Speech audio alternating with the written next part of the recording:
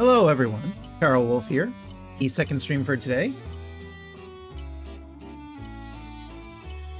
And today we are playing PARANORMASIGHT, the 7 Mysteries of Honjo.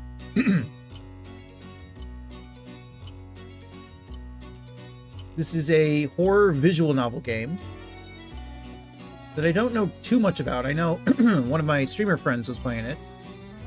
And he is a scaredy cat. Oh, hey, Icy. Welcome in. Good to see you, Icy. But my friend is a scaredy cat. So after the second stream and onward, he had to have someone in the call with him. We'll see how I feel about it. I should be fine, though. Honestly, I don't think I need anyone to be in call with me. Don't know what I'm in for, though. Apparently, there are choices that you can make where things will go very bad. Fatal, in fact. So we'll see. But it seems to already start right here, because I saw this. I'm like, oh, maybe I should start the stream here. Ah, you are here. Welcome, welcome. I've been eagerly awaiting your arrival. Allow me to introduce myself. I am the storyteller. Pleased to make your acquaintance. I shall be your guide going forward. Now then, before we begin our story, there are several things I must bring to your attention. First, this game uses autosave. The game will automatically save at regular intervals, so you may stop playing at any time. Saving is a very important element of games. It is the only way to keep your memories in place. If you do not wish to rely on autosave alone, you can also save manually via the menu. Next. Oh, hey Kai, welcome back. Congrats on first, and thank you for the check-in. Next, please look at the upper right of the screen. This is the menu button. From here, you can check the text log, view useful files, and switch auto mode on and off. You can also adjust the brightness, volume, and other settings in the options menu. Let me drink some water.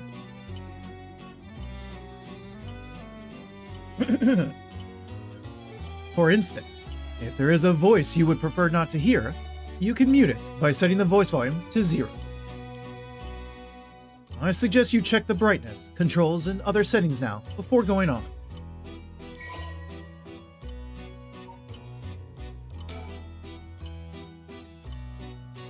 I'm not using a controller. Do I need to?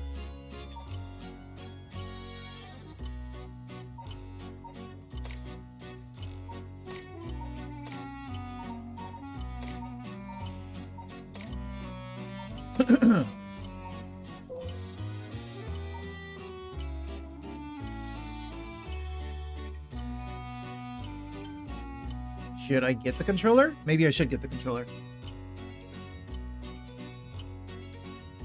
Here, I'm getting a controller.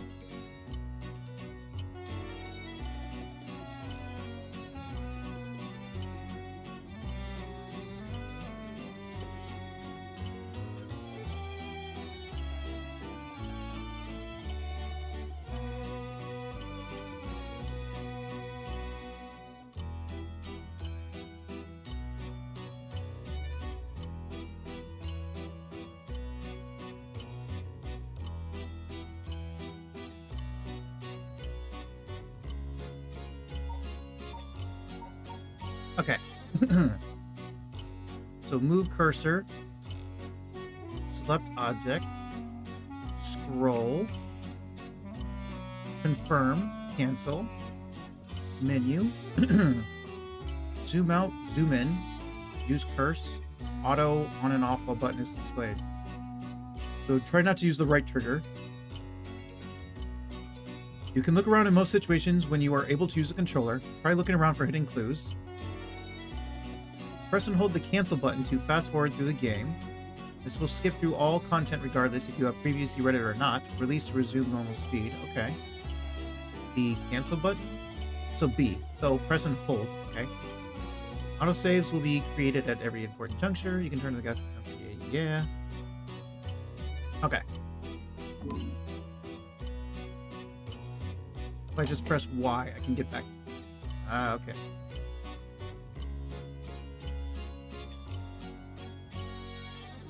I can save, I can do all this, okay. The storyteller.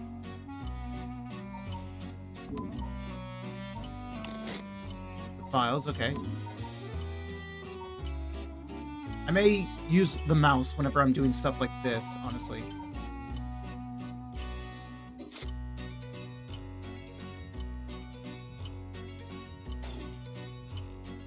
I will explain other essential functions when the time is right. Ah, there is one more thing I wish to confirm before we continue. It would feel strange to go on without knowing your name. Please, tell me what I may call you.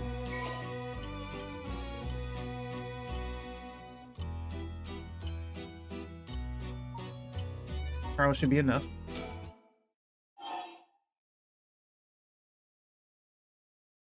I'm sorry, what? What did you just call me? What if I had typed something different? I think he just pulled my computer name. My computer account name.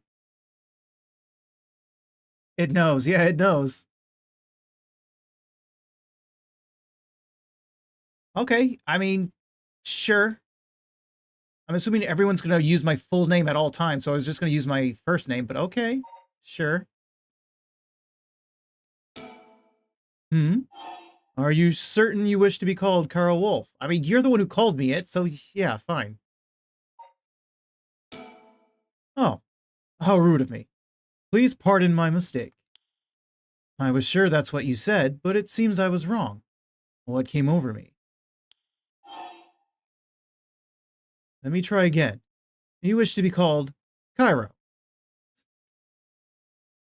Storyteller, what you doing? Oh, but welcome in, Epsilon. Welcome in. Hope you're doing good today. I'm going to say, you just call me whatever. I see. Very good. I seem to have gotten it right this time. All right. Now that we've been properly introduced, let us begin our story.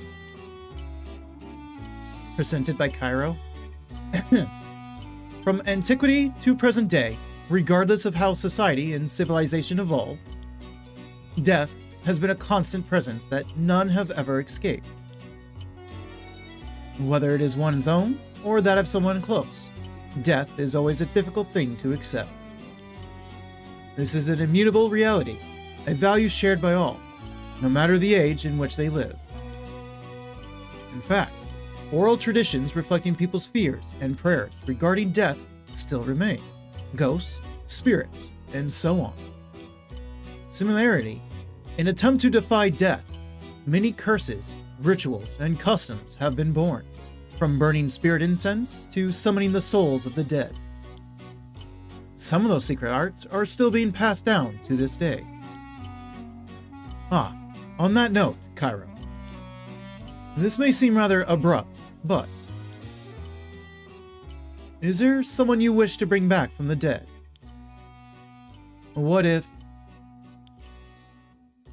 you had one chance to use the secret art of resurrecting the dead? Yes, if you had the power to bring someone back to life, one time and one time only. What would you do, Cairo?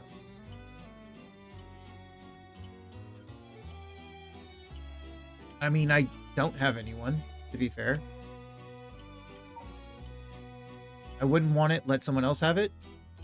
I'd use it if it came at no cost. I mean, I don't have anyone. If I did have someone, basically is what he's asking in this case.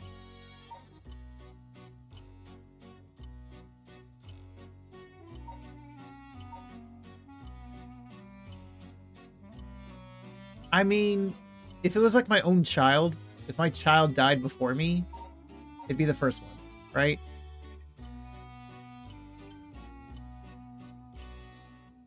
Not gonna do this, though. I'd sacrifice myself, not someone else.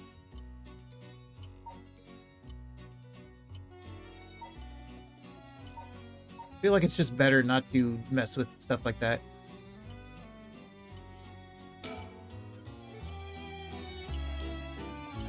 I see. Very interesting. Yes, yes. That is what I thought you would say. What seems to be the matter? Ah, you want to know what this box that has been sitting here is? It's quite the curious thing, isn't it? This is called a color television. The world I will be sending you to is full of devices such as this that do not exist in the age you are from. In this era, a color television can be found in nearly every household. That is not all. For example, if a person should wish to contact someone while they are out of their home, they use public telephones like this that can be found all over the city. Can you imagine what life would be like in such a time? I'd be thrilled to have you continue this story, Cairo. After all, that is why you came here, no? So, let us begin. I have kept you waiting long enough. I present to you PARANORMASIGHT, a bizarre tale surrounding the curse known as the Rite of Resurrection. A peculiar yarn ensnaring 9 men and women in a fierce fight for their lives as it unravels. So I need 9 voices besides this guy?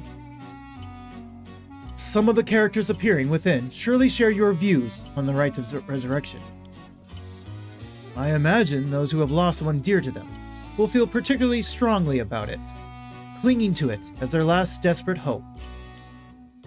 The first I shall introduce, a man named Shogo Oki, is one of them. I am going to butcher everyone's name, I'm sure.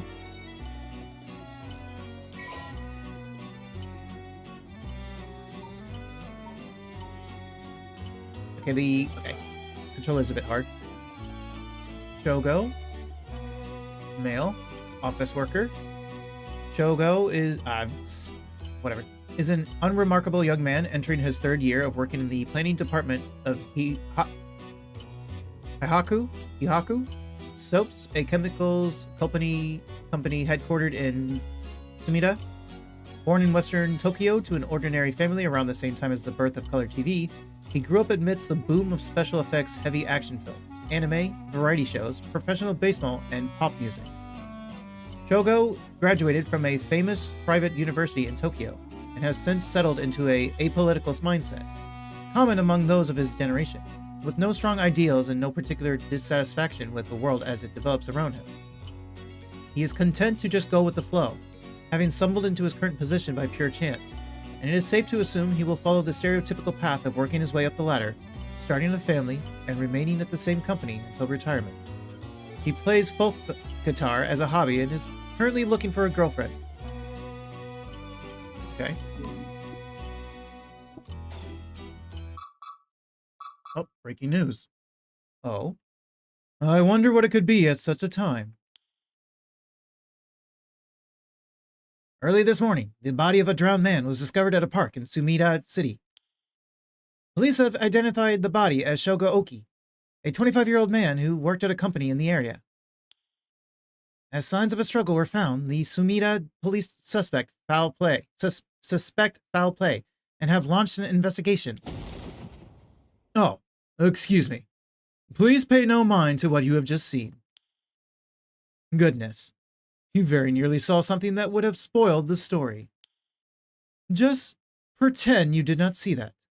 Let us turn back time, back a smidge, and start again from there. Do you understand? You saw nothing. You know nothing.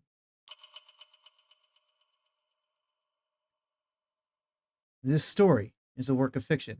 All locations, characters, organizations, legends, etc. that appear in this game have no relation to reality.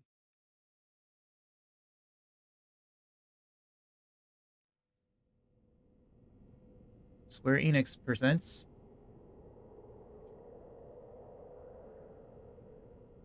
Shogo? Shogo, are you alright?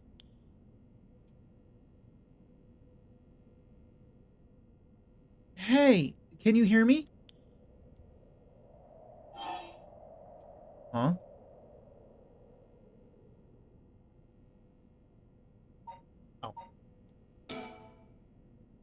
Hey, that's not a proper answer. Earth is Shogaoki. What do you think you're doing, falling asleep here? You gave me quite the shock. Come on now. Up with you. Up. Okay. And... there. How's that? Alright? Do you feel dizzy? Have a headache?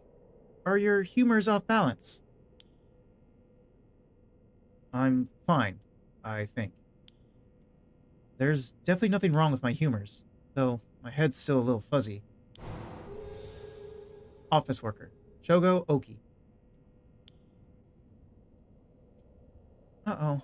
That doesn't sound good. Turn your head around a little bit to see if you can walk alright. When the game is in your control, drag the screen or move the right stick to look around. Try looking around your surroundings now. Whoa.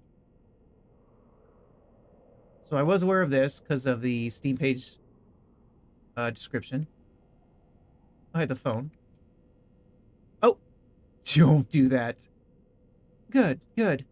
You seem to be fine. What a relief. Do you remember anything? Like where we are? Or what we were doing? The Rite of Resurrection? Huh? Wait a second. When did I tell you about that? I mean, I guess I must have, seeing as you know that name, but... weird. Anyway, you still seem a little out of it. Why don't you look around a bit more? Look around and select things you want to investigate. You can converse with people by selecting their faces.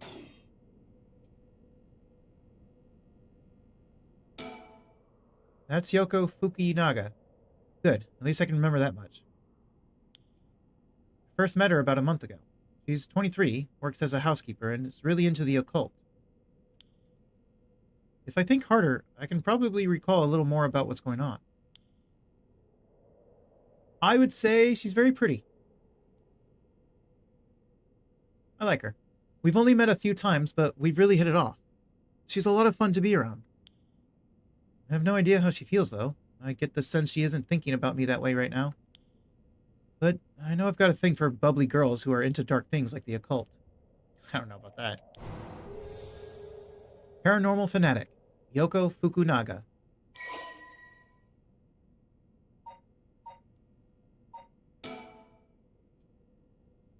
Yoko Fukunaga, female, housekeeper. After obtaining a junior college degree, Yoko started working as a housekeeper. Due to her ability to see things around others cannot, she has received strange looks from a young age. This ability spurred an interest in the paranormal, which she continues to pursue to this day. Following graduation, Yoko worked a desk job at a trading company, but butted heads with her supervisor, who was skeptical of the supernatural, and quit within a year. Now, while working as a housekeeper, she spends her days devouring mystery magazines and visiting haunted spots. As she vowed to live life true to herself and never change for the sake of others, Yoko has no regrets about the path she has taken. Yoko has a dog, a Shiba Inu, named Ogopogo? Ogopogo? Shogo? Ogopogo? So I should pronounce Shogo the same way? Who has been by her side since she was a student. Shogo. I was saying Shogo. Shogo.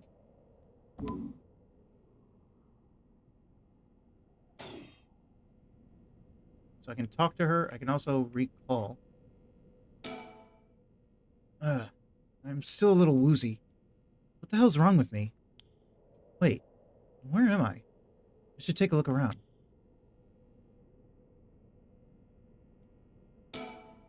That's an interesting looking playground. It's putting it mildly. I bet it's crawling with kids during the daytime, but it's kind of peaceful here at night. Where are we? Oh, right. This is Sumida City, Tokyo. We're at a Kinshibori Park near Kinshicho Station. Yoko brought me here saying she needed my help with something important. It's just past midnight. That explains why there's nobody else around.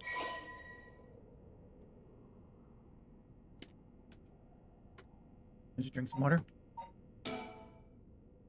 Sumida City, Tokyo, one of the 23 districts of Tokyo, located in the eastern part of the city. It is surrounded by the Sumida, Arakawa, and Kunaka rivers. At the start of the Showa era, the area was still divided into two districts. Oop, went too far. The southern Honjo and northern Mukojima, but they were merged into one district after the Second World War. It is said to be named after Sumida River and the banks that line it. Unlike the river, however, its name uses the character for ink rather than that for corner. Even now, people still frequently mix up the two. Despite suffering extensive damage from both the Great Kanto earthquake and air bombings during the war, Sumida managed to recover and come out on top every time. Once filled with samurai residences, it is now home to a thriving industrial district and many residential zones, though evidence of its previous character can still be found all around the area. Major landmarks, tourist attractions. Eco Temple, former Yasuda Gardens, site of Kira Kozu Kinzoku residence, Honjo, oh my god, Matsuzakacho Park, Zakacho Park, Sumida Park, Tokyo Metropolitan Memorial Hall, Mukojima Gardens, whatever. I'm going to suffer a lot in this game. I should probably grab a new water bottle.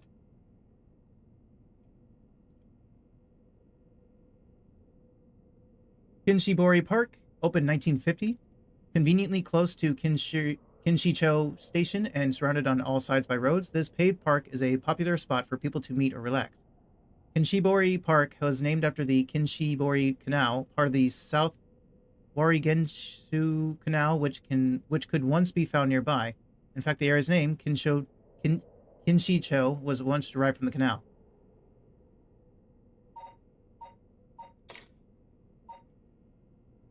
Okay. I'm sorry to everyone watching.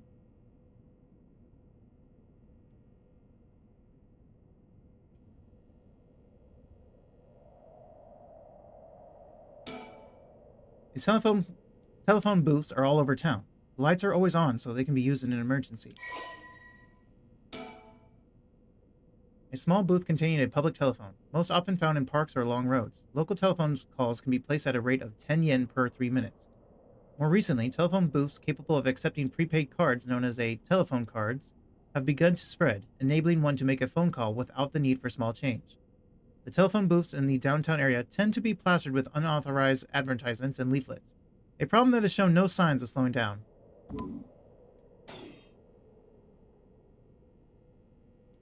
Anything specific? No, it's just all surroundings for the rest of these. Can I look up? Can't look down. I wasn't trying to look down at her. Okay, can't look down. Yikes. That was close. If we died before we got our hands on the Rite of Resurrection, everything would be over before it started. True. So, recall. Let me think. What can I remember? Okay, her name is Yoko Fukunaga. We met about a month ago. What's the deal with this park? It was around noon on one of my days off. I had just finished running some errands in Kinshicho, I'm saying that wrong. Kinshicho, whatever. And was here taking a quick break. Feel free, if you know how to pronounce any of them, to try to help me pronounce. I don't mind. I would love to pronounce them correctly. I was just looking around absent-mindedly. Oh, we're looking around. Literally.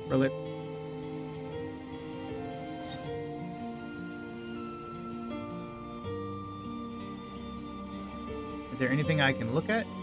Oh, I can actually look down a little bit.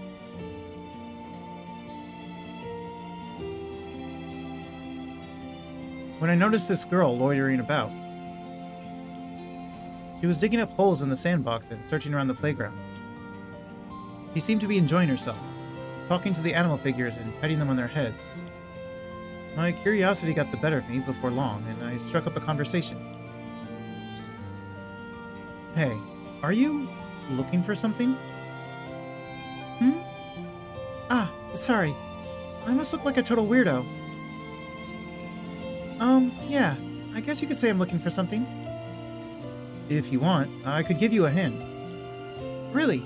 I mean, that'd be a huge help, but... But?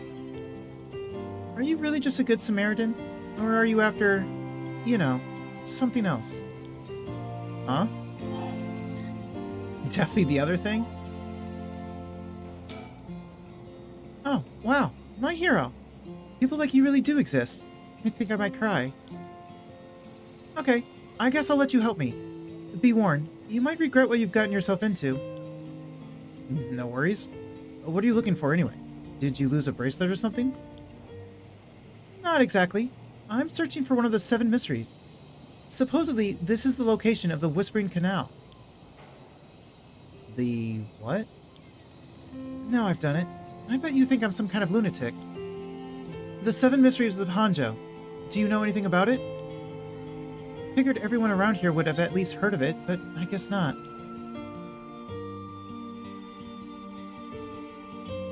Honjo is what the southern part of Sumida is called. A long time ago, this part of Tokyo was split into 2 separate cities. The north part was Mukojima, and the south part was Honjo. Huh? Ah, am I boring you? Well, I'm not a local or anything. I just work around here. Oh, then no wonder you didn't know. Well, the 7 Mysteries of Honjo is a legend dating all the way back to the Edo period. Really? It's that old? That's like over 200 years ago. Oh, I've got your attention after all. I just assumed it was one of those fake stories made up to chase the occult craze. I don't blame you. A lot of the popular stories going around are pretty fishy. But the 7 Mysteries of Honjo are different, because they're all true. They're true? And that's what I said. They're the real deal. So, hold on. What does that mean? Are you telling me that there's actually paranormal stuff at work in this park? Yep, pretty much. But there's gotta be more to it. After all I've done, I still haven't found a thing. That was the first time I met Yoko Fukunaga.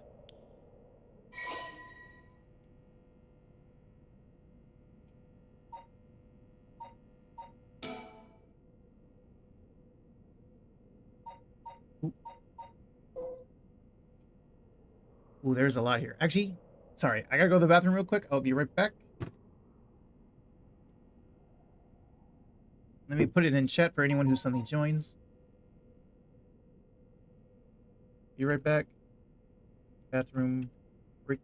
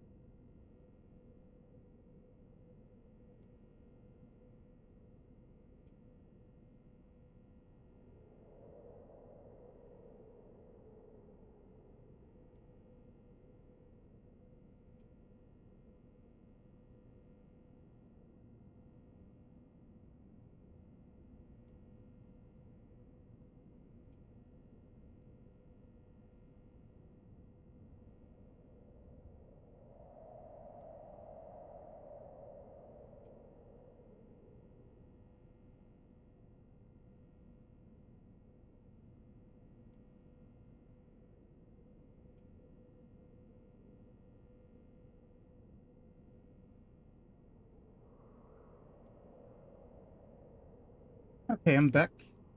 Also, let me turn off my heater. I think it's warm enough in here, honestly. It's getting a little hot. Okay, turned it off.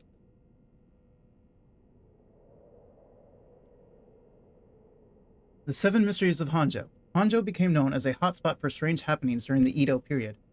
A number of these stories have survived to this day and became known as the Seven Mysteries of Honjo. While many of these were likely the result of people blaming things they didn't understand on spirits or monsters, the stories continue to be told as urban legends. Despite what the name would imply, there are actually more than 10 of these strange tales. Their roots... Otherwise, I'm scrolling with my controller. Oh, because I'm not in the game.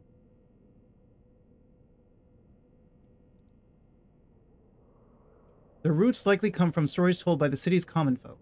The most famous of the stories is the Whispering Canal, which eventually became the basis for both an idiom and a well-known Rakugo story.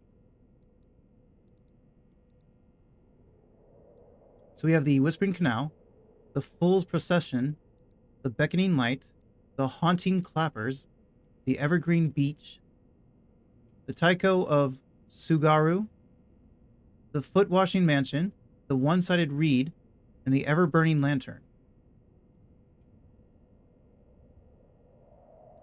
Aren't these 9? Hang on. 1, 2, 3, 4, 5, 6, 7, 8, 9. That's only 9. Didn't you say 10?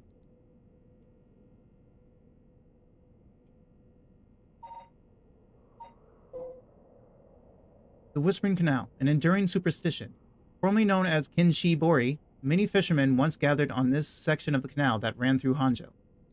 Ooh, the scroll is so sensitive on the controller. As their days came to a close and the fishermen gathered up their catches, a terrifying voice would rise up from the canal, whispering, "Leave it behind. Leave it behind." Those who ignored the voice found themselves unable to move and their previously full baskets of fish emptied. They would then be dragged into the canal, never to return. And a strange phenomenon continued to occur, and the people began to call this body of water the Whispering Canal. Then we have a map of Honjo.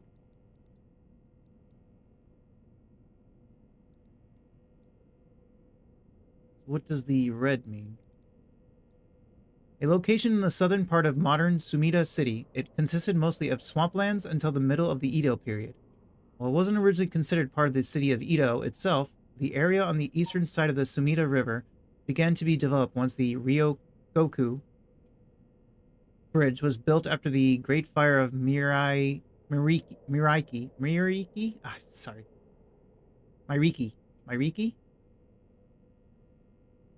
While Honjo is known for its large number of rivers and canals, many of these were dug during the area's urbanization for drainage and sewage. The Ryogoku Bridge area, home to the Iko Temple, eventually became filled with both people and shops after a magistrate was assigned to the area and shops continued to pop up. It soon became a part of Edo proper as its reputation as a lively place spread. Honjo, along with other areas like Asakusa and Fukuoka, are still appreciated today for their old-fashioned feel and architecture. Paranormal phenomenon.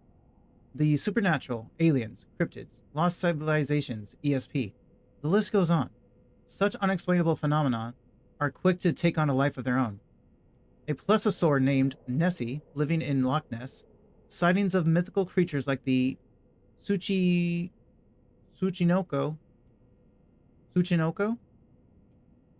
or Hibagan, the urban legend of the Kuchisake Onna, television reports of spoon-bending psychics, documentaries which feature mediums and the spirit photography. These are only a few examples of stories that have captivated the public. There is no end to this obsession in sight, with magazines on paranormal phenomenon enjoying widespread publication. Most recently, rumors of an ancient ritual known as the Rite of Resurrection have been spreading in certain circles. That was a lot. That was a mouthful. Let me drink some water.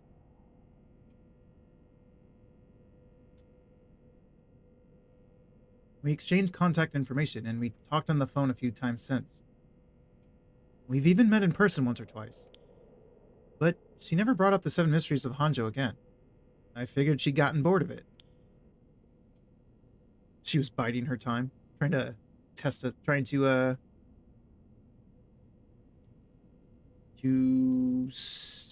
flesh us out, I guess. To get an understanding of us. Until today, when all of a sudden, she decided to resume her search. Huh? Wait a second. Where did Yoko go? Oh, there she is. According to Yoko, the Whispering Canal, one of the 7 mysteries of Honjo, is around here somewhere. It's apparently the story that the expression left at the canal originally comes from. I think I left myself a note about it. I should check my files.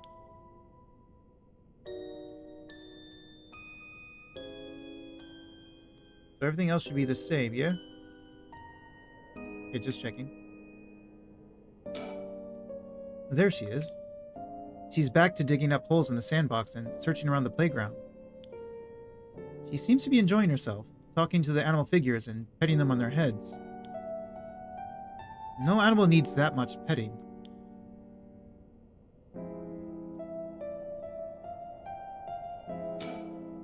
Jeez, she's still at it. Am I supposed to see something else now? I feel like I should use the mouse. Let me use the controller for the camera and use the mouse to hover around.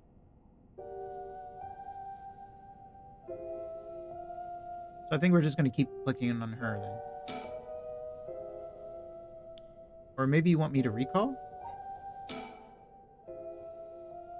That's right. She asked me to come here to help her look for one of the 7 mysteries. Actually, I think I did some research into the 7 mysteries of Honjo. I can't remember all too well. I should check my files.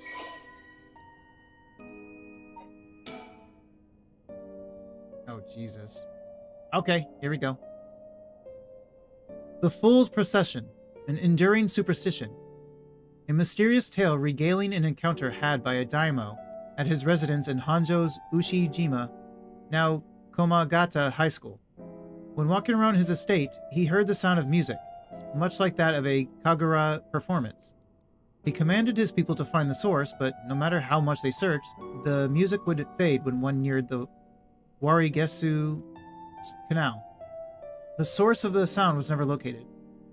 The story is also known as the Procession of the Tanuki, as many were of the belief that it must have been those mischievous tricksters behind it all. The beckoning light, an enduring superstition. While walking along the road near Honjo...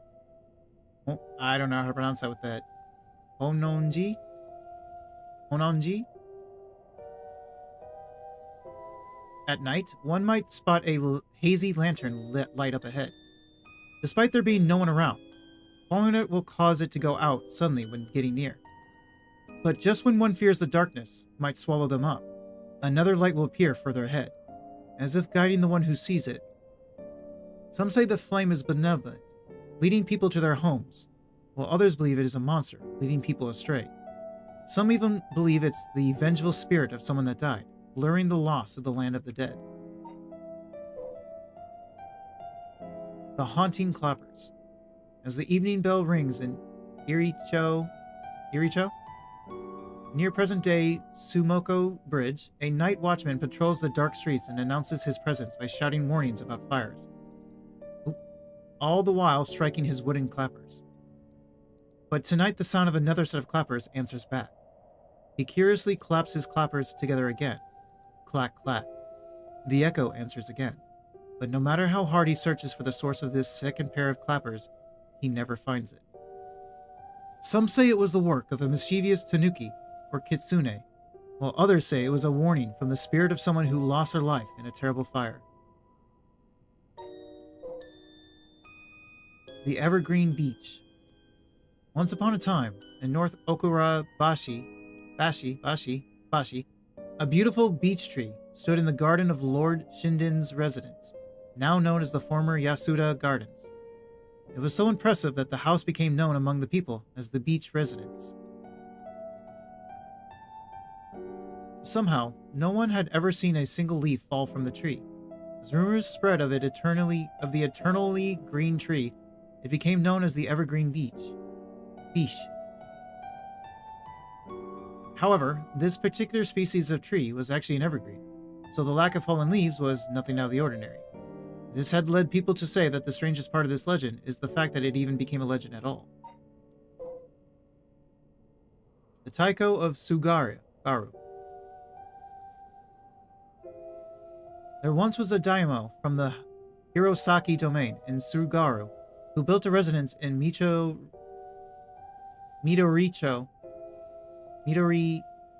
on a large piece of land. On this estate was an almost 8-meter tall tower that served as a lookout for fires. Only a designated firefighter was allowed to use the large drum that resided atop the tower in the event of a fire. While most towers use wooden blocks to sound the fire alarm, for some reason this residence was permitted to use drums. The residence and its special privileges led to much speculation and gossip among the townsfolk. The Foot-Washing Mansion. This is the story of something that occurred in the dead of night in a residence in Mikasacho,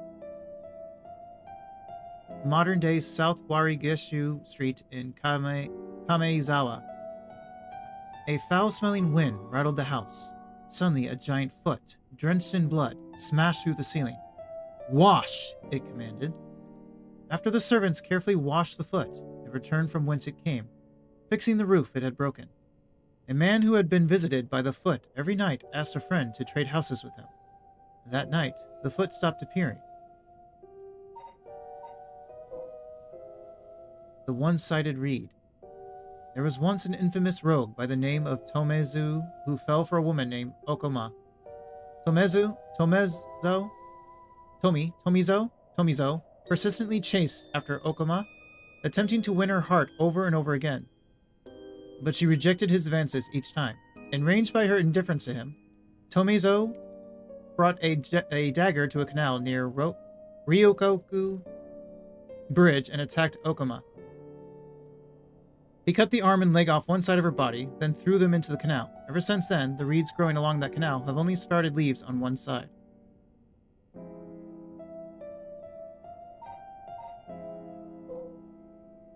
The Ever-Burning Lantern. On a bone-chilling winter's night, one may happen upon a soba cart along the canal known as South Warigeshu. But there is something strange about this cart. No matter when one might visit, its owner is nowhere to be found. Yet the lantern that hangs from it stays perpetually lit, burning brightly, even with no oil to fuel it. Should one attempt to put out the flame, it immediately roars back to life. However, there is also the tale of the never-burning lantern. Another telling of this story in which the soba cart's lantern always remains dark, refusing to be lit. So it's a twofer.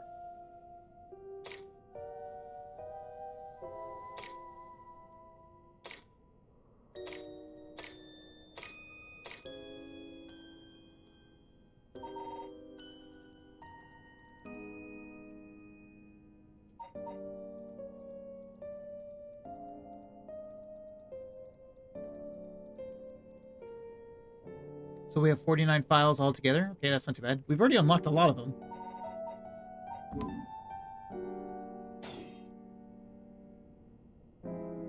Do I examine her now? Oh, wait. She's coming back this way.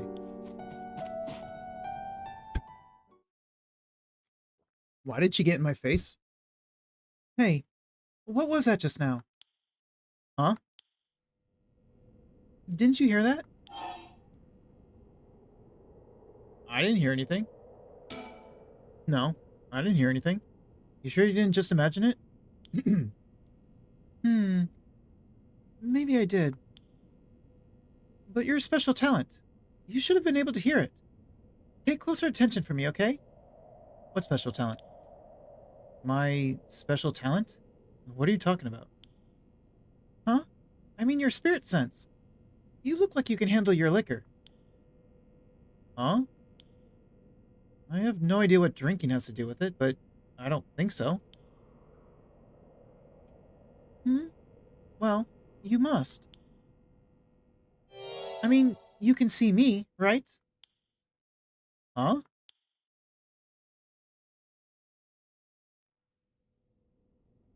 "1 a.m. Kinshibori Park."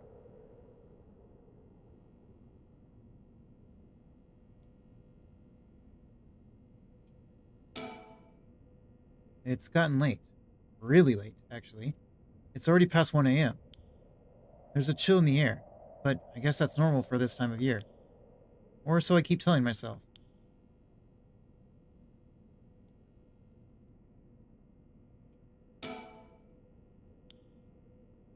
Okay, so he just says the same thing.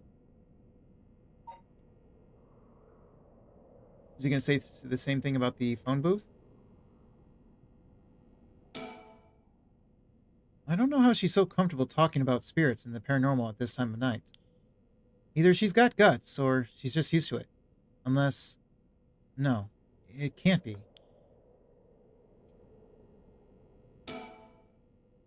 Wait. You're kidding, right? About what? I mean, just now. It kind of sounded like you were saying that only people with spirit sense can see you. Of course that was a joke. Duh.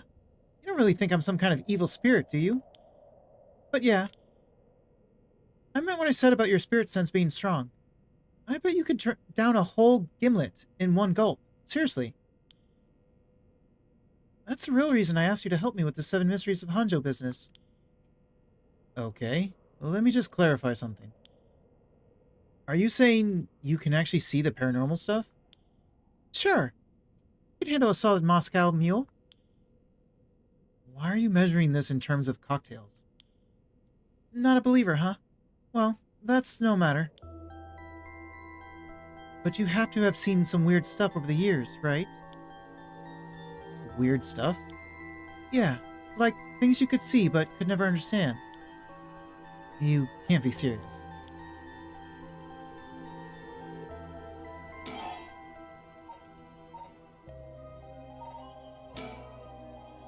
I've seen ghost photos in magazines before, but are you telling me they really exist? You bet they do. But you can only recognize them if you really believe in them. So be careful. So, even with my skill, I won't be able to see them if I doubt that they exist. That's right. The spirit world is all about the mind and the soul. You won't be able to see a thing unless you're properly in tune. But sometimes people get caught up in the moment, thinking they might see something, and then they really do, because they believed they would. Is that how that works? Yep, just like drinking. You'll never know how much booze you can handle unless you're ready to down some shots. I'm still not sure I get the drinking thing. You know, I realized how strange it was as the words left my mouth. Sheesh.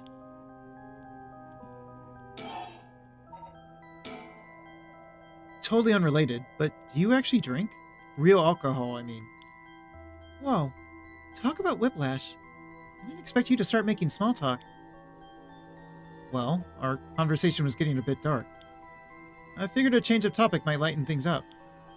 Oh, I see. If you really want to know, I'd like to think I can handle a few drinks. But to tell you the truth, I've never actually had a Moscow mule. Really now. I just thought it sounded cool. I would like to try it though. Why don't we go for a drink sometime then? Oh, are you asking me out? No, you're just being a good Samaritan, right? No, that's not what I meant. I'm just kidding. Yeah, I'd be up for that. But only if we find one of the 7 mysteries. Alright, then let's get to work. Let me drink some water.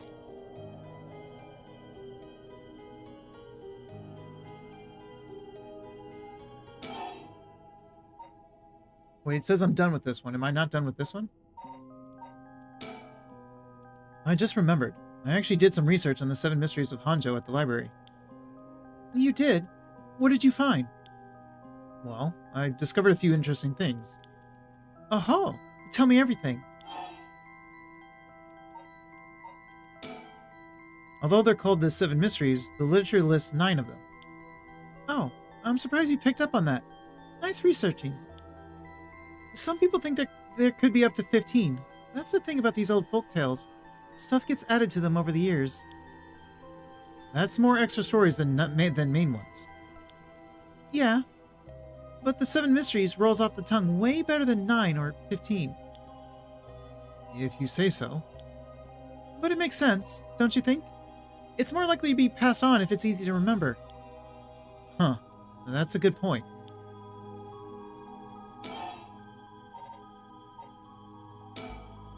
Oh, by the way, while we were talking about the Rites of Resurrection... Oh, your memory is as strong as your tolerance. I'm gonna start calling you Martini Man Shogo. I'm really climbing up the drinks menu, huh? So, you know about it, huh? The Rite of Resurrection. A magazine ran a feature on it recently that got practically everyone talking about it. Really? Maybe that's where I heard about it. Still, I don't know. It seems a little too far-fetched to be true. So, the Rite of Resurrection. It's the forbidden art of bringing the dead back to life, concocted by a famous onmyoji from an ancient age. Rumor has it an old manuscript containing actual concrete details about the rite was recently discovered.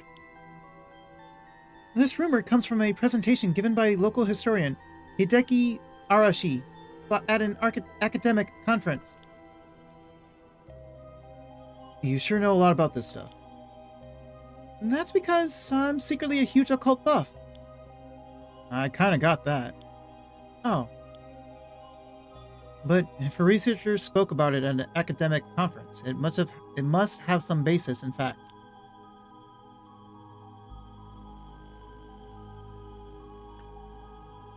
Practically have to drink water after every sentence. Exactly. That's why I believe the Rite of Resurrection is real. Now I'm starting to believe it too. Good. The pursuit of the unknown starts with belief. I got that from Professor Arashi himself. Oh, I didn't mean to do that. Wait, no. Bring that back.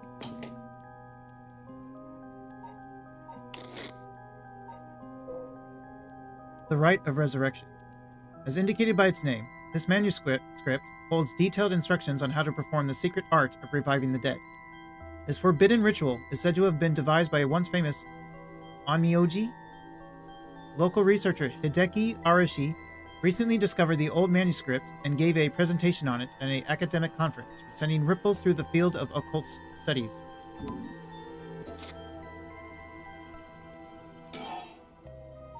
So we're not done with this one? What about the 7 Mysteries of Honjo caught your attention? So, I read some of the stories, and none of them were, well, scary. I thought these were supposed to be ghost stories. That's true. They're more like a collection of superstitions, really. But there are some pretty disturbing ones in the mix. Yeah, like the one that's supposed to take place here, the Whispering Canal. People who fished in this canal would hear a voice call out saying, "Leave it." They had to abandon their catch or the canal would take it. Right. Is that what you were expecting to find here in this park? Not quite. We're talking about a folktale from hundreds of years ago. After centuries of the telephone game, who knows if it's anything like the original story? So, basically, you think the true story of the Whispering Canal might be completely different from what we know. Exactly. I'm sure it is. I mean, weren't you curious? About what? People from around here have that expression, left at the canal, right? Meaning to abandon someone. This story is where it comes from. Except the story being told today is about fish. There's nothing in it about leaving people behind. Now that you mention it, that's true. You're saying the original story maybe did involve someone being abandoned. That's what I'm trying to find out. Ah, gotcha.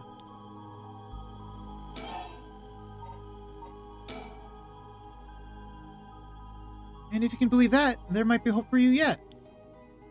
You can't be serious. Wait, hang on. I got another question. Hmm? You mentioned the Rite of Resurrection. Are you looking for that too? Does it have something to do with the 7 Mysteries of Honjo? Oh, you're sharp. I could cut my finger on you. To tell the truth, it's actually the other way around. What do you mean? Well, I started off searching for the Rite of Resurrection.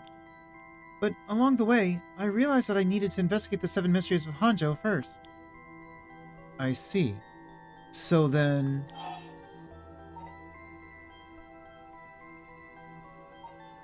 what's that got to do? So, about the connection between this rite and the 7 Mysteries. Putting together everything we've talked about, my guess is that the original stories behind the 7 Mysteries, the true stories, are the key to finding the Rite of Resurrection. And that's why you're here searching for one of them. Do I have that right? Wow, 10 out of 10. You're proving to be quite the capable assistant. Wait, since when was I your assistant? Anyway, this is all just hearsay, but... some say that what led to the 7 Mysteries coming to be was the Rite of Resurrection itself. Huh? Don't the stories come from the Edo period? I thought the Rite of Resurrection was supposed to be way older than that. Right. It seems that an Onmyoji from the Edo period rediscovered the ancient art. That old manuscript I mentioned with all the details on how to use the rite. Apparently it was written in the Edo period. Oh, right. I never told you its name. The manuscript is called The Record of Fates. Whoa, what a name. And it speculates that the secret of the rite is hidden within the 7 Mysteries of Honjo. So now, the 7 Mysteries are the hot new trend. Among who? You know, this whole thing's starting to sound pretty questionable. Come on, remember what I said about the pursuit of the unknown? It starts with belief, right? The Record of Fates. An old manuscript from the Edo period, written by the sorcerer who recovered the Rite of Resurrection. It is viewed as a priceless and authentic document due to its detailed account on how to perform the ritual. Why are you looking for it? If you're looking into a way to bring someone back from the dead, does that mean you've got someone you want to bring back? You know what? Forget it. It just came to mind, so I thought I'd ask. I didn't mean to pry. Sorry. No, it's fine. I figured I'd need to tell you at some point. It's... Ogopogo. Ogopogo? Yeah, I want to bring Ogopogo back to life. He died in an accident about a month ago. Ogopogo died? Oh, right. Ogopogo was my dog. I had him for 8 years. Ah, okay. Your dog. Gotcha. You spent a long time together. Losing him must have been really hard for you. Yeah. To be honest, I'm not sure if the rite even works on dogs. But as soon as I found out about it, I knew I had to give it a try.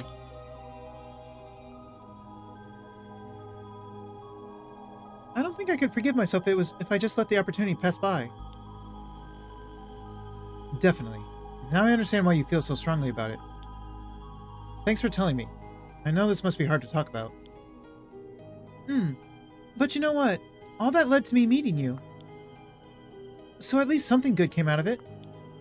Though, that doesn't mean I'll stop looking, obviously. Yoko. I'll do everything I can to help you. Yay! I'm so glad to hear that. Let's keep up the hard work then, yeah? Whoa! What the hell? It feels like the air just changed.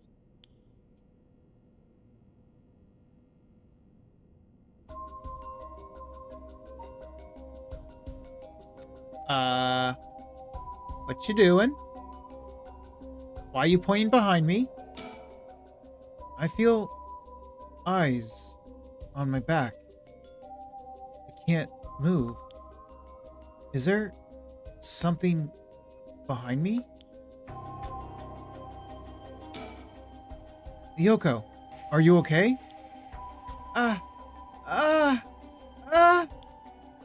Hey, what's wrong? Stay with me. No, this can't be. No.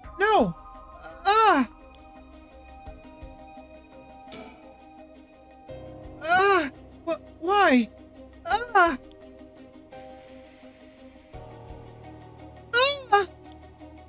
Yoko? Yoko! I don't know if I want to look behind me.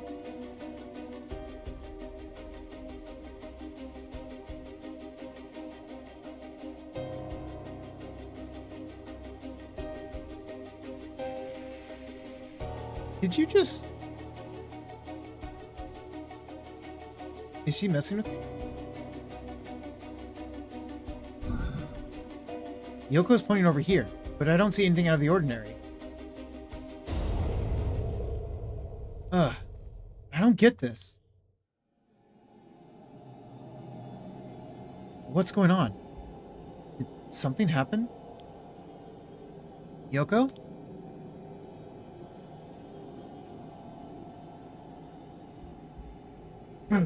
Yoko? Yoko, are you okay?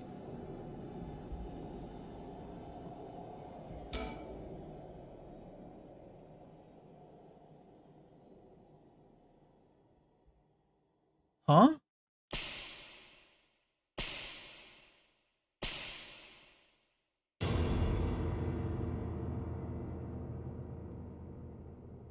Huh? What the... What is... something's... What is it? Why is this happening?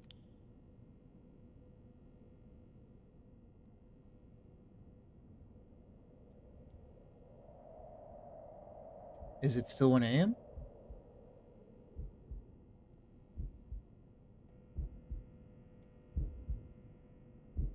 So it's not 2 a.m. yet. Yoko, answer me. Yoko? No way. It can't be. Why? Why?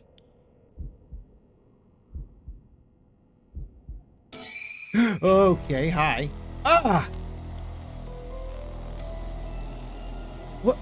What the hell just happened? No, damn it. I had bigger problems. Yoko? Just hold on. Everything's gonna be okay. Oh god. She's not breathing. She's cold. And I don't feel pulse. This can't be happening. Okay. An ambulance. Right. I've got to call an ambulance. I need a phone.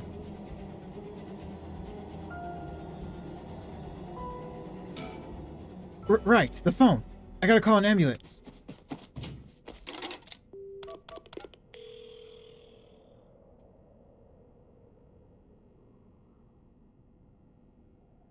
I called it in. The ambulance shouldn't be long. But is it gonna make a difference? Her body's gone stiff, and her skin is cold. And I don't think she's breathing. She looks more like a mannequin than a person now. I don't think there's any coming back from that. I don't get it. Just a few minutes ago, we were chatting away without a care in the world. Yoko. How did this happen? How could someone so bright and bubbly just suddenly drop dead? Resurrect her. Huh? Oh, that's right. If that Rite of Resurrection she was talking about really does exist, there might be a way to bring her back. If someone can just drop dead out of nowhere like they were cursed, then why shouldn't there be a way to bring them back to life? Yoko believed in it, so if I believe in her, it seems completely possible. Maybe, just maybe, I can still save her. Even if I got to deal with spirit senses and curses and whatever, I've got to try. Wait for me, Yoko. I promise. I'll use the Rite of Resurrection to bring you back. Right before she died, I felt a strange presence a few times. And it seemed like she saw something. Something that shook her to the bone. There's definitely something strange going on. Maybe it's still here. What could she have seen? She mentioned that the Rite of Resurrection and 7 mysteries were connected. So maybe, whatever it was she saw, had something to do with that Whispering Canal. Whoa!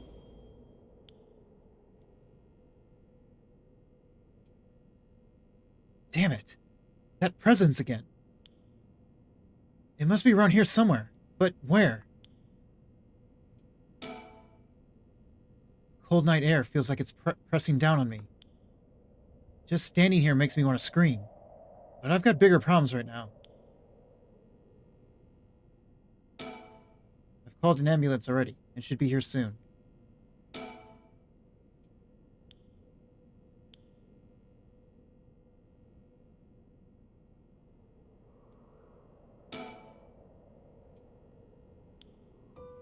Oh, of course. I don't know how it took me so long to realize.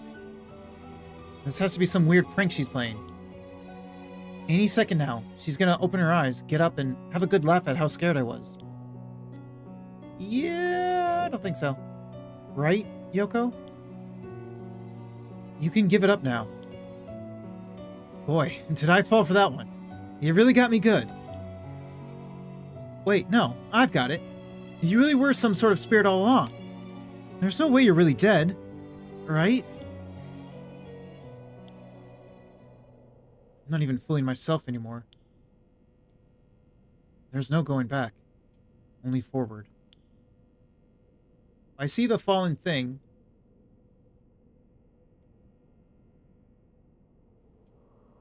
Okay, just checking. Huh? There's something on the ground. Did Yoko drop this? Oh, hey, Sevo, welcome in. How's it going? It's going good. Just doing my second stream of the day, and I'm playing a complete horror visual novel. One that has like 360 movement in the scenes. I didn't notice it till now, but there's a small wooden sculpture by her side. And someone, my friend just died. Right in front of me. This girl right in front of us. It's 3 or 4 centimeters tall. It looks like it could be a keychain, but from how rotted it is, it's way too old for that. Doing good myself. Played Magic the Gathering with the homies. Oh, nice. Despite how tiny it is, I feel an almost palpable malice radiating from it. What the hell is this thing?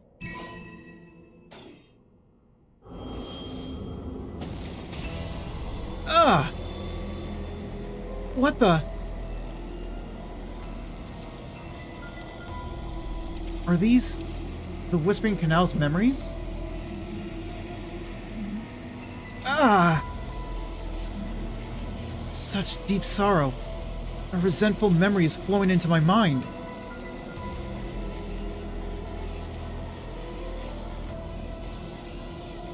Kill them. Kill them. Those who walk away. Kill them all. You have acquired the power of the cursed stone, the Whispering Canal. You can use it to kill those who walk away from you. Press the Use Curse button to kill your target as they attempt to depart.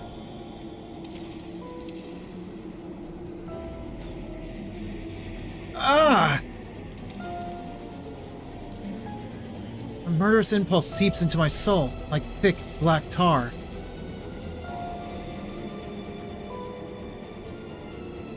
Now, kill. Can you hear it, Curse Bearer? You, who so strongly desires the right. Kill them.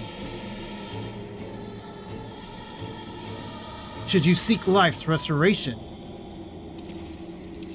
take your curse in hand. Reap lives by the score. and claim their soul dregs for your own. Caro enjoying some totally sane and not spooky game? Yeah, 100%. You know me. I love the sane games that aren't spooky at all. Collect enough to sate this vessel. And by their sacrifice, claim the gift of resurrection. I know it's Spooktober, but still. I mean... Or better yet... Slay your fellow curse-bearers. For theirs are the equal of droves of lesser souls. Now, go forth and kill.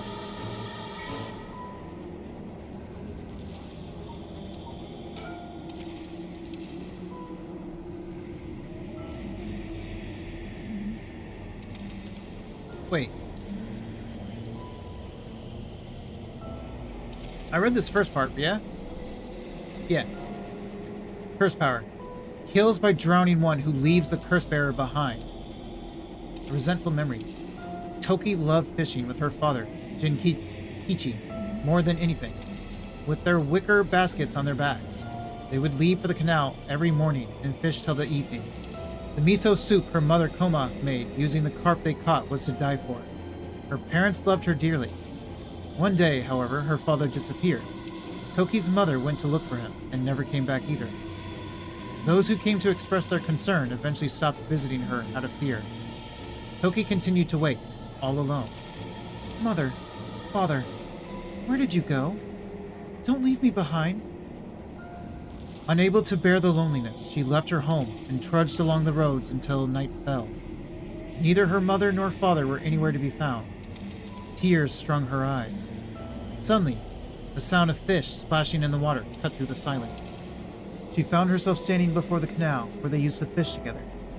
The taste of carp and the memory of her father's smile flashed across her mind without thinking. Toki walked into the moat. The sound of water splashing echoed throughout the night air. Passers-by thought of it only as the fish in the canal. The splashing faded, and silence returned to the lonely night. Curse echoes, curse bearers. Curse echoes are the visual manifestations of curses. These manifestations are fundamentally related to the origin of the curse. They do not always take the same shape and may sometimes appear in a more abstract or disfigured form. They lack consciousness, unlike a spirit, and are thus the mere dregs of a soul. Curses are made tangible by what are known as soul dregs. Someone possessed by a curse that has a curse echo is called a curse bearer. A curse echo is in itself a curse, and a possessed curse bearer can inflict that curse upon others at will. A curse that comes from with a curse echo is considered very powerful in and of itself. Ordinarily, those with no spirit sense would not be able to perceive a curse echo, but anyone who becomes a curse bearer can see other curse echoes. Curse stones. Old Netsuke carvings imbued with curses derived from the 7 Mysteries of Honjo. Ordinarily, only those with spirit sense can wield such curses, but these curse stones allow ordinary people to use them just as lethally.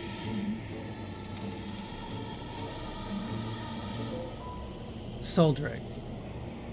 When someone dies, their life essence leaves the body and becomes a soul. If one is killed by means of certain curses, however, their life essence will turn into a residue known as soul dregs.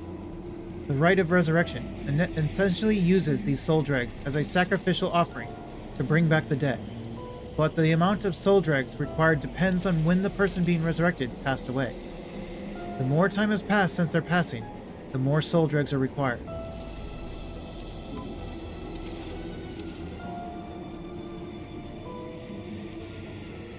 What the hell was that? It was like the cursed memories flowed in directly into my mind. In an instant, I understood everything. When I picked up this cursed stone, the Whispering Canal must have cursed me. I also heard a strange voice. It told me that if I want the right, I have to kill a bunch of people with this curse stone and collect their souls. I guess it's good to know that the right really exists, but this thing wants me to kill people to get it? Screw that. Putting my own life on the line is one thing. Murdering other people is another thing entirely. Not just one person either. Scores, it said. So this is the curse of the Whispering Canal, huh? A curse that traps the soul of anyone who tries to walk away from me. But if I use it and collect enough souls, then I'll be able to bring Yoko back. There was something about other curse bearers being worth more than soul dregs. Jeez. I'm really at a loss here.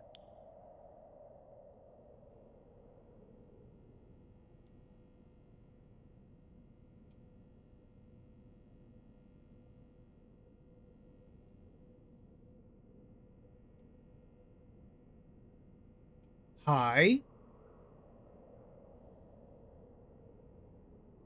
Also hi. So we have a man and a thing. Huh? What the hell is that? It looks like a light floating in midair. Okay, nothing I can do about it. What about you, shadowy figure? Now that I look closer, is there someone there?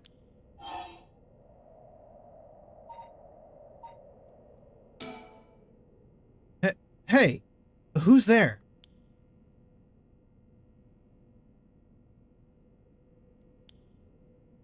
Oh my, how unexpected.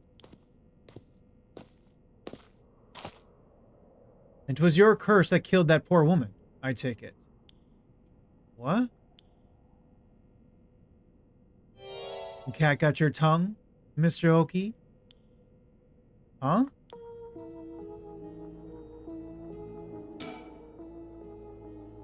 A tall, humorless-looking man.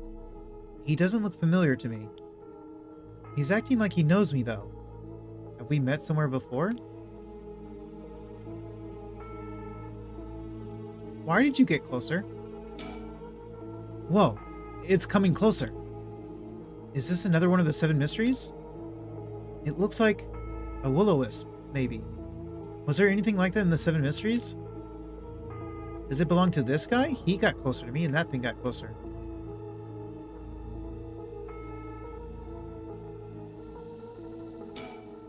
Oops, I didn't mean to do that. I meant to talk to him. Who are you? And how do you know my name? Do you mean to say you don't recognize me? This comes as a bit of a shock, I must say. Look a little harder, and I dare say it will jog your memory. What's with this guy? Just look a little harder, and I dare say it will jog your memory. If you say so.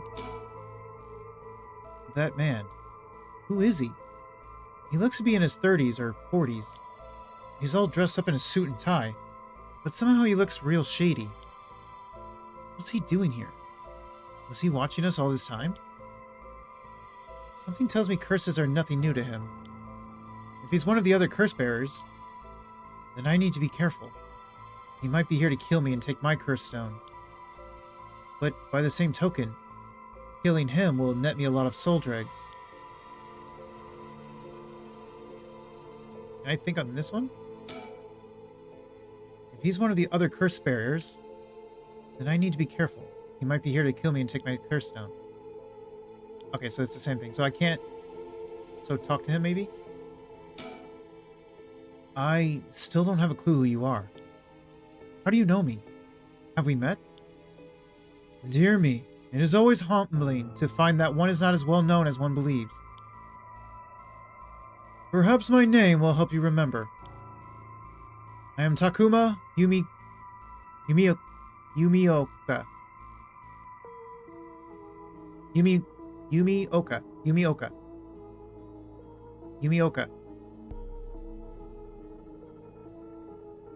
I don't know how to say that quickly. Yumioka.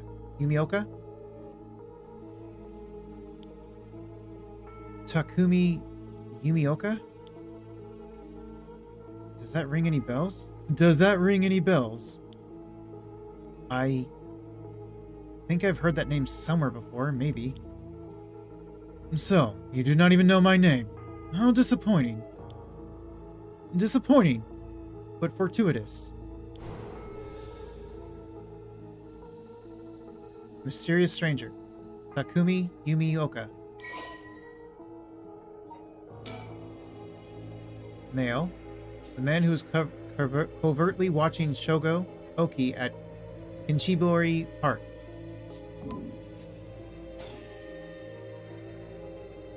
Well then, Mr. Oki, allow me to make you a proposition. You have a curse stone in your possession. I would like you to give it to me.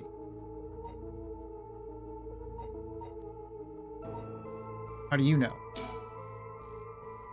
How do you know about that? Why, I saw the whole thing.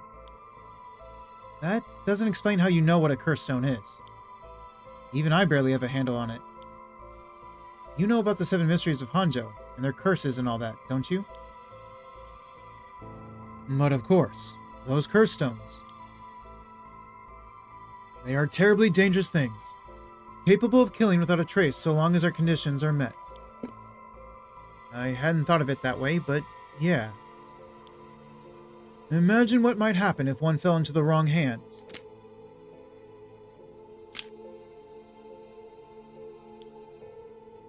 They would be safer in mine, don't you agree? Although it seems I arrived too late to stop you from killing that poor woman. What are you... That wasn't me! I am willing to overlook your indiscretion, but only if you give me your curse stone. No way in hell! For all I know, the wrong hands are yours. Very well. I had hoped to settle this amicably, but you leave me no choice. This Takumi guy must have a curse stone of his own.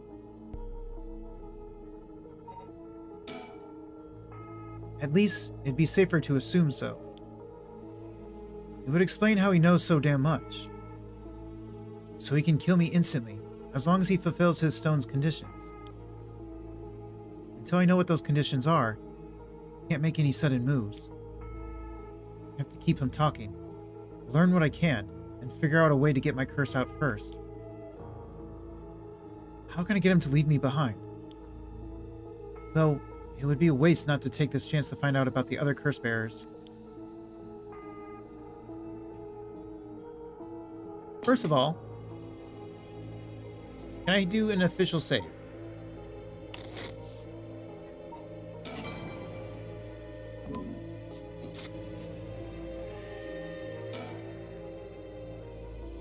Takumi Yumioka. He said his name was. He hasn't taken his eyes off me for a second. Even now, he's still staring right at me.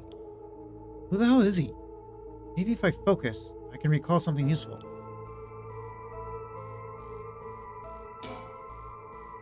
It's creeping me out, but it's staying put for now. I should probably leave it be.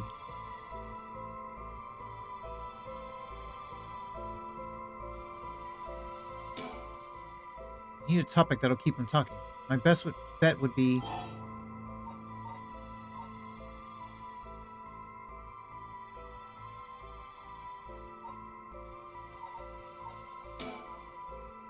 What do you want with my curse stone anyway? I intend to seal it away in a secure location, so it may never be used again. I am certain that you, too, would rather be free of this burden. The power to kill without fear of consequence is, in itself, a curse. There are many ne'er-do-wells in this world who could not resist the urge to use it. All the more so if promised the chance to resurrect the dead. You'll seal it away? How? I will put it in the care of a sorcerer who is well versed in supernatural matters. If I have gained your trust, I must ask you to hand me your cursed stone.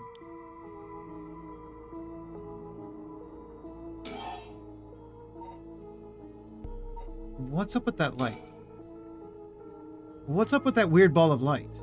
Is that your curse? Whatever do you mean? I'm afraid I see no such thing. Huh? But it's right... Huh? It's gone. It was right there. I see. It seems you have become the mark of another curse bearer.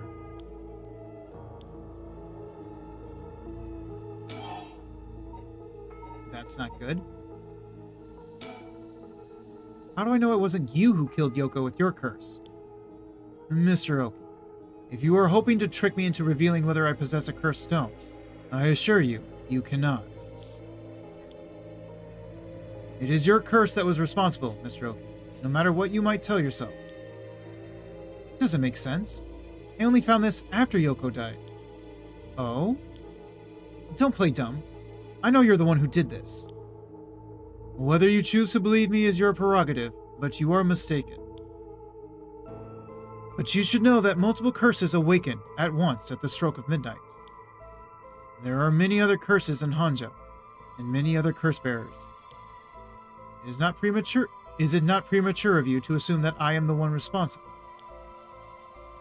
Wait, so you're saying that at midnight, a bunch of people became curse bearers? There's no point in continuing this conversation. For all I know, you could be telling me anything.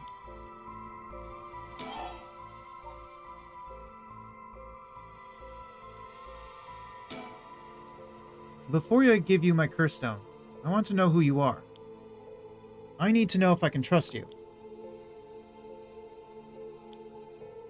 A reasonable enough concern. Very well. I am an associate of the great sorcerer, Sugen Gamyodo.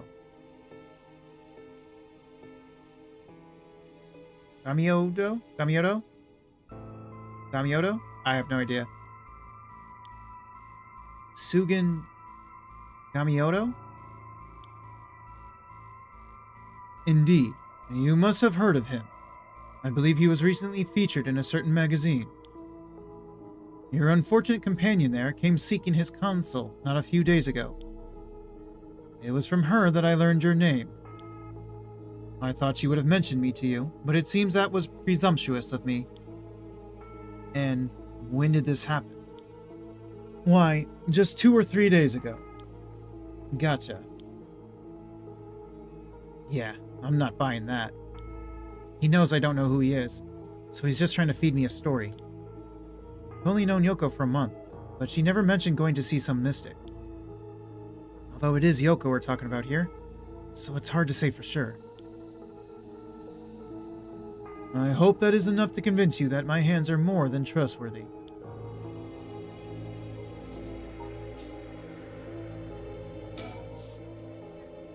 Takumi Yumi Oka. How the hell does he know me? Not like I've been getting out much. I barely have a life outside of work. Me. Wait, that's it. My work. That's how he knows me. Never actually met him, so it totally slipped my mind.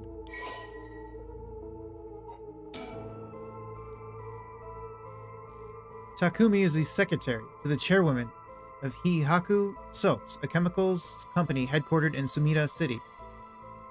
Takumi worships the company chairwoman, Natsu Yamamori, and demonstrates his unwavering loyalty through his swift and exact execution of every task given to him. Just as Natsui Yamamori continues to exert tremendous influence over the company since her retirement from the presidency, so too does Takumi continue to support her from behind the scenes. Acting as Natsui's mouthpiece in this capacity has earned him the ire of the current president and the board of all directors. Takumi knows the names and faces of not only all employees at the head office, but also the temporary workers in their factories and warehouses, and even their main suppliers. Jesus.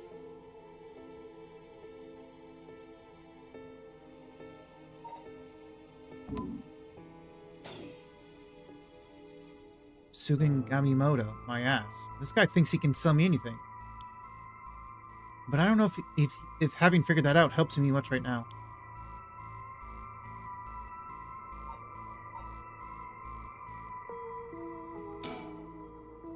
I want to use my curse on him. I have to get him to walk away and leave me behind. Now, what would convince him to do that? Scenario 1, he does what he came here to do. Scenario 2, he suddenly needs to be somewhere else. He's probably here for my curse stone, so I don't think I'd get out of Scenario 1 alive. Scenario 2 means hoping something will happen by chance, and luck is rarely on my side. So my only hope is Scenario 3. Something makes it impossible for him to stay. I don't have to keep him away forever. I just need to get him to walk away once.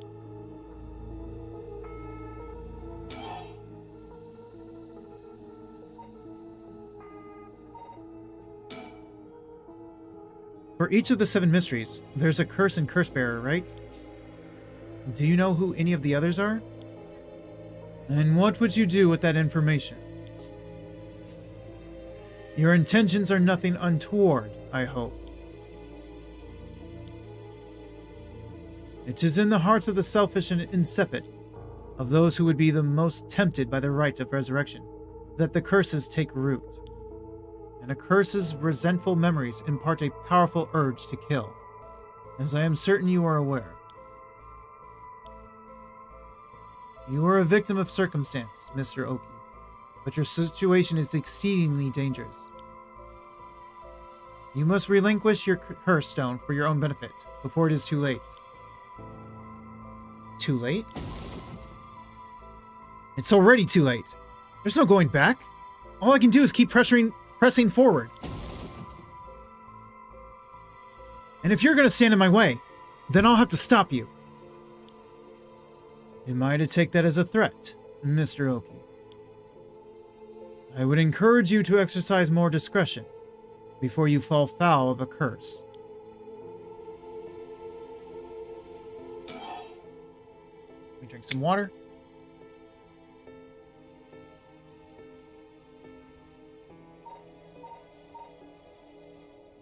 I really should just use the mouse for that. Why are you so convinced that it was my curse that killed Yoko? Why, it is simply that... Huh? I do believe I just saw your companion move. She what? He wants me to look away.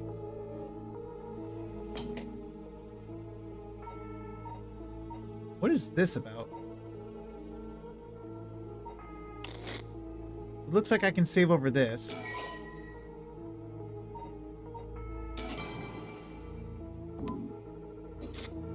So he wants me to look at her.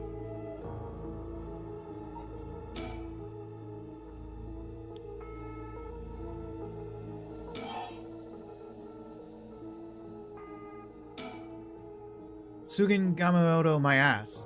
I know who you are. You work at Haku Soaps, just like me. You're the chairwoman's secretary. Well, that took you long enough. Your lack of company loyalty is frankly astounding. Allow me to reiterate my request then. Not as a stranger, but as your superior. Hey, we're not at the office. You don't get to push me around like that. Why is our chairwoman's secretary even out looking for curse stones anyway? I refrain from revealing myself precisely to avoid such questions, but I suppose needs must.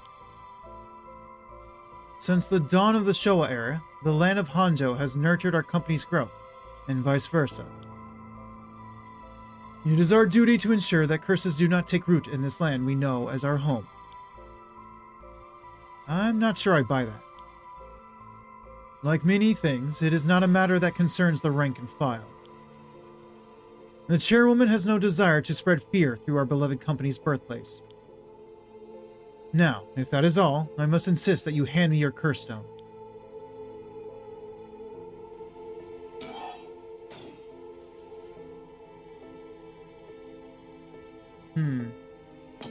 I want to save that, but I'm going to turn around and see if I die or not.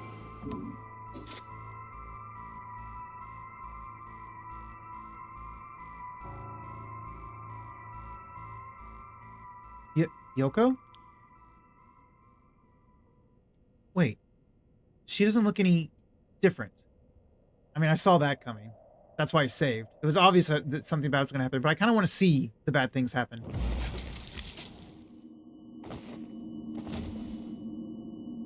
No. Damn it. Oh.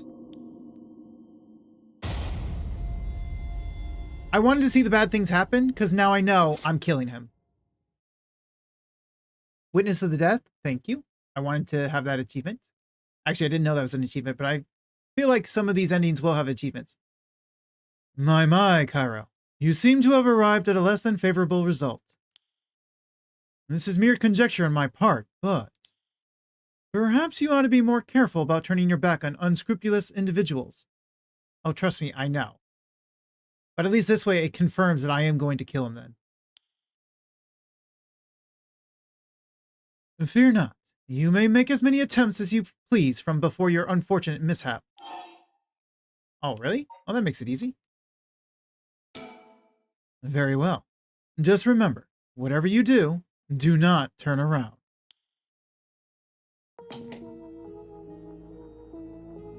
I mean, that much is obvious.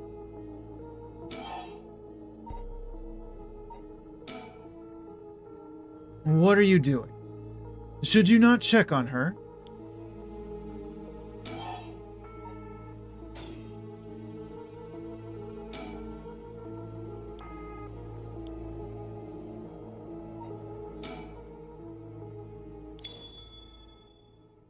I don't have to keep him away forever, just long enough to get him away for a little bit. Wait, I've got it. I know how I can convince him to leave.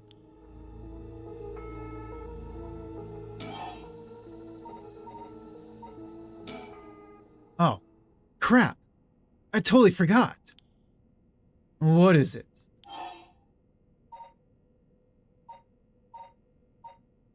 I called an ambulance. Oh, right. I forgot to mention. I called an ambulance. It should be coming any minute now. An ambulance? Have you lost your mind? They will arrive to find you standing next to a corpse, alone, in the dead of night. No doubt they will hand you over to the police, who will have some questions for you. Probably. But I'm sticking with Yoko. Unless you want to join me in an interrogation room, you'd better get out of here. You're telling the truth, I see. They are getting closer by the second. Wait. Can you sense it with your curse thingy? I cannot afford to be waylaid at this juncture. I fear I must take my leave. It says to use curse. I have to use it now? Don't I have to wait for him to walk away?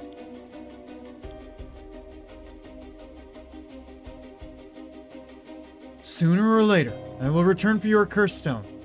I only hope you do not abuse it in the meantime. He definitely killed me.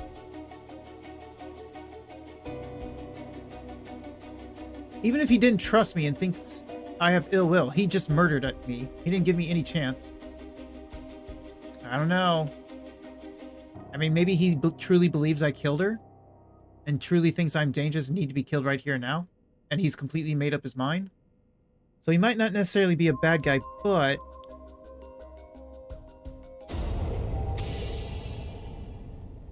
Gah! Shoko Oki, you dare!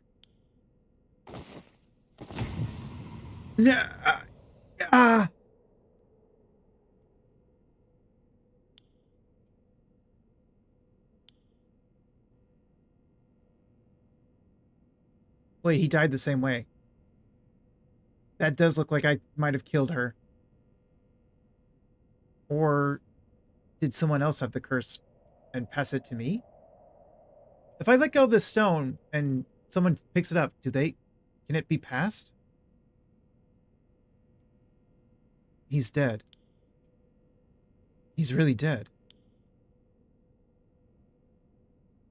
So this is what a curse stone can do.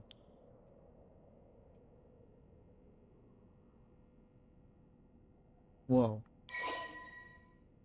The curse stone of the Whispering Canal has gained 1% soul dregs. 1%? It seemed like he probably just simply stabbed me or something. But he did sense that the ambulance was coming. Is a curse bearer only worth 1%? Does that mean normal soul dregs are even less than 1%? Or was he not a curse bearer?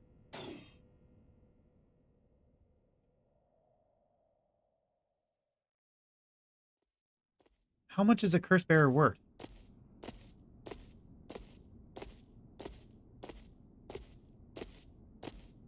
I left the park immediately. I felt bad for leaving Yoko, but I couldn't stay there. The emergency medical services will probably take care of her body. Takumi's too. This will be all over the news tomorrow. But until then, at least I know she'll be in a safe place. Alright. I have to find my next sacrifice quickly. I've got no time to waste. I need to find the other curse bearers and collect their souls. Killing Takumi barely got me any soul dregs. I guess he mustn't have been a curse bearer after all. Shit. It's not enough. The soul of a non-curse bearer amounts to little more than leftover breadcrumbs. I have to think of places where the other curse bearers of the 7 mysteries would be. The cursors were activated at around midnight. The others are bound to be active still. I should check to see if there are any other places with connections to the mysteries nearby. At the very least, another curse bearer might be thinking the same as me, meaning I could run into them. Let's see. Which of the 7 mysteries are closest? I'm in the Kinshicho area right now. The haunting clappers are on the other side of the Oyoko River, just over Sumoku Bridge.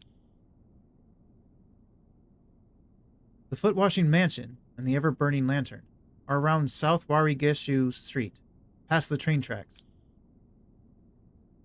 And further along Oyoko River, I'll find the beckoning light at Hoyonji Bridge. Those 3 places are the closest. I guess I should start there.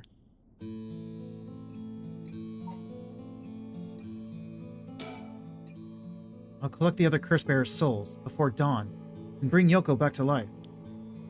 I should go to another location connected to the 7 mysteries of Honjo. Here, let me save on a different file. Because I can keep this one where I haven't killed him yet and not kill him. Okay, well, spoiler.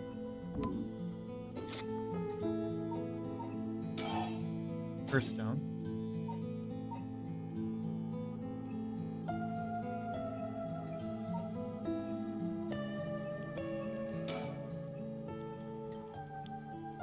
Oh, so I can also just click on him to think. Well, let's move. So I get a choice here. The bridge sounds fun. Oh, there's 2 bridges, though.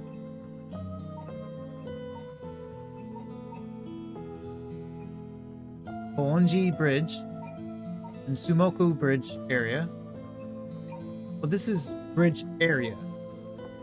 This is the actual bridge, yeah? Let's... I mean, this seems closest, doesn't it?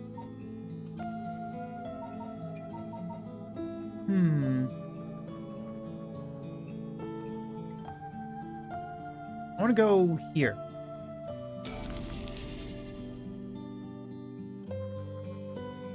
Hoonji Bridge.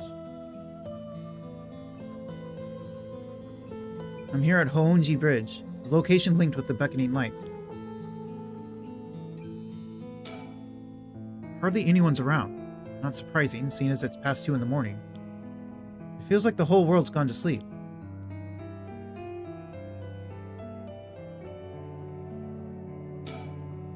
The other side is an industrial district. And further down from the bridge is the temple from which it gets its name. Beckoning light should be around here somewhere.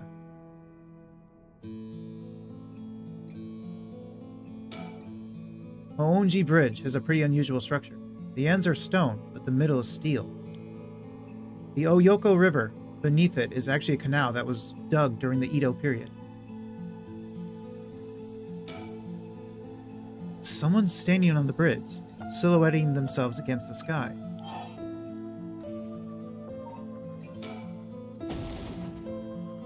Wait. Fine. I'll go first. Whoa. I see. Interesting.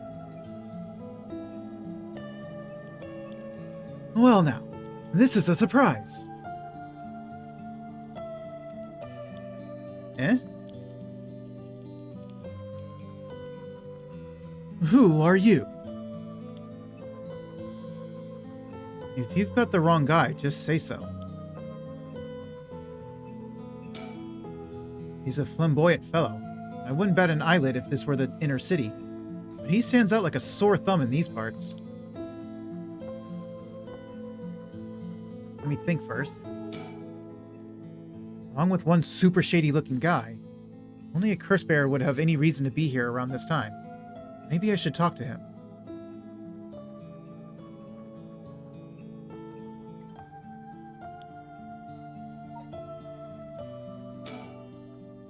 Come now. It won't hurt to at least tell me your name.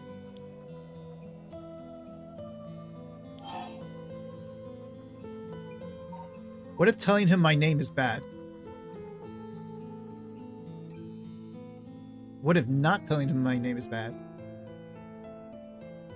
Like, what if he has a curse where if you answer his question, he can kill you, or if you don't answer his question, he can kill you? Hydrate again? Alright, I'll hydrate again.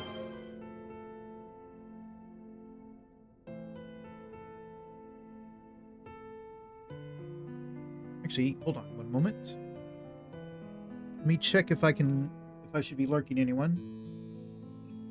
Because I'm not actually lurking anyone right now. Oh yeah, I've got people.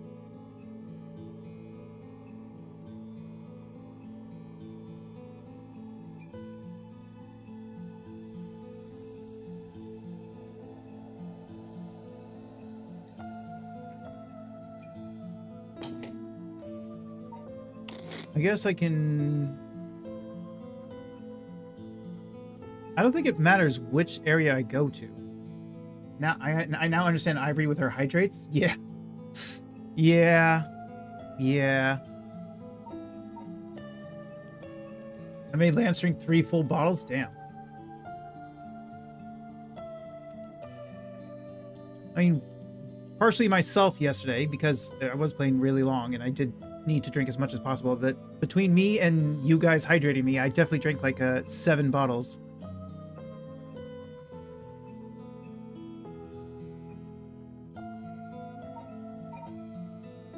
Let's see.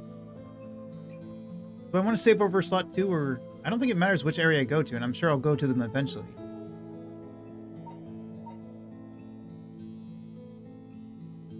How many slots are there? 5 slots? Okay, yeah, let's just save it over slot 2.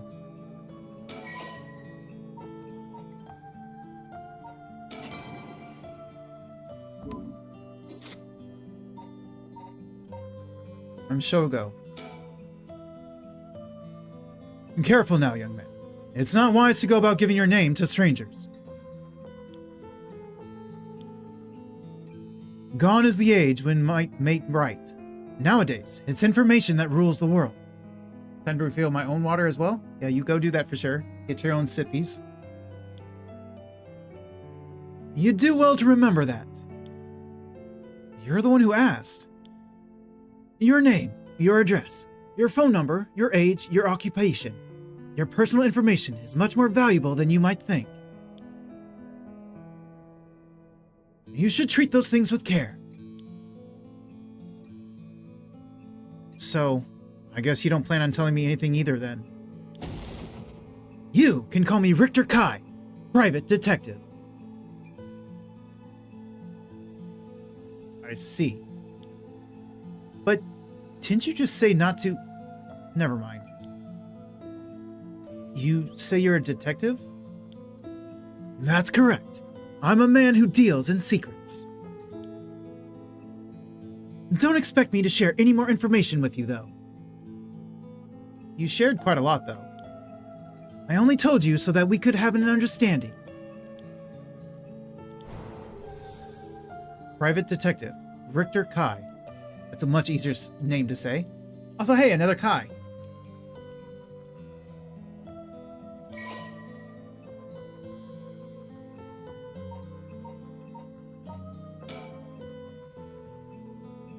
The eccentric man that Shogo Oki ran into the Hoanji Bridge.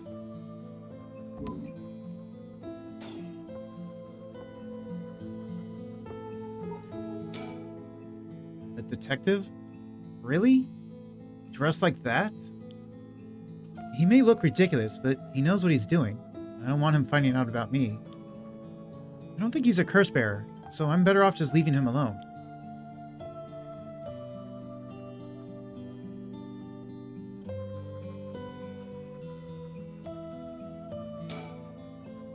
What's a detective doing around here? Meh, I've seen worse outfits. True. It's flamboyant, it stands out, but it's still pretty normal, honestly.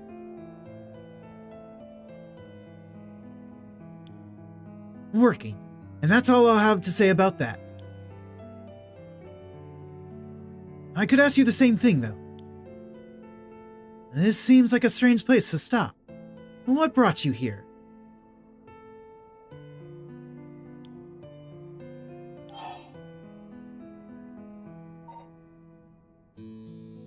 He told me not to tell him anything, didn't he?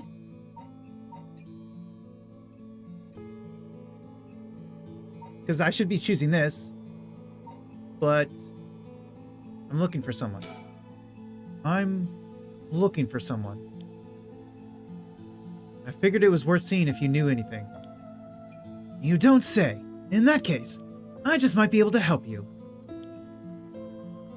Can you describe the person you're looking for?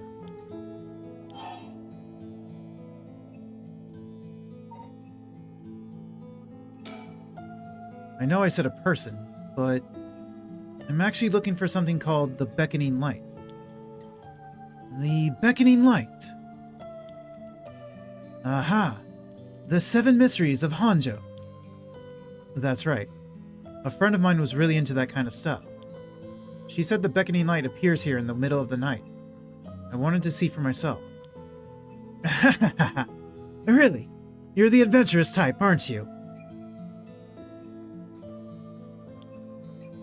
Unfortunately, I think you're out of luck. I've been here for a while, but I haven't seen any strange lights. Alright, well, thanks for telling me that. But just wait 1 second. There's still time left for it to appear. Why don't we wait together? Thanks, but I think I'm good. Really? Well, I'm sorry I couldn't be of any more help.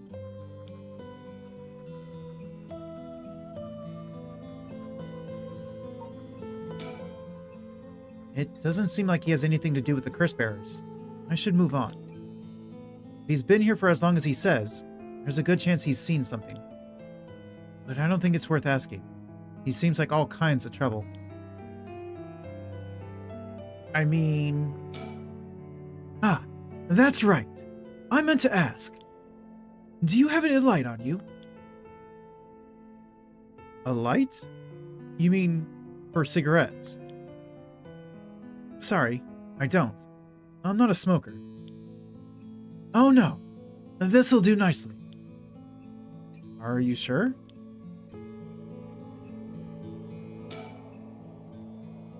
Anyway, I should get back to work. Once you're gone, of course. Is there a reason I can't be here? Of course. My work is top secret.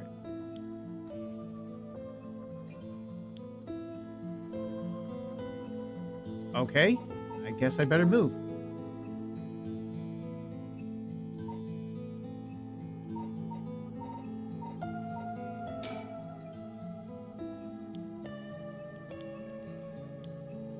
Okay, bye, I guess.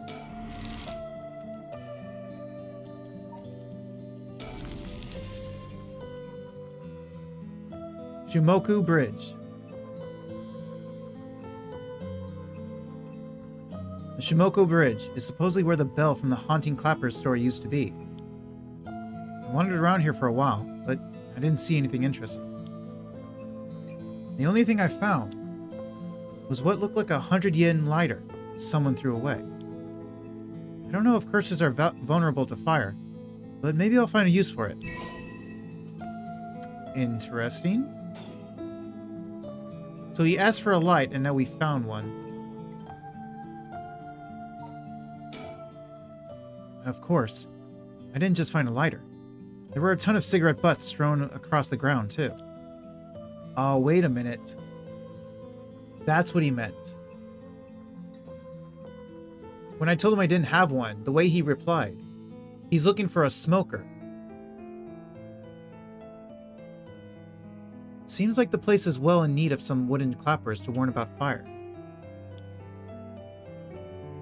Is that all I can do for think?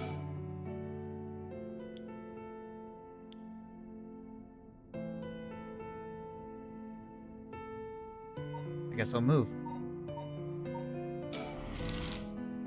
So I gotta go back here then, but before I do that...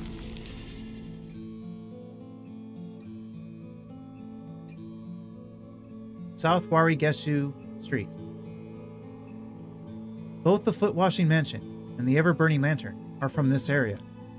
This late at night, even a road as big as this one is silent as the grave. Is it just me, or is it oddly dark around here? Could this be? I know it's past midnight, but it still seems oddly dark around here. And this feeling, it's the same as from before. Uh-oh.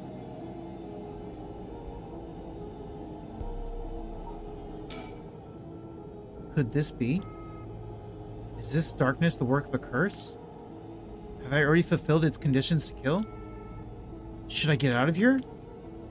Or should I stick around and figure out just what I'm dealing with? Well, we know we're safe to run away, in a way, because that's our curse.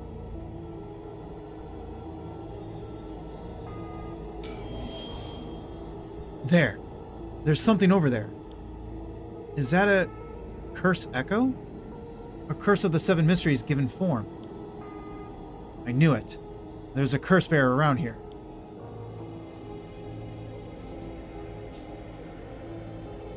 Wait. What we saw before, that water thing, that was ours. That wasn't his, it was ours that we saw. So this belongs to someone as well. Decision time. What should I do? If I sit here like this, I risk fulfilling the conditions for that person's curse. It seems like I can still back out if I want, but do I want to?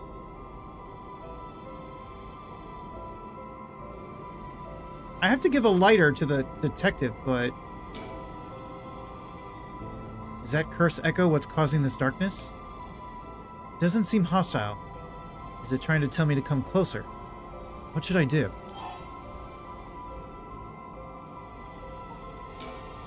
No. Approaching it would be stupid. I should keep my distance. In that case...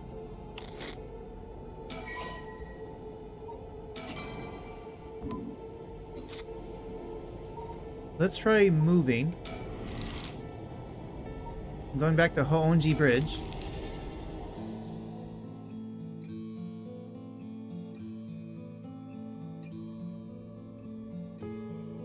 I'm here at Hoonji Bridge, the location linked with the beckoning light. Is something else you need? No, I'm just passing by. Is that so?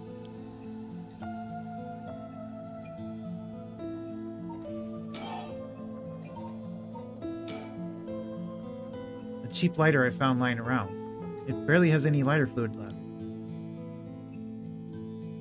Can I talk to you about it?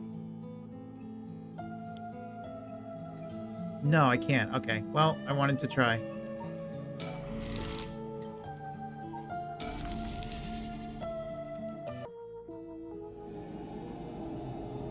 I'm back.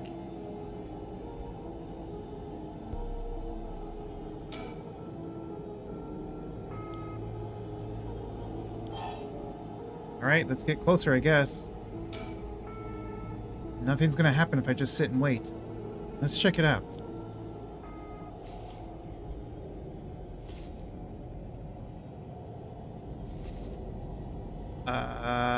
This seems questionable.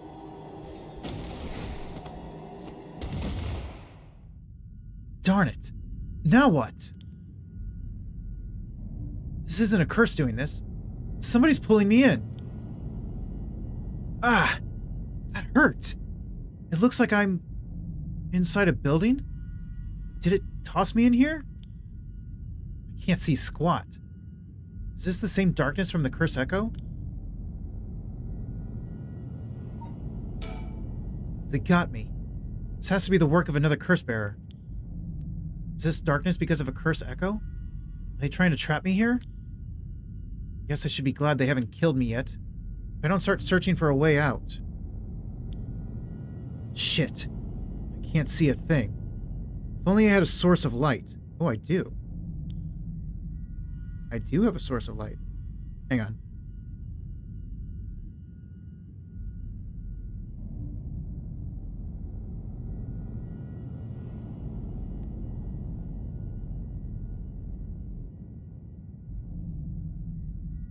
First, I want to look at the surroundings. I'm completely enclosed. Doesn't seem like there's even a window. There's no telling which direction I'm facing. Yeah, I can't even tell if I'm moving or not. Okay, item. Lighter. That's right. I still have the lighter I picked up earlier.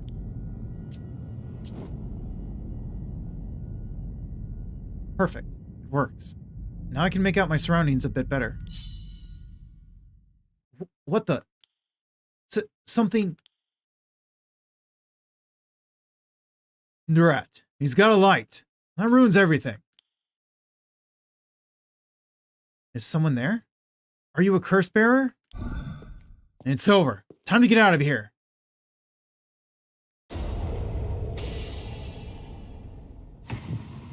Ah!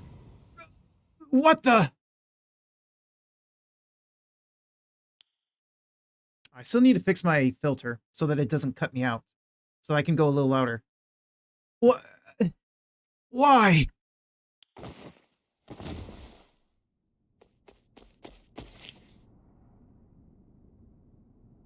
That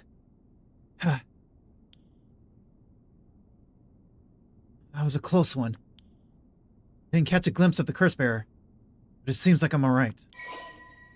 Ooh, that was 29%.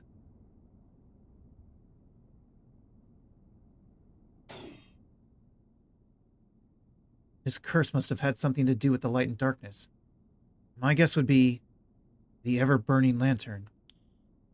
So there's a connection between the 7 mysteries and the way their curses work. It might be useful to know.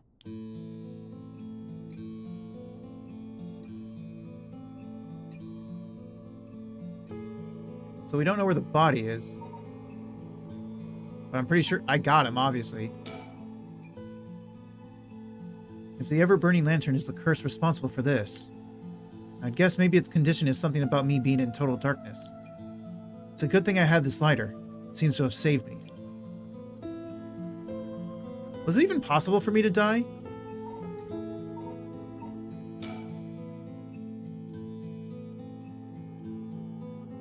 Okay, I've had a look around the area. I should head somewhere else now. Where to next? First, around Midoricho Park. At the end of South Warigeshu Street is the Taiko of Tsugaru. Oh my god. North of there is the school called Komagata High School, at the location of the Fool's Procession. It should be around here. Midoricho Park. I think it's Cho. I don't know if it's Cho or...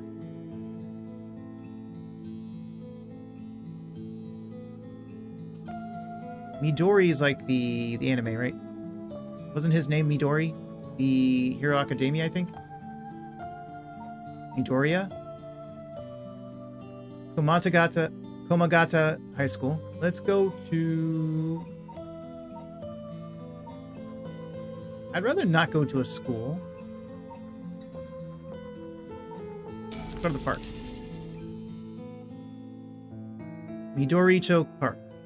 Wait, what's that? This is Midoricho Park, location of the Taiko of Tsugaru, one of the 7 mysteries. Huh? Someone's there. 2 men, one middle-aged and the other a young adult, talking to each other. There's a good chance that one of them could be a curse bearer. Could be both of them. I'll try to scope things out without being spotted. To pick up the conversation from this distance, I'll have to focus in and watch them for a while, I think. If it looks like I'll be spotted, I'll quickly hide behind a tree to move out of line of sight.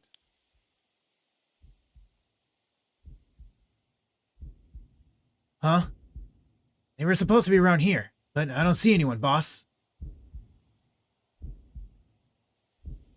No need to get ahead of ourselves. I bet we see something before the night is done. And maybe you're right. But still, the 7 mysteries.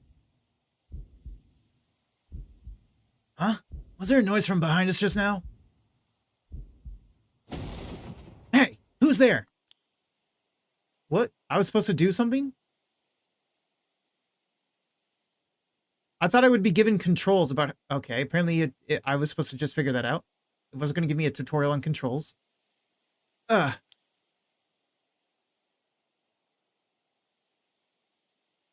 Oh, you two are police officers. Haha. People often say we don't look it. Sorry if we startled you. I'm sure there's no problem, but we'll have to ask you some questions, as procedure. Oh, I'm... June?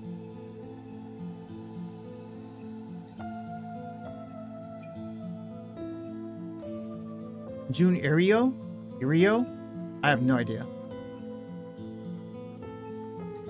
Irio? Rio? I have no idea. I'm from the Metropolitan Police Department, Investigation Division.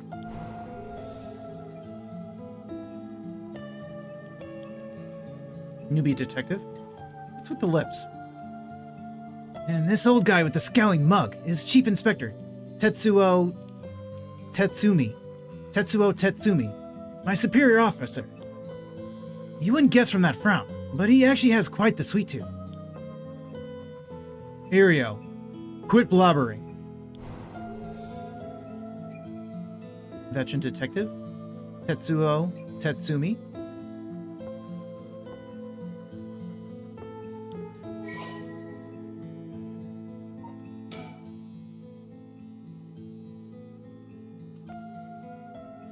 Actually, Tetsuo Tsutsumi?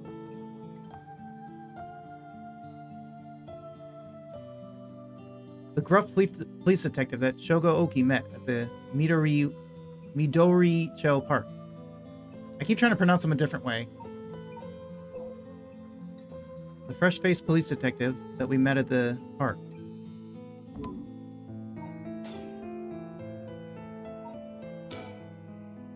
Uh-oh. They're detectives.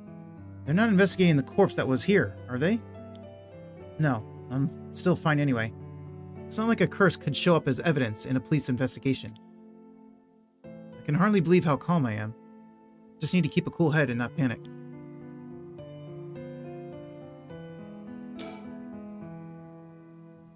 He's as intimidating as I'd expect a veteran cop to be. First that private detective, now police detectives? Why today of all days? Can we drink some water?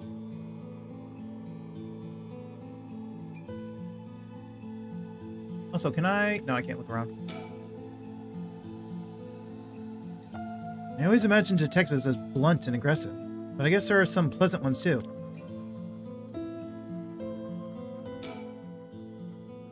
Now first, can you show me some ID with your name, address, and occupation? I'll be okay. I'm better off just going along with it. Wow. You work at Haku Soaps. I hear they've been raking it in lately. Is that true? I don't know much about that. I'm just a recent hire. People are loving that new hair product you have. I use it all the time myself. Thank you for your patronage. Irio, you use hair products? Get with the times, boss. Guys nowadays all use these things. Isn't that right, Mr. Oki? Yeah, sure. We even make men's cosmetics now. That's so. What a time we live in. Sorry, boss is the kind of caveman who thinks using only a bar of soap for all his washing makes him cool or something. I don't think that. I just don't care enough to use anything else. Actually, we do have all-in-one soaps for just that purpose. There are plenty of people like you. You should not use all-in-one soaps. That just dilutes all the different products. You should definitely use them separately. Ha! Hear that, Irio? That's what I'm talking about. You should put out more of those. Aren't you riled up?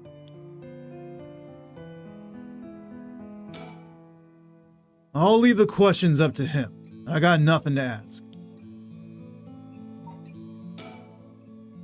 I have to figure out whether or not they're curse bearers first. With two of them, the bearer could be either one. Could the other already be aware that their friend has a cursed stone? Maybe I could have learned something if I had listened to more of their conversation. Either way, if I'm gonna do it, just have to get them both. Leaving one alive would be too risky. Though I still don't know if I can use the curse on two people at once if they both leave at the same time. I don't think I'm gonna use it on them. Anyway, Mr. Oki, what is it that you're doing here? Actually, I'm searching for the 7 mysteries. Have you heard of the 7 mysteries of Honjo, Detective? Yeah, I've heard of them. We were just talking about them a minute ago. A girl I know is into them. That's how I got interested. I see. I seem to remember even Midori-cho Park had one of the mysteries associated with it. What was it again?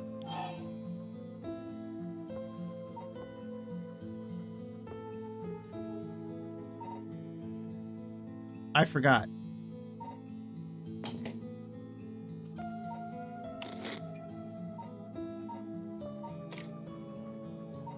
It wasn't the clappers, was it? The clappers was... Yeah, no, that was the bridge. I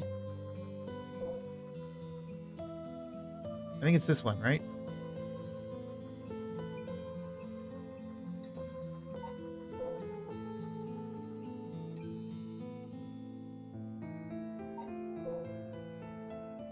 Yeah, it's the Taiko. Because that was the other one.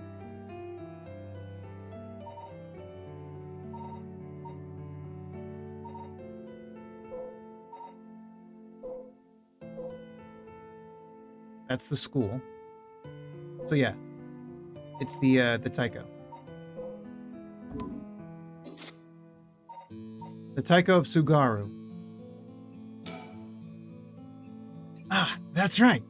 The Taiko of Sugaru. This whole area used to be the residence of the Sugaru, a clan of samurai.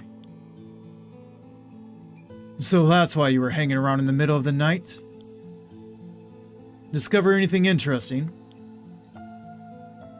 No, nothing. Though I admit I haven't been looking into these things too hard. Right. I think I understand your situation.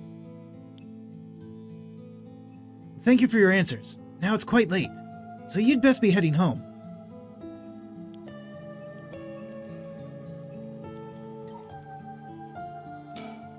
I have to figure out whether or not? Yeah.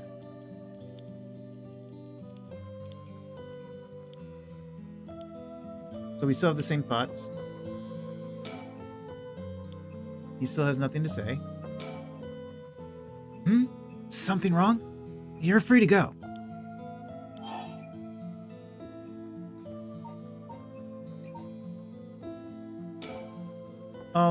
Excuse me. Since you detectives are around, does that mean something happened around here? Well, we are investigators, so it is indeed related to a case. But don't worry, there's no threat to civilians whatsoever. We'll be here a while longer, looking into things, but you can rest easy. A while longer, huh? That's not good. This may be my only chance. I see. Well, I'll be going now. Take care.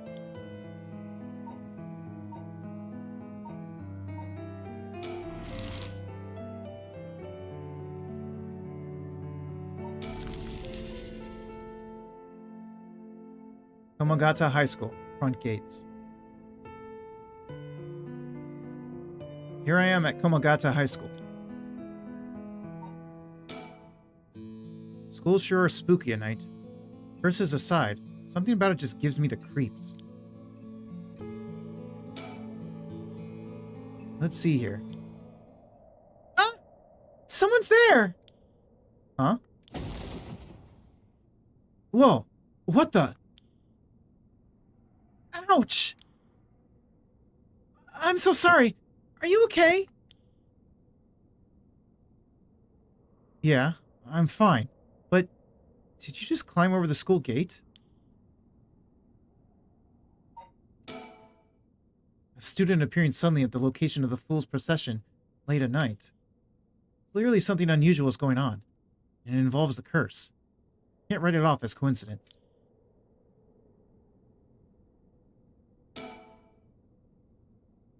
This school is supposedly on the former site of a daimyo's residence, where he encountered the fool's procession. It's now at the center of a quiet residential area.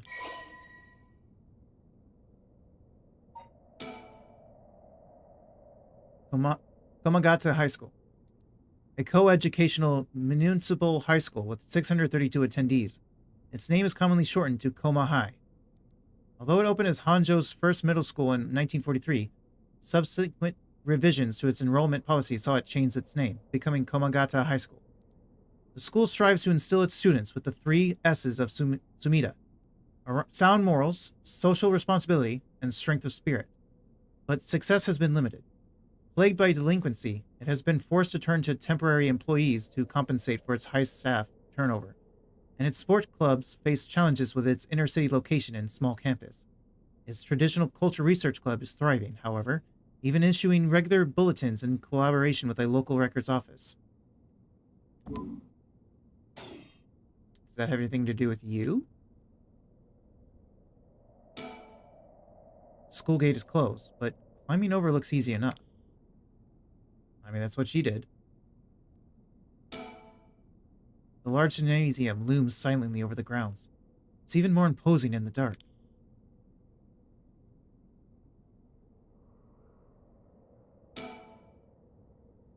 I can see the main school building past the gate.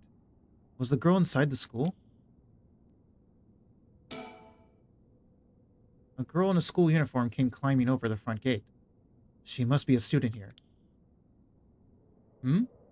That thing she's hiding in her hand.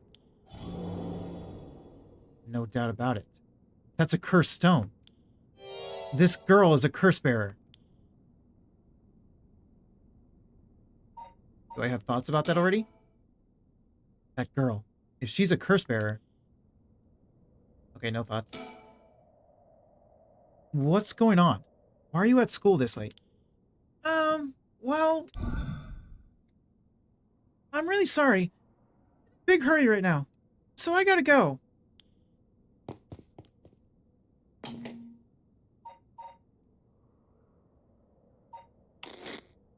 don't think anything happened. Well, yes, something happened in 2. I didn't save at the proper place. But let's go with slot 3 now. The slot 2, I could avoid killing the guy in the darkness. So this one I can avoid killing the secretary, the guy in the darkness, and this girl. I'm not going to kill her, but I could come back and kill her if I wanted to. Hey, wait. Huh? Wait. I didn't use it, did I? I didn't... Did I accidentally press it? Hang on now. Whoa, whoa, whoa, whoa, whoa, whoa, whoa, whoa. Good thing I saved.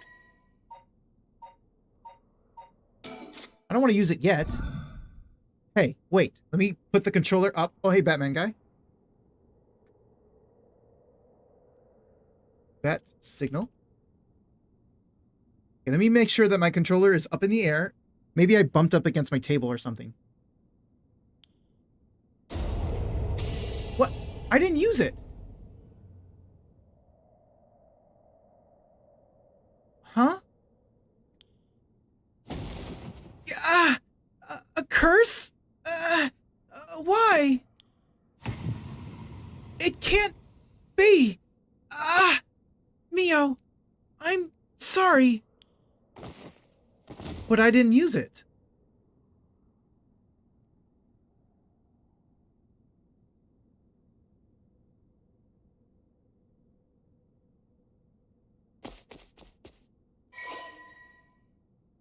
The curse tone of the has gained 36%.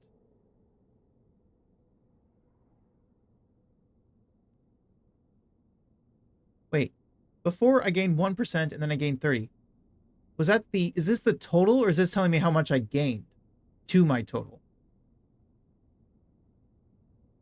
So that means I had 1 and then I had 30 and then I had 36. So should I be adding 1, 30, and 36 for 67? Or is this my total right now, 36?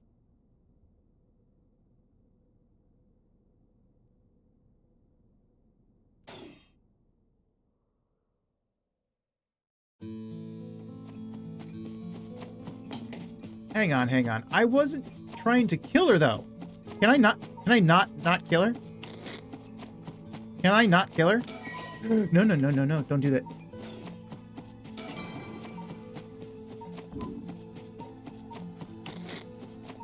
Can I really not kill her?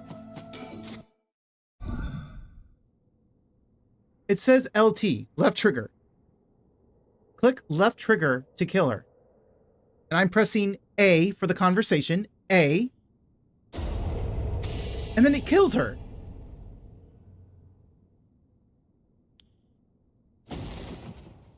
It just automatically does it. Is it because I've already killed 2 people? Now it's automatic?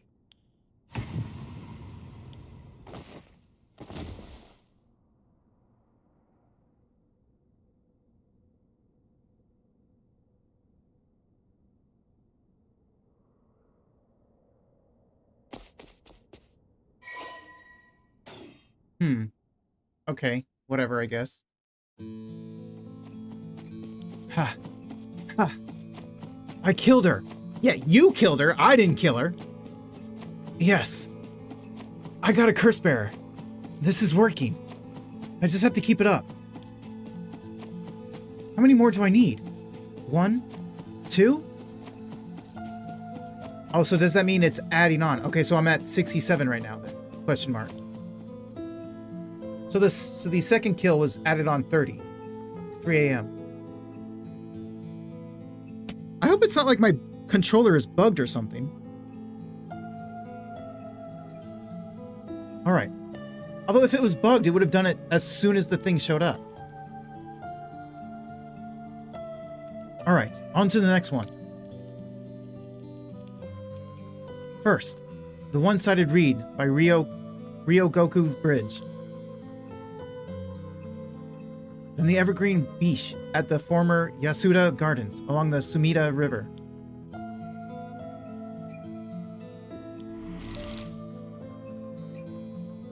Yasuda or Ryogoku. Let's go to the Ryogoku Bridge. Let's try not to kill anyone at the Goku Bridge. Let's be a good guy. I don't want to kill you. Maybe. Hey, quick question for you. What the? Sorry this is so sudden, but I've got to ask. You don't mind, do you? Are you a curse bearer? What?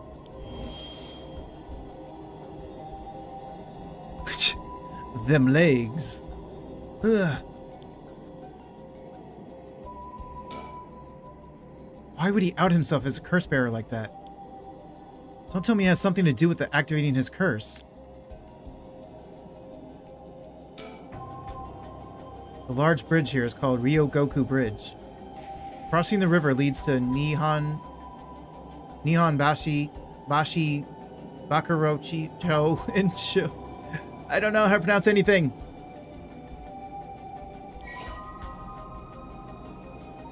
Also, I need some water after all that. The second oldest of the many bridges spanning the Sumida River, behind Shinju Ohashi. During the Great Fire of the Meiriki in 1657, which destroyed 60-70% of Edo, many drowned in the Sumida River attempting to swim away from the flames, resulting in the building of bridges to be a major focus of the reconstruction efforts. Although the bridge was simply known as Ohashi, or Great Bridge, when it was first erected, the people of Edo took it to calling it Ryogoku Bridge, or Two Nations Bridge, due to its location between the provinces of Musashi and Shimosa, and this eventually became its official name. Over time, the wide roads at either side, originally intended as fire breaks, became popular locations for street performances and other events. The bridge was rebuilt following the Great Kanto earthquake and still stands to this day. Yeah, see, Kanto is easy, for obvious reasons.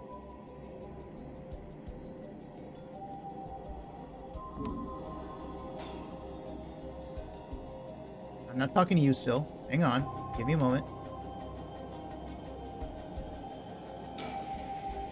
The canal where the one-sided reed grew is supposed to be around here somewhere. But now there's no trace of it left. Oh, I can actually look all the way around.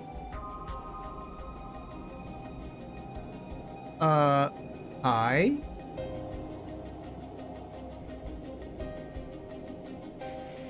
Wasn't I warned to never turn my back? Wait, what was that? Something buzzed. Is it just surrounding? I feel vibrations in the controller when I get something. Okay, I see.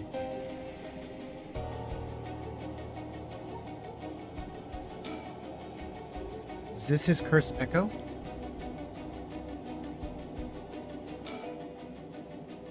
Making it obvious that he's a curse bearer himself. What's he trying to pull? Maybe he's confident that he can activate his curse before I activate mine. Gotta be careful. How should I respond here? Well, I don't want to respond yet. No, I don't. Okay, we're stuck in it now.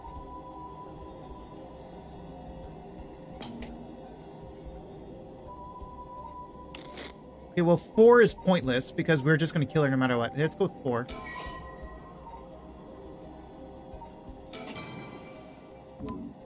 What was that behind me?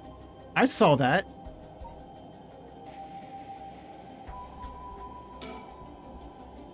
Yeah, I'm a curse bearer too. I appreciate the honesty. I just want to have a nice, calm little chat. The name's Yutaro Namigaki. My curse echo is the foot-washing mansion. Young curse bearer. Yutaro Namigaki. Yutaro Namigaki. Oh, that's not what I meant to do. Hang on. I'm so used... Like, Nintendo controls, the A button is on top and the B button is on bottom. But the Xbox controller has it reversed, so I'm so used to pressing A where Nintendo has it.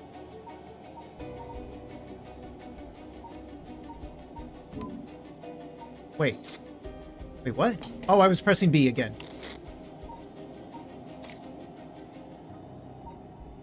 Hi, Fluffy. Welcome in. Hope you're doing good today, Fluffy. Where is...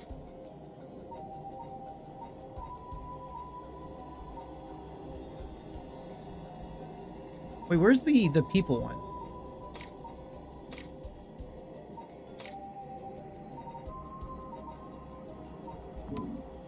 Oh, this one. This is what it was. Yutaro Namigaki, male, university student. The foot-washing mansion. The young man encountered at Ryogoku Bridge. He didn't hide the fact that he was a curse bearer. A chat? I'm not gonna curse first and ask questions later. Just because we're both curse bearers. I've got a little more class than that. I hope you're smart enough to extend me the same courtesy.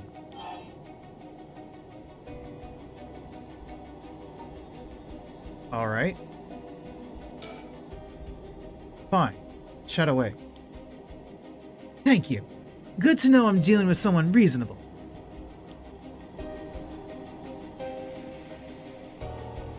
I'm okay, you? I'm doing good. Very intrigued by this game so far. This visual novel game that allows you to 360 your surroundings.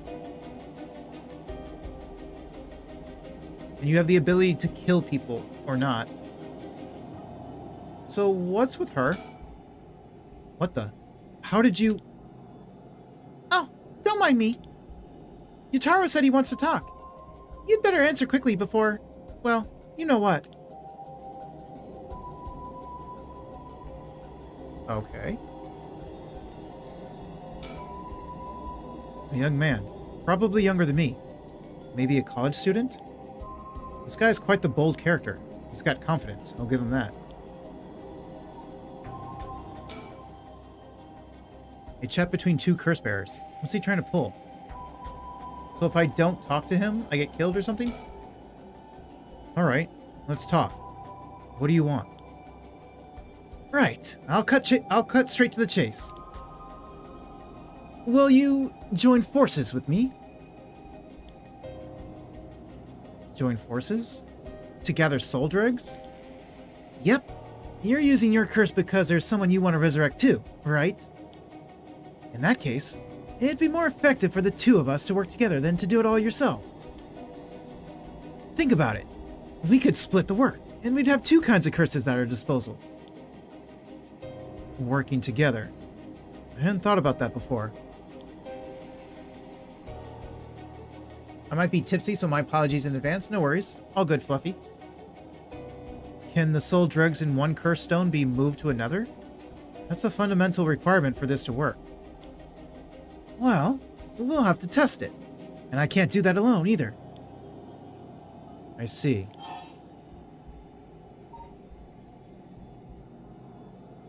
Fine.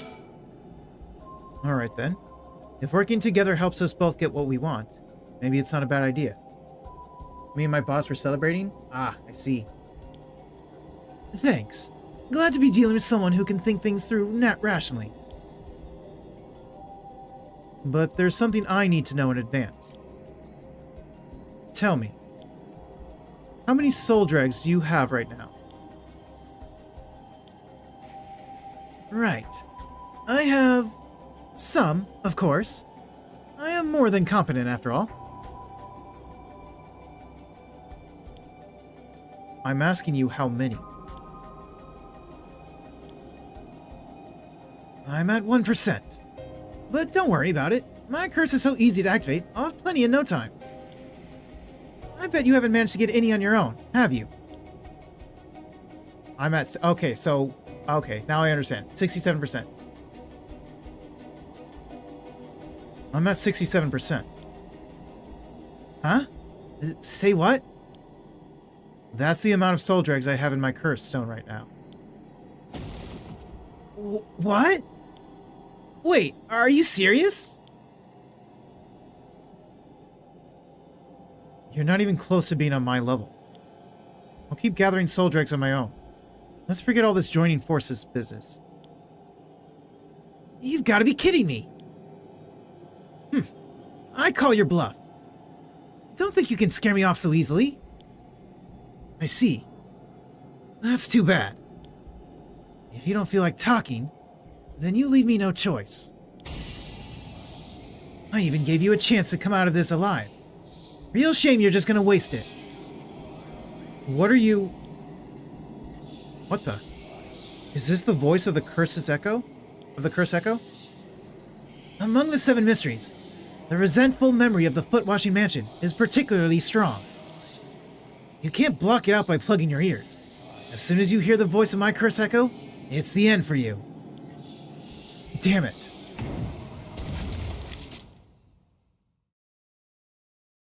Oh, I died. Is that an achievement? That is indeed an achievement. My, Kyra. You seem to have arrived at a less than favorable result. This is mere conjecture on my part, but you have a way to evade curses that no one else is capable of, do you not? Fear not. You may make as many attempts as you please from the conversation with Yutaro. Very well. Remember to ward off the curse before it is activated. But bear in mind, Shogo Oki has no way of realizing it himself, so you must react for him. Wait a minute. Wait a minute. You kind of make it sound like the news I saw about him being dead. He's dead and I'm possessing him? Well, I still have to talk to him, don't I? Because I can't do anything with this woman. There's nothing else around. What was that? It's just surroundings.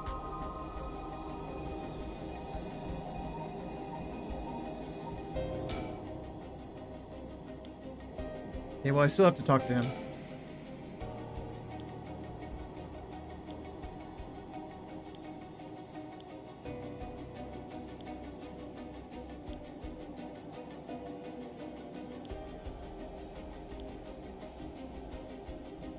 This is all the same.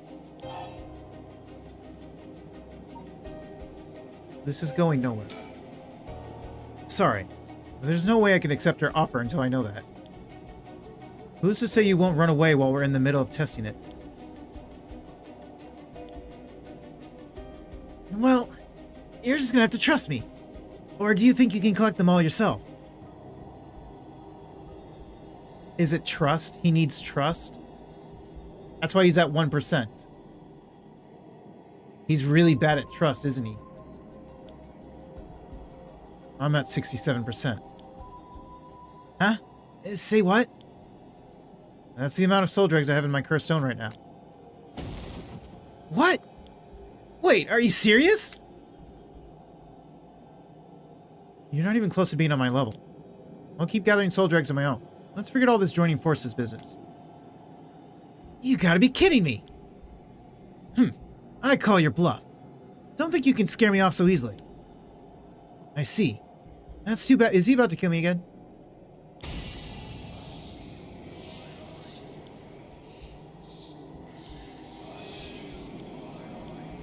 Wait, but I have to talk to him. Okay, I died again. How do I not talk to him? Oh, by leaving. I just leave. Duh.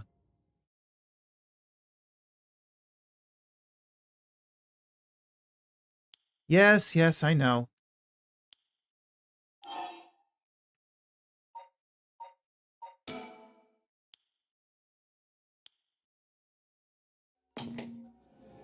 I can literally just leave. Because the only item I have is the lighter and stone. I don't think that's a good idea. If I don't make a clean escape, it might cost me my life. Are you serious? Besides, I might still be able to take soul dregs from him.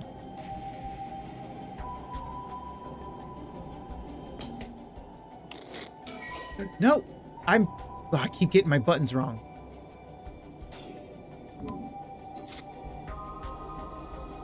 But there's nothing else to look at, so I have to talk to him. Because I can't do anything with this woman.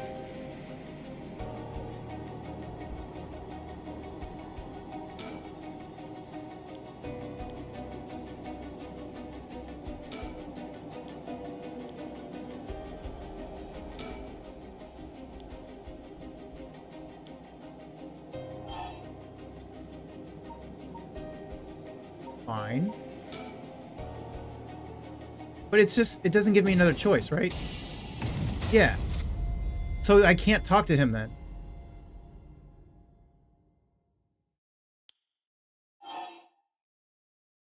Because I only get that one choice. Fine, or it's going nowhere. But even the fine leads to... There's something else here? All I have is items.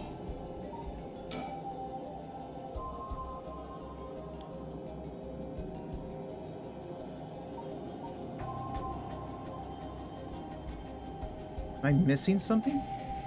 I can't look any further down. This woman is useless to me.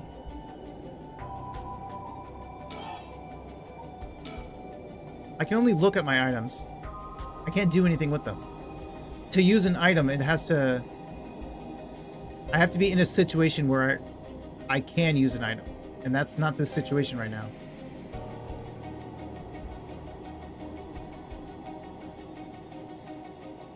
All I can do is talk to him.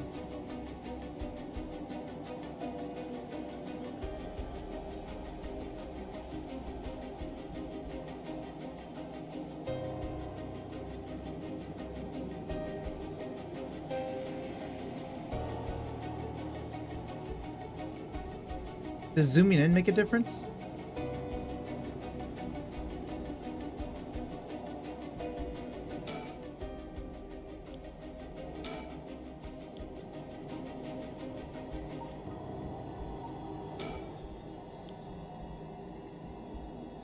Oh. What does she have to do with this? Are the two of them gathering soul dregs together? Or wait. Well, there's a woman behind him. What does she have to do with this? So there's nothing I can do with her.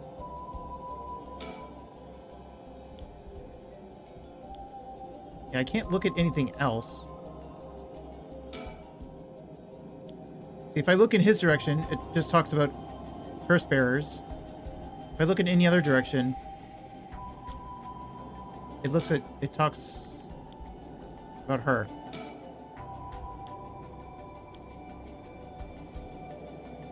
There's nothing else here.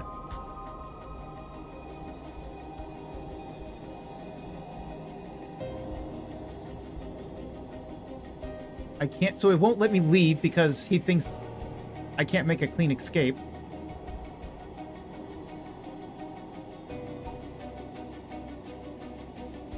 What am I supposed to do?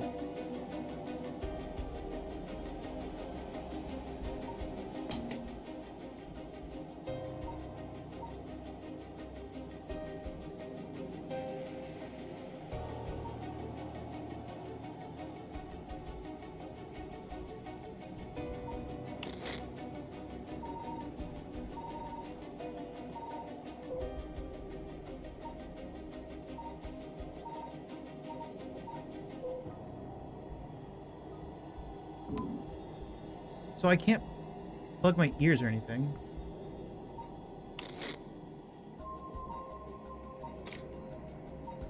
So he has the...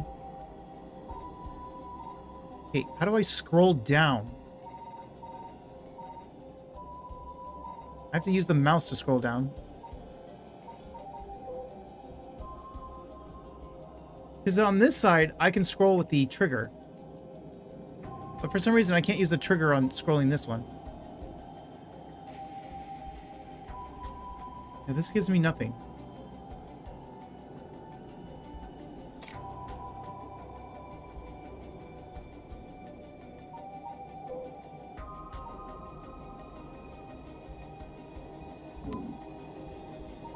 He said I have a special ability. What's my special ability? Is it to just leave? Does it go back to a different load file?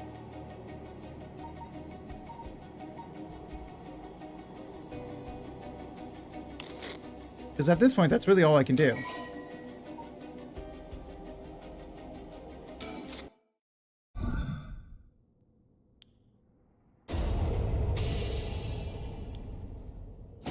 Yeah, I can't not kill her. Annoyingly.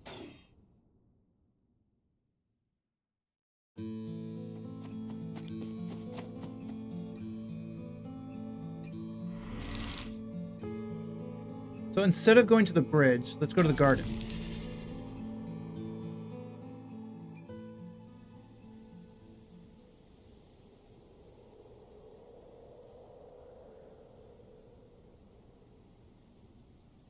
Oh, I gotta charge my phone.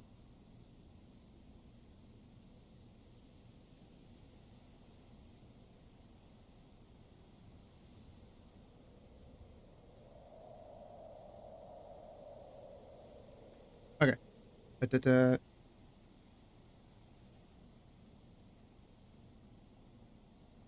The former Yasuda Gardens. There was some kind of incident. There was some kind of incident here recently, so the entrance was closed off. But it was easy enough to sneak in here since there are no guards at this time of night. However, it feels weird being in these magnificent gardens after hours. There's not a visitor or groundskeeper in sight.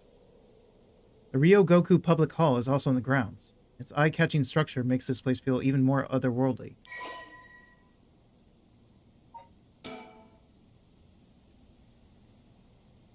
Former Yasuda Gardens. A lush green park administrated by Sumida City. As is common in traditional Japanese gardens, its large central pond is shaped like the character for heart. The paths that crisscross its grounds, lined with stone lanterns, are perfect for strolling while appreciating the foliage or birdwatching. The gardens once pulled in water from the Sumida River, so that its pond would ebb and flow with the tide, a novelty in Edo, which has begun filling in the bay to support its expansion. But the practice has been discontinued in modern times due to flood prevention measures. Let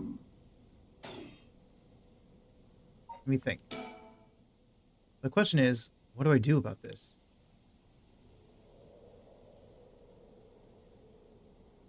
Is this a, yep, this is an all around.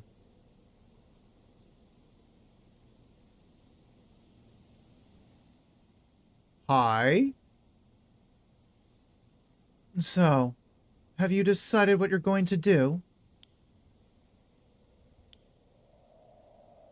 With your... oh, so precious. Why are we... Stop that.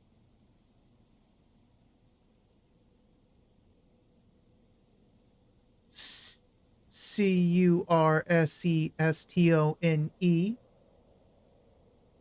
Because that seemed like she was spelling it rather than saying it.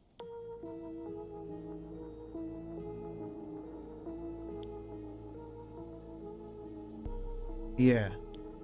As soon as I snuck into the gardens, a woman inside called out from behind me.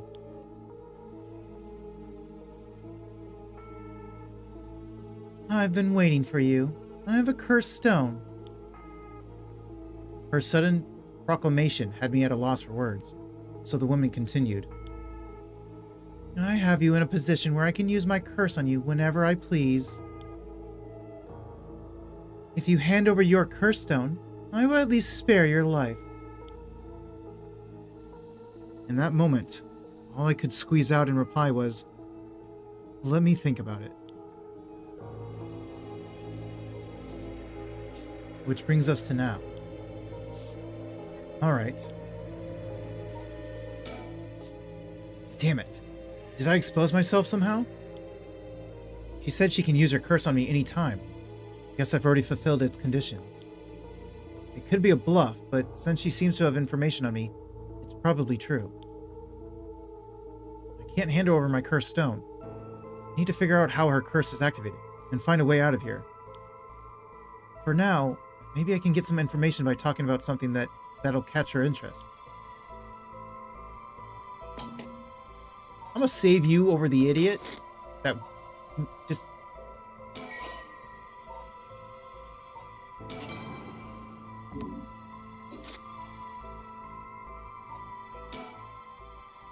What condition have I fulfilled since the moment I stepped foot in here? Trespassing?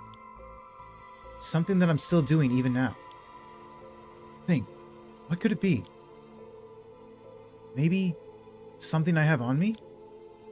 If I suddenly strip naked on the spot, I just might be able to avoid her curse. Let's not do that. No, that would take too long. She'd probably kill me before I even got my shirt off. Plus, I'd look like a creep. The other possibility is that the condition has to do with the location we're in. If being here is what activates the curse of the Evergreen Beach, then I'll continue to meet that condition as long as I'm here. In which case, there's no escape. She'd activate her curse before I ever got away from the gardens. Sure, I'd recognize it after setting it off, but it's not like I'd get to do things over. I mean... Can I look away from you? I can.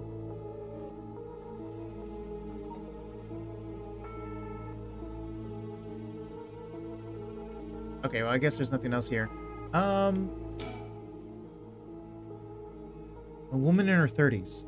She has a refined air about her, like she was brought up in a family of high social standing. But I also sense a shadow hanging over her. Wonder if it has to do with this place.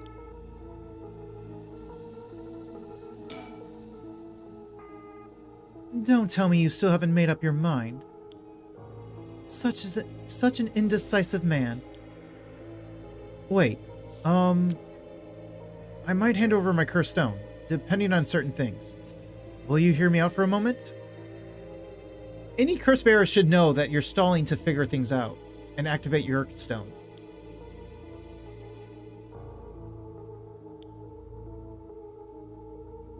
Sure, go on.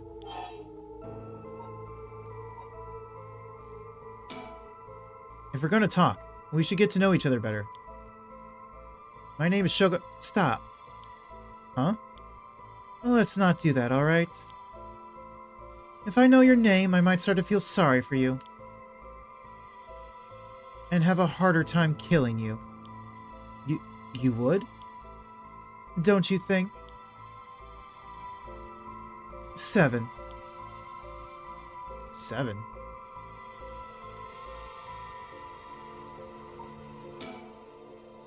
So if I can't figure out her curse, I'll have to set off my own. I don't see how I could make her leave, though. Not while she has the upper hand. All I can think of is to make her use her curse. Damn it. But there's no way I could counter-attack after she curses me.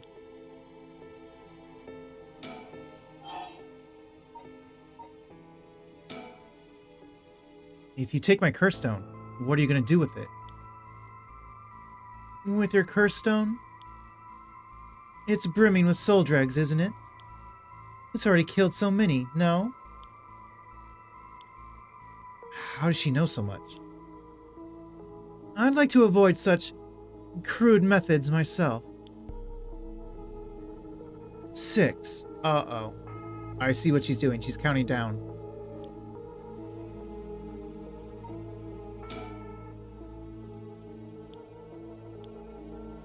She's counting. I don't like that.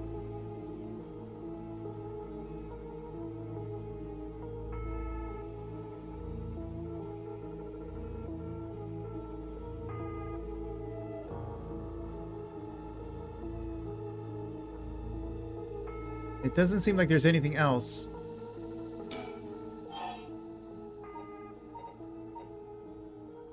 So you don't have to kill anyone. You can just steal the curse from someone else who's already killed enough. But speaking of which, I haven't even bothered to take any of the curses from the others. Like even the high school girl. I didn't take hers. You want soul dregs? That means you're after the Rite of Resurrection too. Not that I'm trying to compare our circumstances, but can I ask what led you to this? Oh my. Do you mean that if my situation is more dire than yours, you'd give your curse stone to me? Sure, I'd consider it. So tell me. Liar. Huh? You wouldn't hang your fate on something as superficial as that. Nor would I. 5. Can I think of something? Can I think about how she's counting? Apparently not.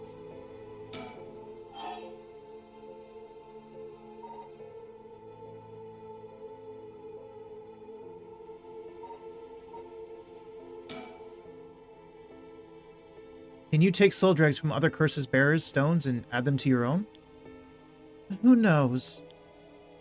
But you have to admit, it's worth trying. So basically, you want soul dregs, but you steal the ones others have gathered because you don't want to get your own hands dirty. You're half right, but half wrong too. I don't mind getting my hands dirty. I just want to end this with as little trouble as possible. Understand? 4.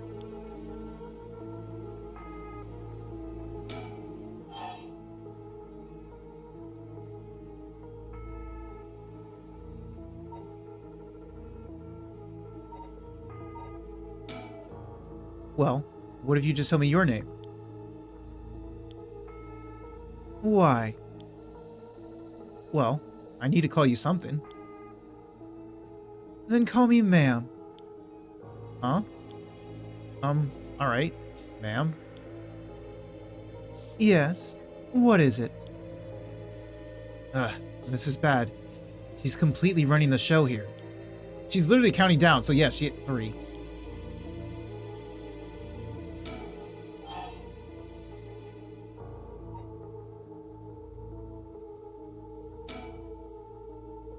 How do you know you haven't already set off my curse? Go on then. Use it. If I had, you could have activated it without all that bluster. And yet, here you are. Damn. Does she already know about it? Or about that student from before? But if she already knows what would activate it, she wouldn't hide it. Because if you know what activates my curse, there's no way you would set it off yourself. So she must not know yet. I still have a chance. Listen. I don't want you to get the wrong idea. About what? Talking like this instead of killing you immediately. It's just a whim of mine. What I mean to say is that you were never in a position to bargain. 2.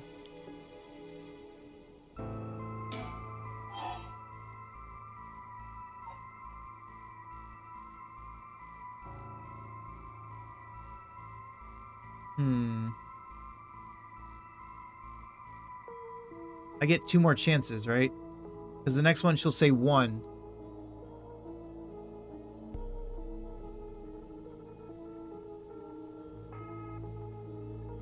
How can I make her walk away?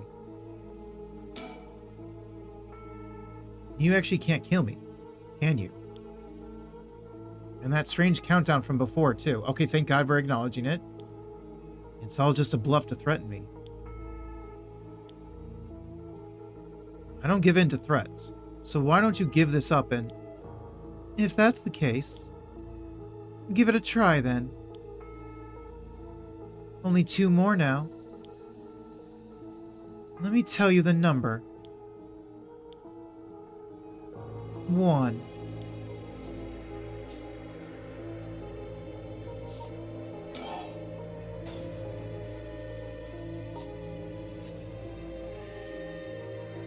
I can't leave.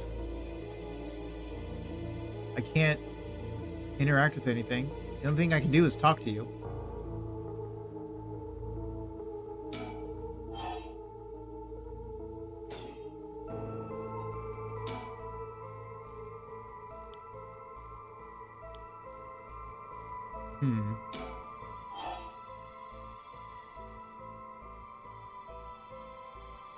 I would literally have to hope that her curse is something that can affect her as well if she's in the vicinity. So she'd have to walk away.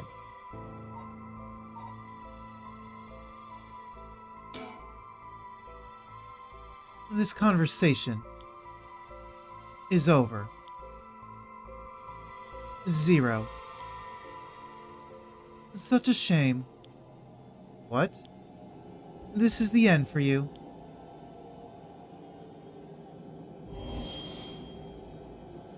Farewell. No! Ah! Fire? Fire! It's so hot! It burns! Fire? Fire! Ah, of course! That's what it was! Ah! That guy! Damn it! He must have been following me! But it's already too late.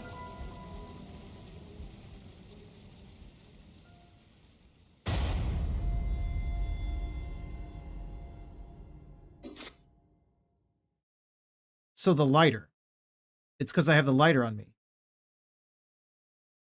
My, Gyro. You seem to have arrived at a less than favorable result.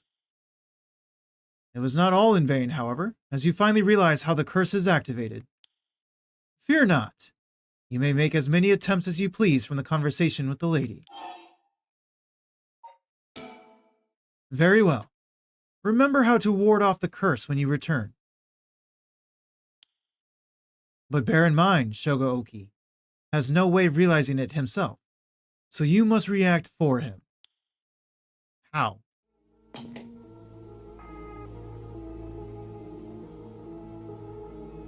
I get rid of my item now?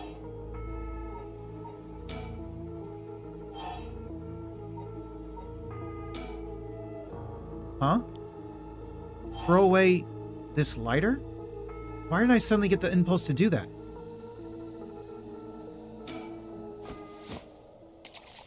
Not sure why, but here goes nothing.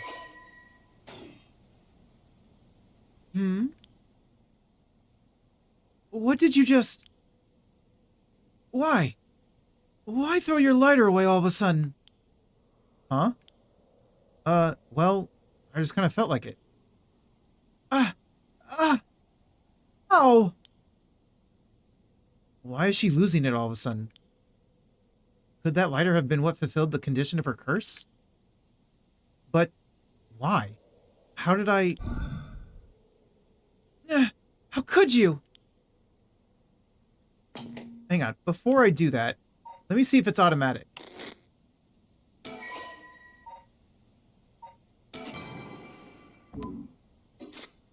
Because last time it was automatic. So if I press A and not the left trigger, it's automatic.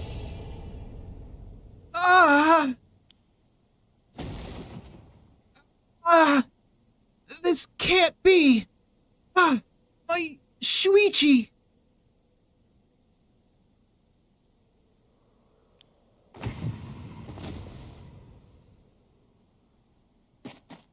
So it's not possible to not kill them.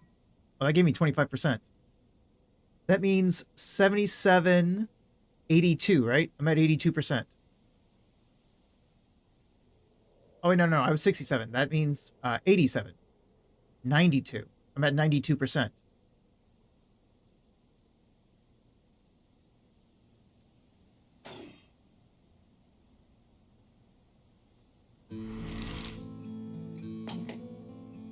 Well, if it's automatic, then there's no point. Save.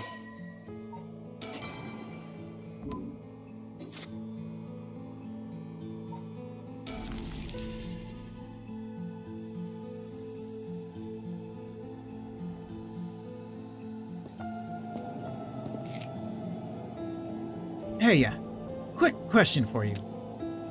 What the? Sorry this is so sudden, but I gotta ask. You don't mind, do you? Are you a curse bearer? What?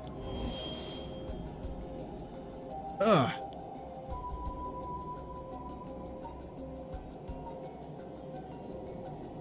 Maybe it's bad if I see the woman behind me?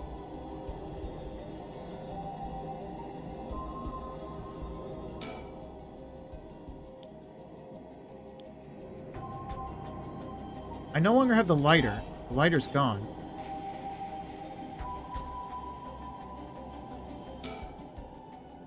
Making it obvious that he's a curse bearer himself. What's he trying to pull? Maybe he's confident that he can activate his curse before I activate mine. Gotta be careful. How should I respond here? The hell is that? You took too long to answer. Huh? Plus, you've glanced behind me when the curse echo appeared. Oh. You're ratting yourself out. I knew it. Oh no, he's just pointing out that he could tell because of that. Never mind. I knew it. You're a curse bearer too. You can stop trying to hide it now. Not that you were doing a very good job. Damn it. Yeah, you're right. I appreciate the honesty. I just want to have a nice, calm little chat. Name's Yutaro Namigaki. My curse echo is the Foot Washing Mansion.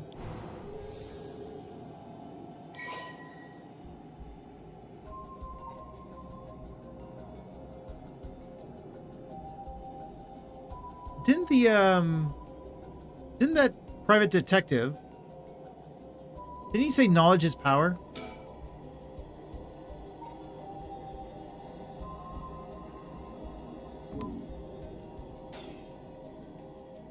A chat?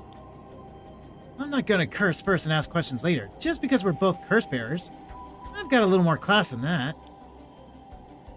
I hope you're smart enough to extend me the same courtesy.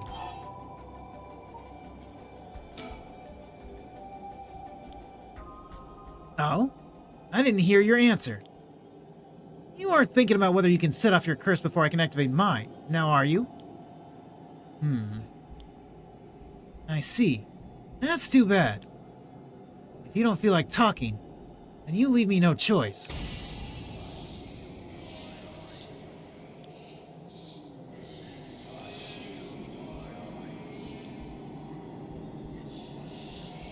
As soon as you hear the voice, it's over.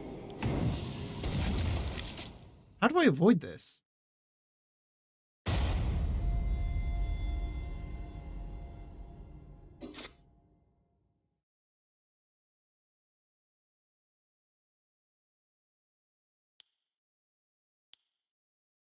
You have a way to evade curses that no one else is capable of, do you not? What do you mean?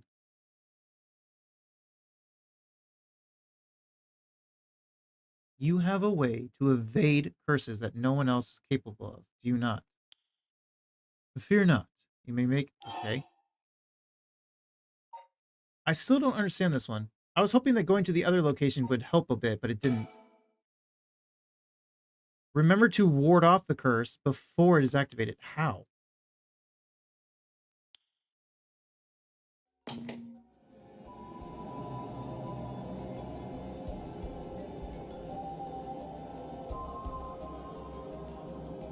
And then there's this woman.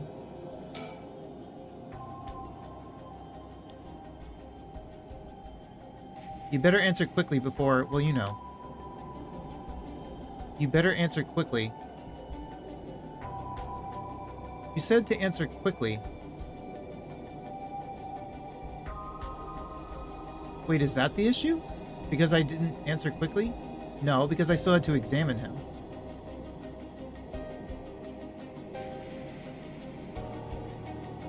Ward it off before it even activates.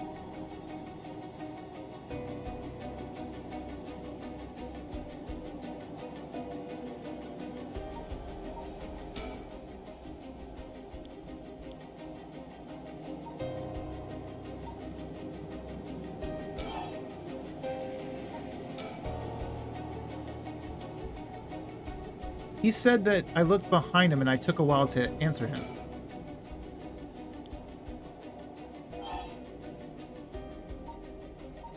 Because if I say this, you took too long to answer.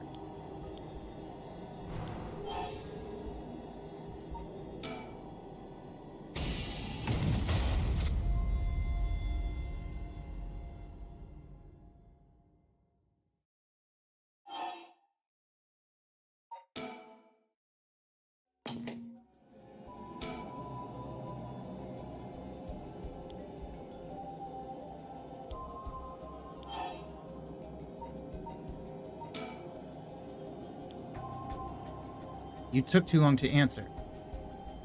Huh? Plus you glanced behind me when the curse echo appeared. No, he still says it.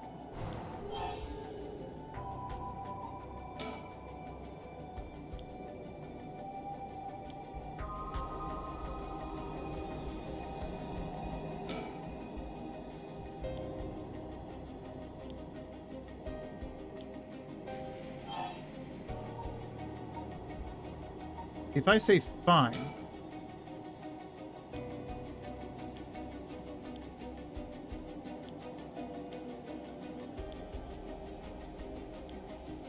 He's got 1%. But I have 92. I'm at 92%.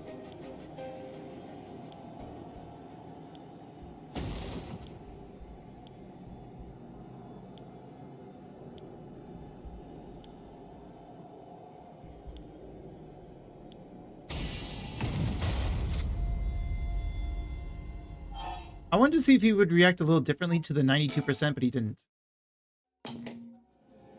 I can't leave the area. I'm stuck here.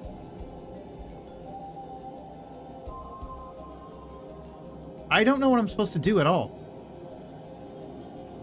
And I tried to answer him quickly.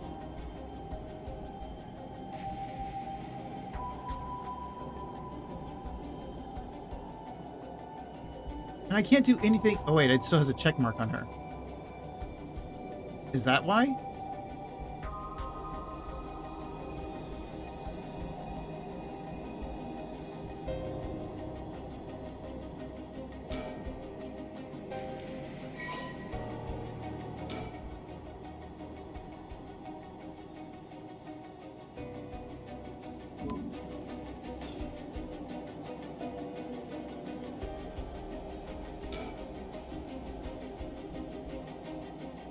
One-sided wreath. Can I move?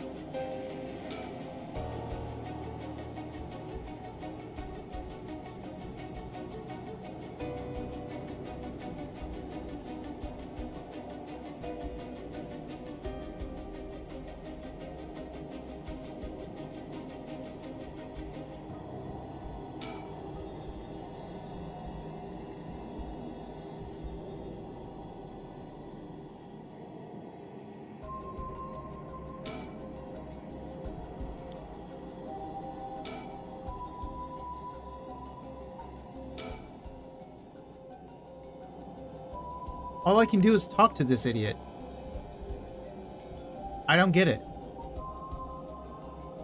It says I can do something before it activates. Does that mean it's already activated? Did I mess up? But he sends me here with her having a check mark. That means it wasn't activated yet. How do I prevent the activation? Because he only gives me 2 options, and either option...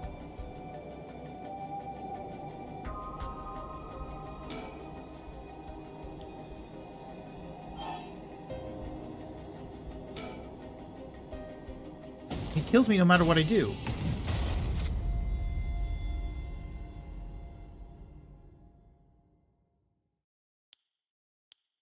You have a way to evade curses. How? What do you mean?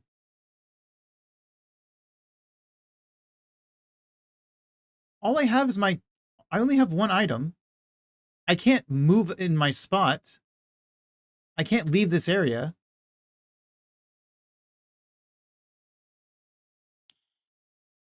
And I can't trigger my curse unless he walks away from me. However, as you've been here several times, allow me to expound on this further.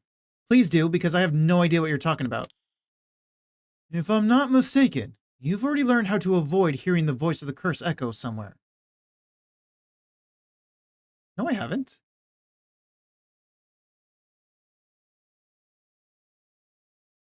You've already learned how to avoid hearing the voice? When? Where? If by chance you've forgotten, perhaps try rereading how to play in your files. Oh my god. I was thinking it was the files, but it's like...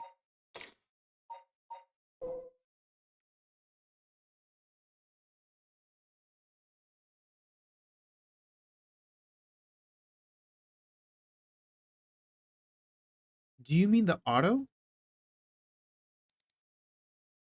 Press and hold the cancel button to fast forward through the game. This will skip through all content regardless if you have previously read it or not. Release, resume normal speed. Oh my god. You can set voice volume to 0 if you prefer not to hear voices.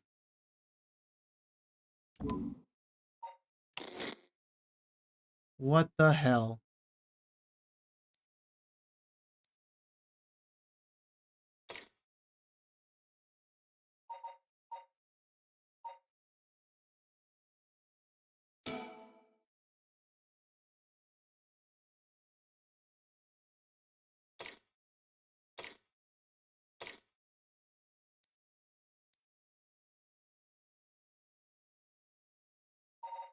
We're done here, right?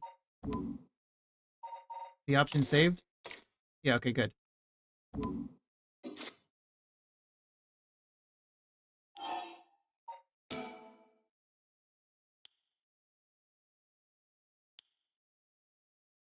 I didn't think it was going to be a meta game like that. Okay, interesting. I went into this game not knowing it'd be kind of meta.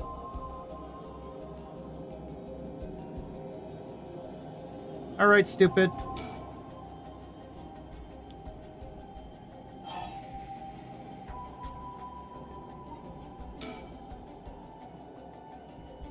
Sorry, there's no way I can accept your offer until I know that.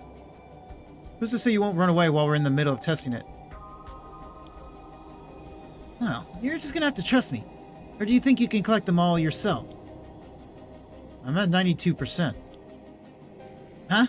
Say what? That's the amount of soul dregs I have in my cursed stone right now. What? Wait, are you serious? You're not even close to being on my level. I'll keep gathering soul dregs on my own. Let's forget all this joining forces business. You gotta be kidding me! I call your bluff. Don't think you can scare me off so easily. I see. That's too bad. If you don't feel like talking, you leave me no choice. I even give you a chance to come out of this alive. Real shame you're just gonna waste it. What are you... Among the 7 mysteries, the resentful memory of the foot-washing mansion is particularly strong. He said to just turn off voices, right? I don't have to turn off everything, do I? Or do I? You can't block it off. Block it out by plugging your ears. As soon as you hear the voice of my curse echo, it's the end for you. He said the voice. I turned voices to 0. Damn it. A voice? I don't hear any voice. What? There's no way. And yet, there he is. Perfectly unharmed. How? What's going on here? I don't completely understand it myself, but his cursed conditions don't seem to have been met. This is my chance. Yutaro, your curse won't work on me. I'll let you off easy today, so get the hell out of here. You son of a... Fine. I'll just be on my way then. Bye-bye. But mark my words. I'll make you regret this. Ah. I didn't activate it. Gah! Ah! What? Why? How is this? Oh, she's walking away already. She knows when to get the hell out of here. The Cursed Stone of the Whispering Canal has gained 20% soul dregs. So I'm at a 112, aren't I? Yeah, 112. I got some extra.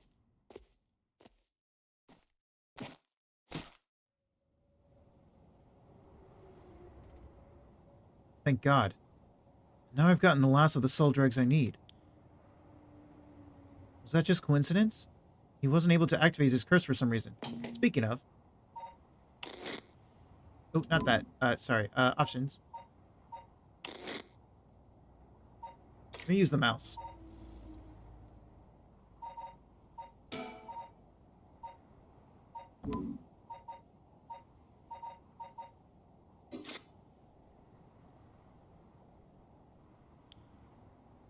Things are going well. Luck must be on my side. Yes, luck. That's what it is. Oh. I should check my cursed stone. It should have gained a lot just now. What the? Ah!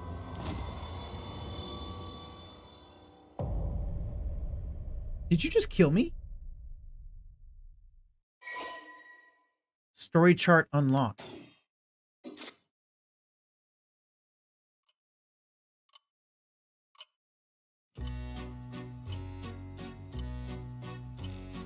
Pardon the interruption, but I'd like to take this chance to tell you about the story chart. This is the screen which will appear when you open the story chart. From here, not only can you see the overall structure of the current story, you can also progress along different branching routes by playing past stories over again. We could call this exactly the power that Shogo Oki had sought after. Normally, you would have been able to use the story chart feature freely. However, due to certain circumstances, it has been locked until now. From here on, you will return to the story chart from time to time, at breaks in the story. At those times, you will choose for yourself which story you wish to continue next. I pressed B instead of A. I'm still so used to God damn it.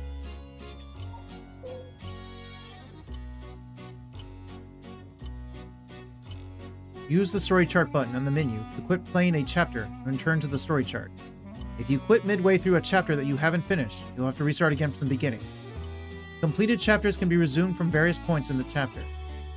This game will not return to a previous game state when resumed. If you return to the story chart by using the suspend command that appears at certain points, it is the same as quitting and returning to the story chart. There are 2 phases that must be completed to fully complete a chapter. If a chapter is finished while there are still tasks to be done, the chapter will not dim and will remain lit up. Best of luck on your journey, Cairo.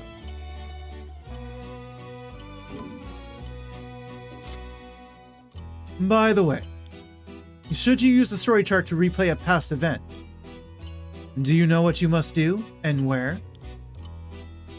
Of course you do.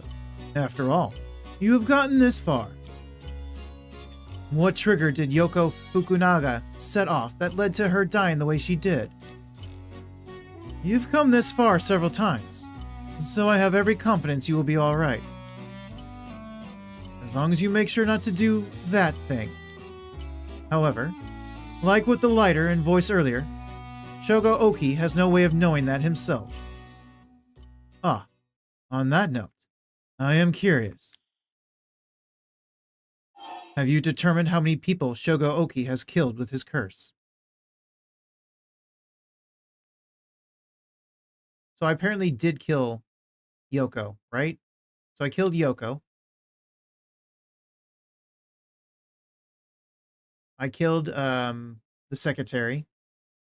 I killed whoever was hiding in the dark, question mark. Yeah, because I got the percentage. So I killed the dark guy. I killed the lady, counting down. I killed the nerd. I killed the high school girl. That's 6 people.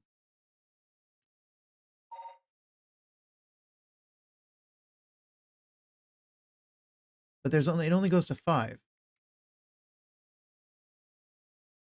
But he's also asking how many people did Shogo kill?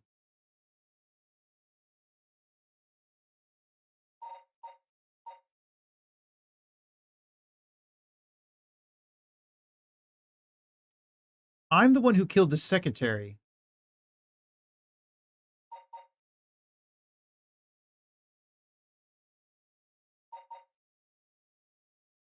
What is the trick here? Because the high school girl was forced on me. I did kill the darkness one. That wasn't forced on me. I killed him. I killed 2 people on purpose. 3 of them were not on purpose.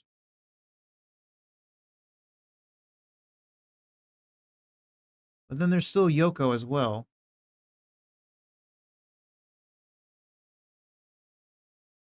So it was forced on me. Was that my character making the decision?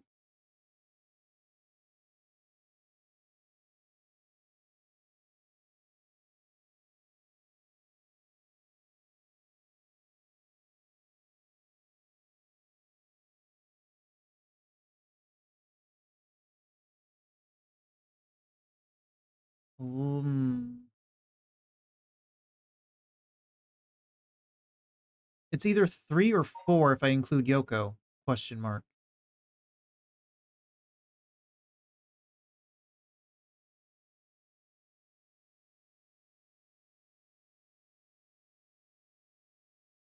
Or it could be saying 5 people, not including Yoko.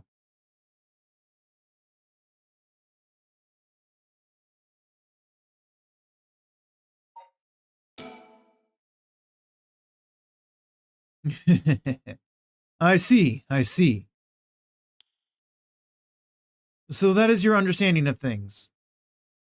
That is my guess. As it turns out, the correct answer is... Are you actually going to tell me? 3. Aha! That is correct. I am pleased to see you have such a solid grasp of events. I think you will be just fine. Answer the storyteller question correctly. Is there an achievement for answering it wrong? Please continue the story at your leisure from the story chart screen. So that's why they were forced on me. He killed them, not me.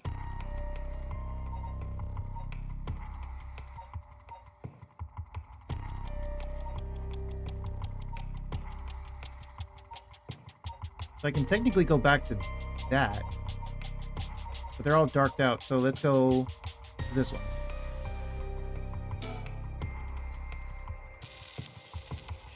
Shogo Oki is with Yoko Fukunaga at Kinshibori Park, searching for one of the 7 mysteries of Honjo. His interest in the occult starts to grow as he learns more about it from Yoko. So we want to resume.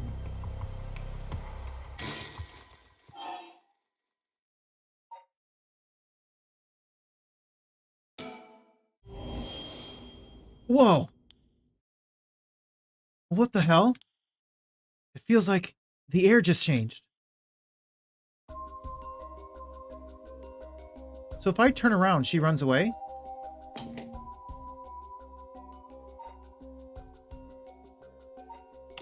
Okay, well suddenly all these slots don't matter, I guess.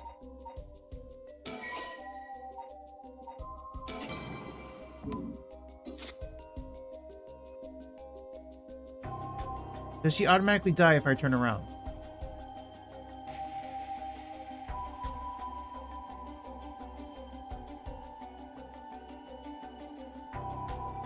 No. But I have to turn around and look up.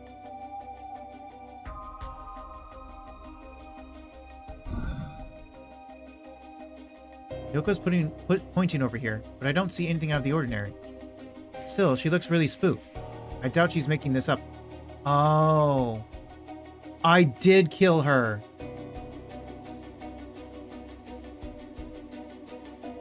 It told me to push that, and I pushed it. Damn it, did I miss it?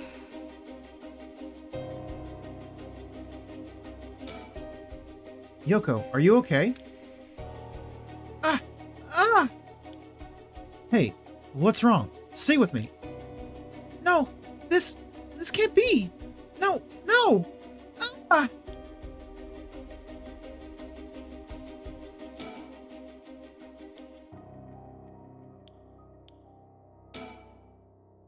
No use. Keep yelling her name. Huh? What? Is calling her name really gonna help? I'm already yelling as hard as I can.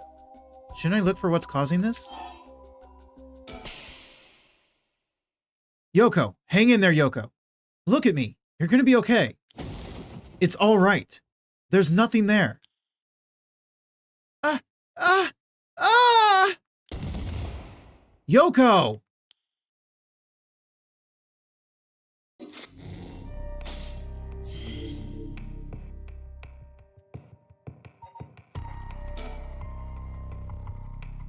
Shogo cries Yoko's name in a desperate attempt to wake her as she lies, unmoving, on the ground.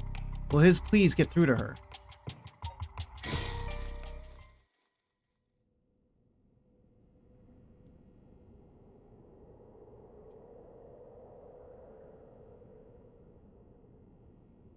One moment.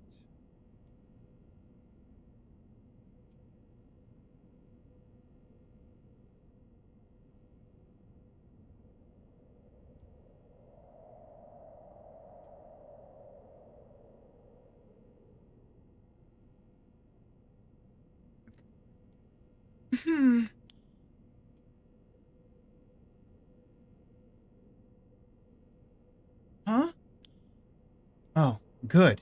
You're awake. What? Are you okay? You were so rattled and confused. I thought you'd really lost it.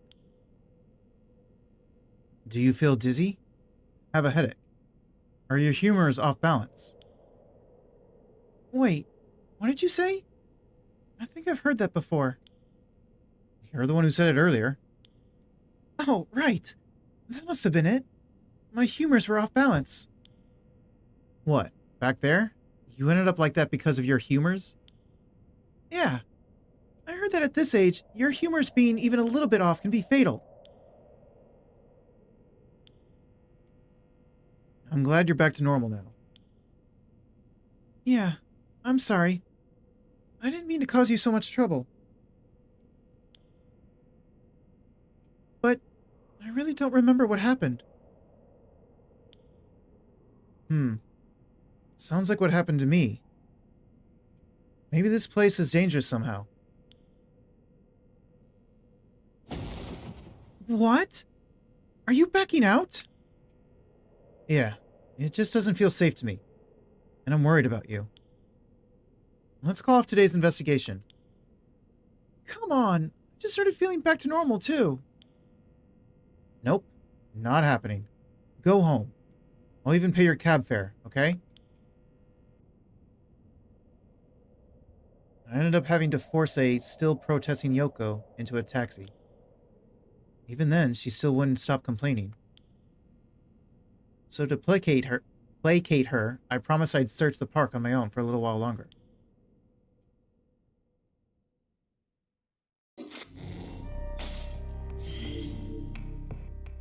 Oh, okay. Worried about Yoko after her bizarre incident, Shogo decides to call off their investigation into the Mysteries for the night. Despite her stubborn objections, he manages to persuade her by offering to continue the search on his own.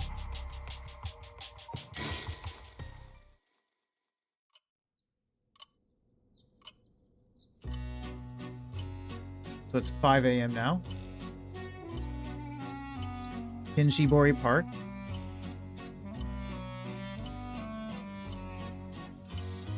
In further news. What? Before dawn today, a police officer on patrol discovered a man collapsed in a Sumida City Park.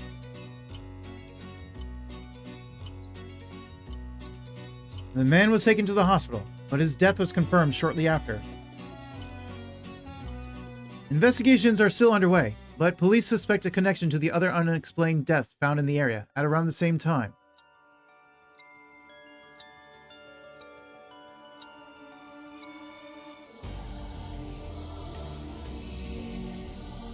Oh, right. At the beginning, we saw his death on the news.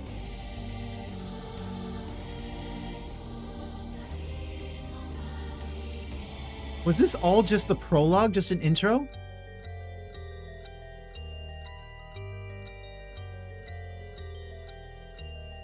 Let me drink some water.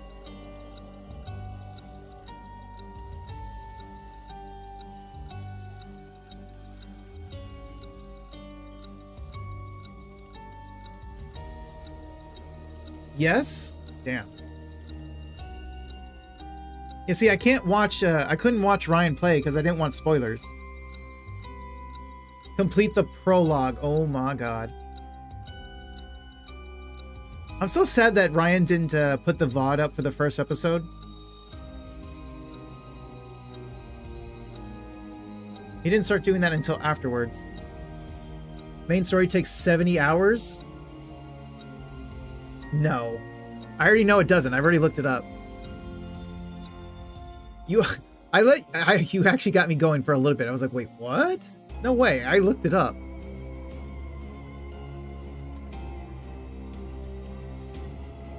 Well done in your efforts thus far. This brings Shogo Oki's story to a close. Ah, but this is not the end. Far from it. In fact, this is where the story finally begins. The roots of the three protagonists have now been unlocked. Are you serious? It's not Haru, because Haru is without the E. Harue? Harue Shigima? Harue Shigima? I have no idea. I'm so sorry to everyone. A woman who lost her son when he was kidnapped and murdered. Tetsuyo Tsutsumi. The chief inspector of the 1st Investigative Division, who was looking into the death of an officer in the line of duty. So he was a curse bearer. Oh hey, Yako. The high schooler. So she gets to live. Maybe. Yako Sakazaki, a high school girl who wants to bring her friend back from the dead. A girl who died in a suspicious suicide. Each of them is burdened with circumstances that leave them no choice but to seek the Rite of Resurrection. Following these 3 storylines will reveal the full nature of all that is occurring. With that, please enjoy the continuation of this tale.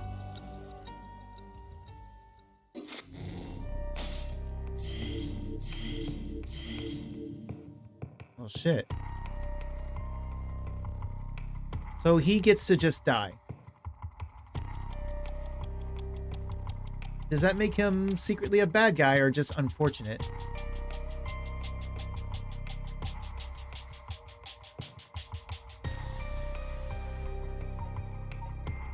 Not dreams. Crime scene investigation. Spirit board. I kind of want to go with the high schooler, even though I'm curious about the detective.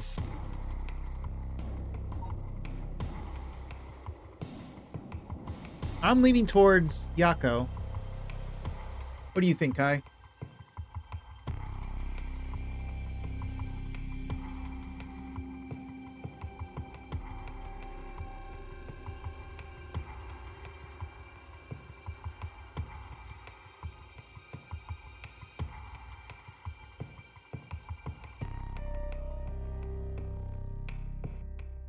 I need to grab another bottle, actually. Pick the high... Yeah, okay. Yeah, that's what I'm thinking. Because she tried to walk away. She didn't even try to kill us or anything. We just murdered her out of nowhere. What could go wrong? I mean, lots could go wrong. Especially when it says spirit board. Yako Sakazaki searches for the Rite of Resurrection, hoping to revive her friend who jumped to her death. To get the information she needs, she meets with her classmate, Mio Kurosuzu, in their classroom at midnight to attempt using a spirit board. Oh, and we ran into her and she died.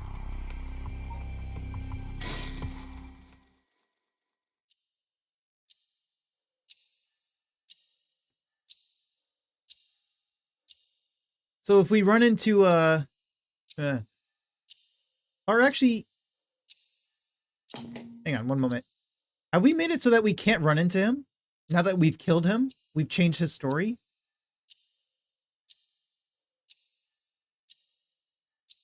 Because if we run into him, he kills us no matter what.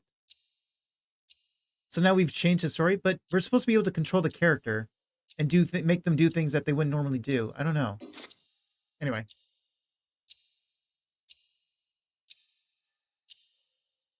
This must be Mio. That should be everything. Okay, let's start. Ready for this, Yako? Do I get to look around if I say I need a second?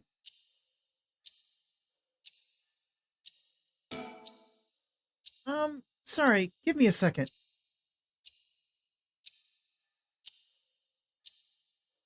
It's okay. It's normal to be nervous your first time. There's nothing to be scared of, I promise. Thanks. I'm ready. High school student, Yako Sakazaki. Yako Sakazaki, female, high school student. Yako is a student in Class 2C at Komagata High School. Unable to comprehend why her childhood friend and classmate, Michio Shiraishi committed suicide. She attempted to investigate the incident herself. However, she was unable to make any progress and, feeling desperate, invited transfer student Mio Kuro Suzu to join her in performing a spirit board ritual. Born and raised in Honjo, Yako's going to be a ghost? Did you just... Sumida City. Oh, she is already? Yako's family has owned and operated the beloved candy shop, Sinoya, since its establishment in the early Showa era.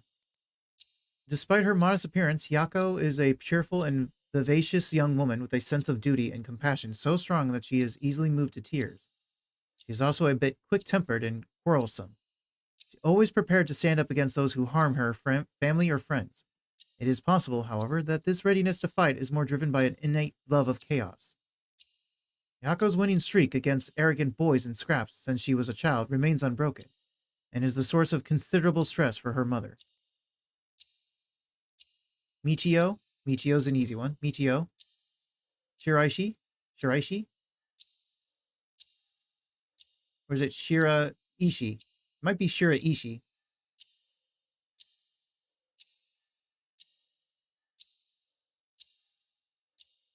Shiraishi. I feel like it's Shiraishi. I have no idea.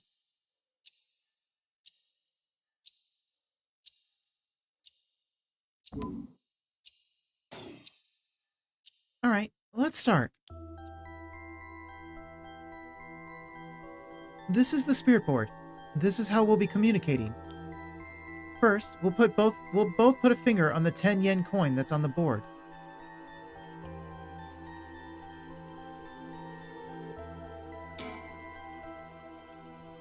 Like this? Just like that. Relax your finger as much as you can. Now, for the chant. Repeat what I say, okay? I'll be struggling with JP names? Yes, very, very, very much. I struggle with English as it is. I speak so little. Even when I do speak, I speak with moving my mouth as little as possible.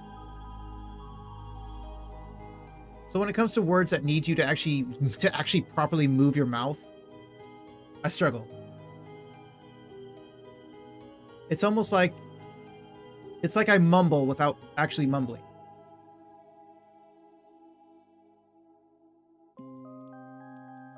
Oh, Spectre of the Spirit Board, please visit us. Your turn.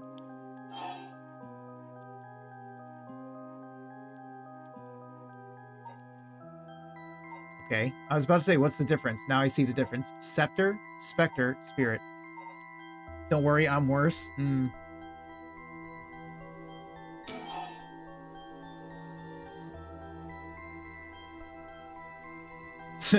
Spectre of the Spirit Board.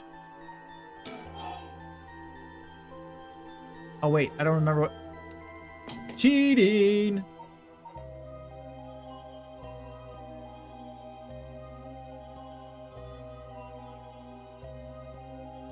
Oh, Spectre of the Spirit Board, please visit us.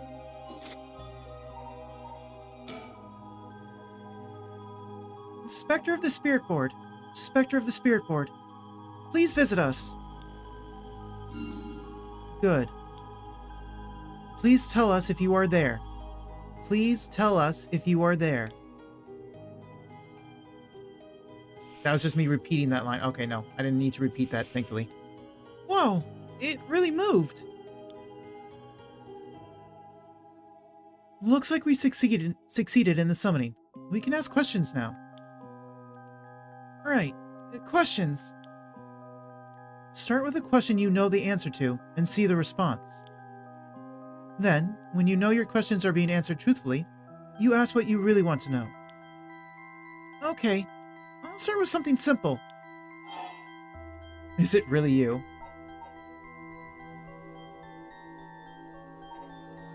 What is my name? I think it should know the answer to this. Oh, Spectre of the Spirit Board, what is my name?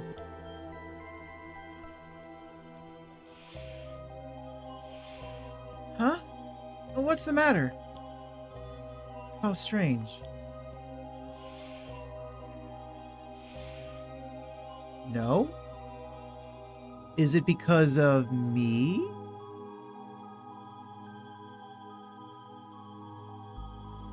Huh? It told me no. Ah, I bet it means it doesn't know. It may be the specter of the spirit board, but it doesn't know everything. Is this spirit really the real deal? Yes.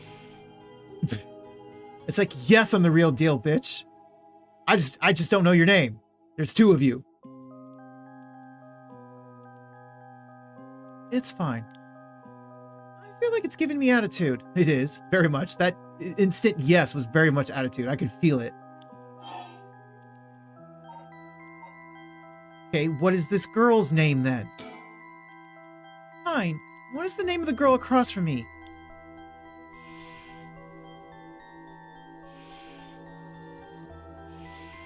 Mio. Mio. That's right. That's not fair. It knows your name, Mio. It even used that weird character you used to spell your name. How flattering. Psychic Girl. Mio Kuro Suzu. Okay, you know what? Mouse. Just use the mouse.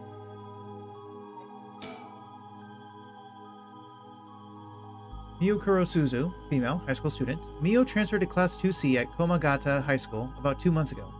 Although she is an extremely mild-mannered young woman, she exudes a somewhat off-putting dark aura, which makes it difficult for her to form friendships. Mio has, however, found a friend in her classmate, Yako Sakazaki, and has begun opening up to her little by little. The truth of the matter is that Mio is the apprentice of a famous psychic, possessing exceptional spirit sense. She takes on the troublesome task of... See, here's an English word I don't know. Surreptitiously handling spiritual disturbances that break out in schools across Tokyo before they become a problem. She transfers schools frequently as a result, and thus has trouble making human friends. Mio has already solved an incident at Komagata High School involving a female student possessed by a spirit. Although she takes effort to hide her spirit sense, many develop an impression that Mio has a deep knowledge of the occult and the paranormal upon first meeting her, leading her to be anxious that her secrets have been exposed. The most common comment she receives is that she seems to get along well with crows and black cats.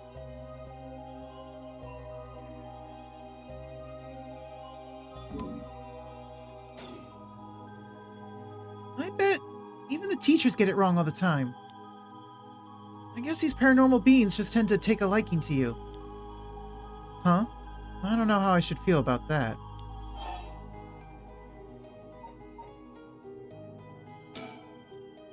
Oh, Spectre of the Spirit Board. Where are we? H.I. High school? High school.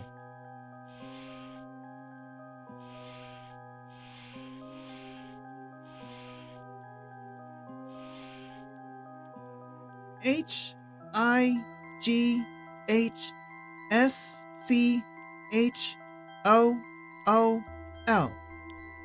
High school.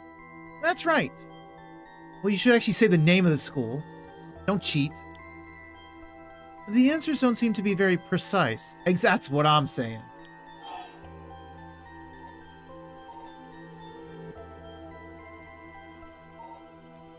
See, this is not a good question, though. Is it really you?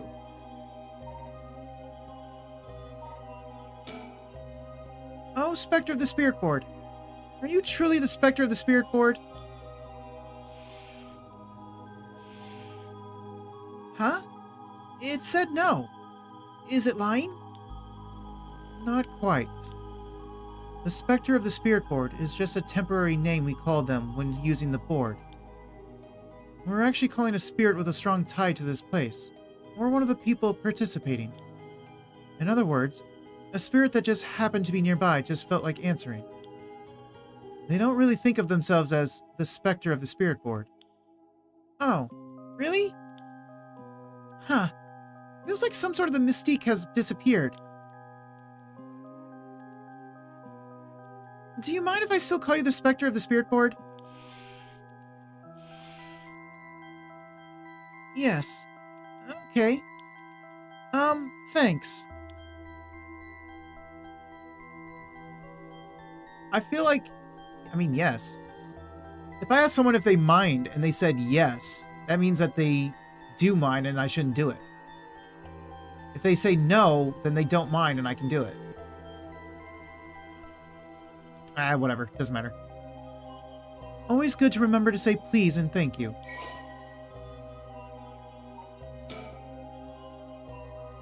Due to the occult craze, divination has become popular among young boys and girls. All one needs is a coin and a piece of paper with letters and numbers written on it. Using these, all one has to do is ask a question of the called upon spirit, and it will move the coin and answer. It is believed to be a tool that was adopted from Western spiritualism and molded by Japanese occult enthusiasts. Though it is considered a form of divination, the ritualistic nature of its usage can cause self-hypnosis or auto-suggestion, leading to hallucinations or symptoms similar to spirit possession. Many schools banned these spirit boards after there were several cases of students sneaking into schools at night, in addition to stories of people having seizures when using the boards. My other issue is, I know how things are supposed to be pronounced, but because I've never said the word myself, I don't know how to move my mouth to pronounce certain ways, to say certain, syllables. That's my other problem. So it's like there are plenty of words I know how to pronounce them. I just don't know how to pronounce them myself directly. And that's another reason why I'm definitely struggling with these Japanese names.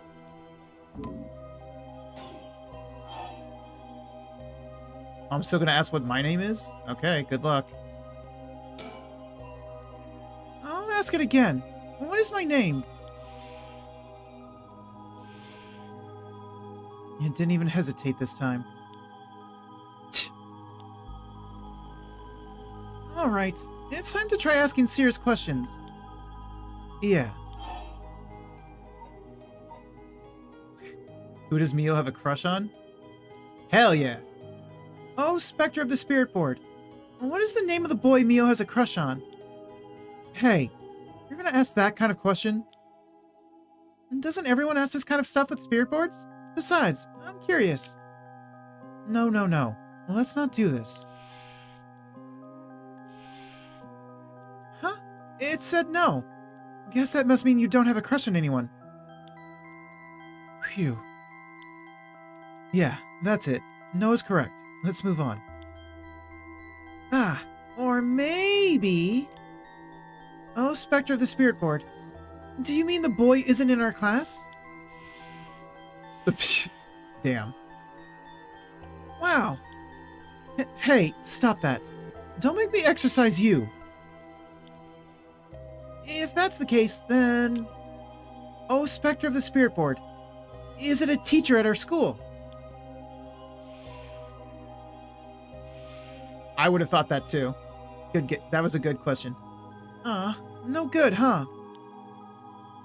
What do you mean, phew? If it's not a teacher, is it the principal? Yako, cut it out already. We made the effort to sneak in at night. We shouldn't waste time with these questions. Yeah, you've got a point.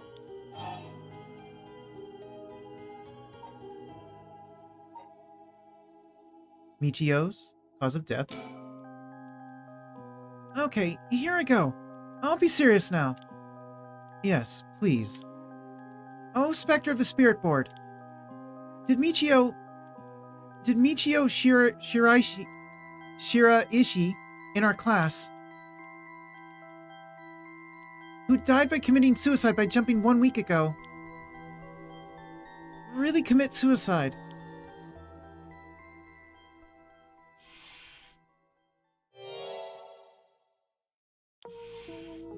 So it really wasn't. I'm not surprised. I never believed it from the start. Now's the important part. Yeah.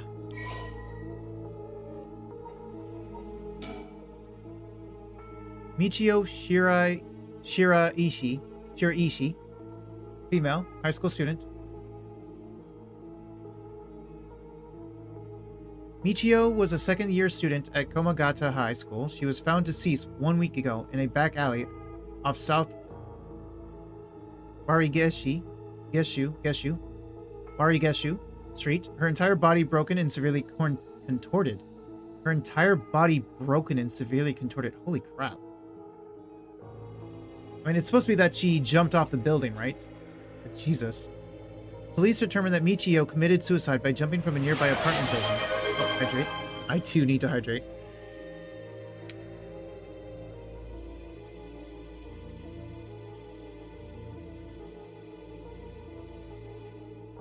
As there was no suicide note, the police based their conclusion on interviews with Michio's peers.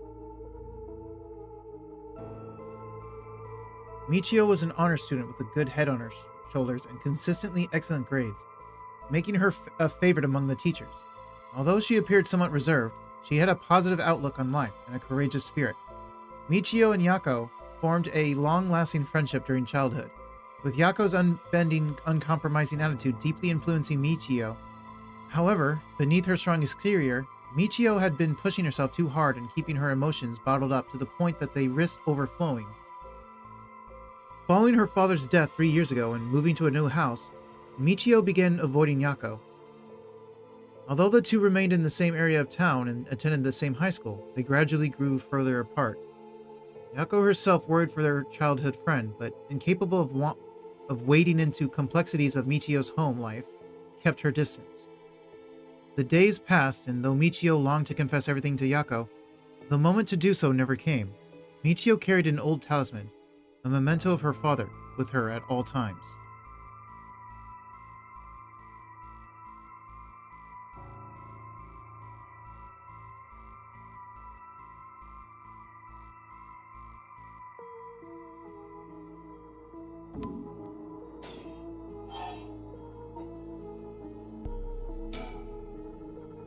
Oh, Spectre of the Spirit Board. Did Michio Shirai Ishii die in an accident? I still said Shirai. Shira Ishii. I said Shirai Ishii too.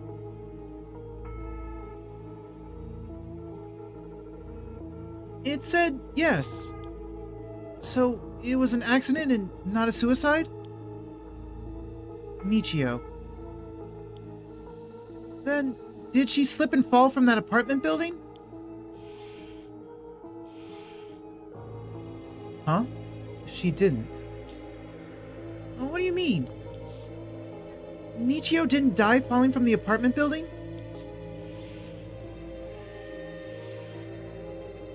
No way! If that were true, then why was she lying on the ground like that in the back alley of the apartment building? It was an accident, but not a fall? Oh, Spectre of the Spirit Board.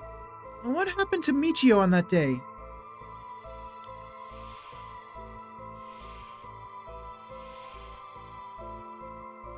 Seems like it doesn't know the details.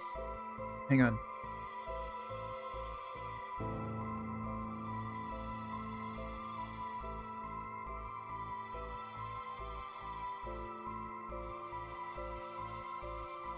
Point one.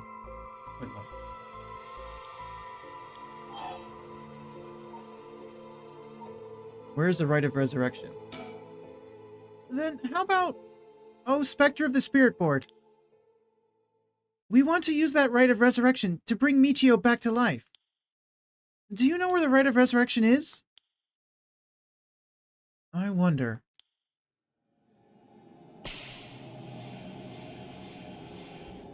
Huh? Ah! What is this?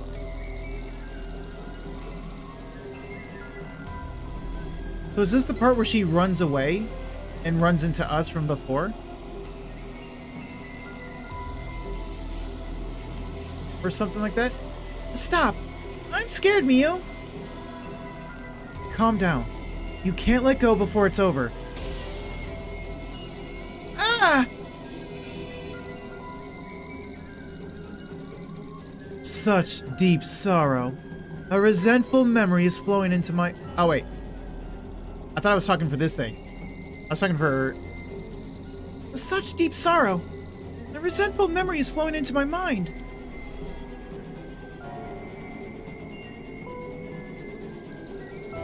Now it's talking. Kill them. Kill them. Those who hear this sound. Kill them all. Who hear this sound? You have acquired the power of the Curse Stone, the Fool's Procession.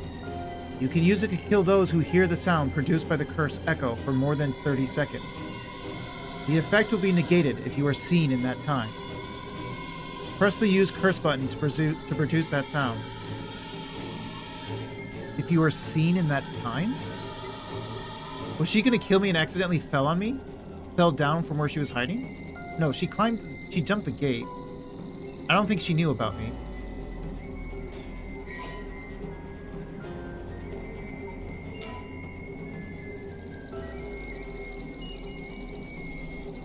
Kills by fatal fall one who hears its music for 30 seconds without seeing the curse bearer. So they don't need to fall from somewhere up high. They'll just get the damage anyway.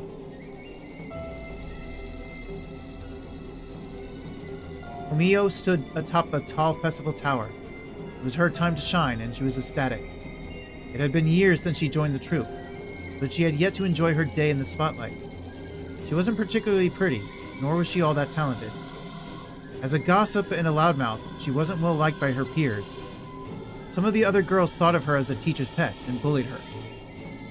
I don't care about them, she thought. I'll use this chance to make something for myself. Everything was perfect. She wore a beautiful kimono and an okami mask over her face. The stage was set. The accompaniment began. She danced with everything she had. Applause rained down upon her from the crowd. Her breathing hastened with excitement. I've got to catch my breath. That's strange. I can't take my mask off. The smell of glue assaulted her nostrils. So that's how it is. I knew it was too good to be true. Her screams were drowned out by the music as she squirmed and struggled.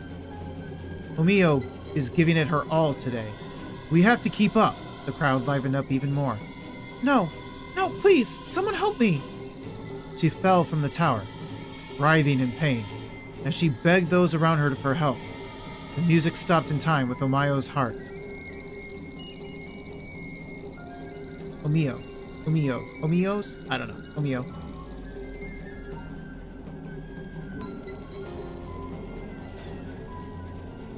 Ah! A murderous impulse seeps into my soul like thick black tar.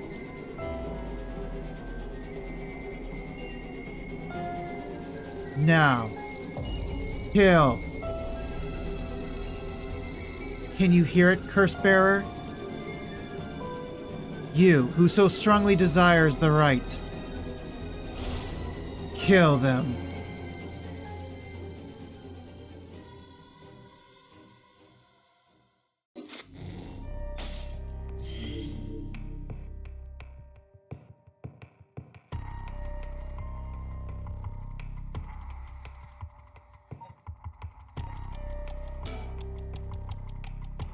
The information they gained from the spirit board suggests that Michio's death was not a suicide.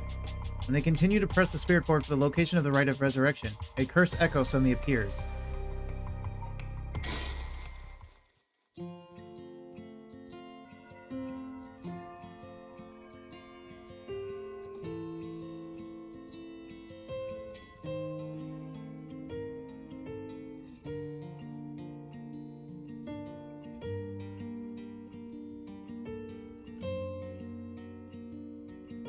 Oh, I was waiting for something to happen. Hey, did you hear? Someone from our school committed suicide. Wait, what, really? Who? I heard that. Michio from Class C, right? No way, Michio? She'd been acting pretty strangely lately, but I still can't believe it.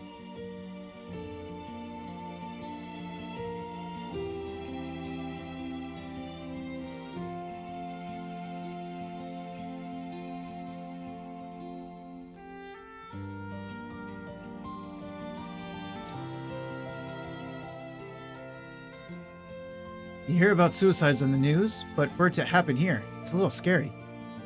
By the way, isn't there a girl who transferred into Class C recently? Oh, I heard about her. She's gloomy, doesn't stand out much. Did you know that the school she was at before she transferred also had a suicide? What, for real? That seems like kind of fishy. Unfortunate for her. There is a connection, but it's not because of her. It's the other way around. Did you hear about Michio in Class C? Yeah, she seemed like the stereotypical honor student in her first year, but she stopped showing up to class and her grades started dropping after her third semester. So she offed herself because her grades were bad? No fair. What do you mean no fair? Just thinking about practice tests makes me want to die too. All anyone cares about is test scores and grades.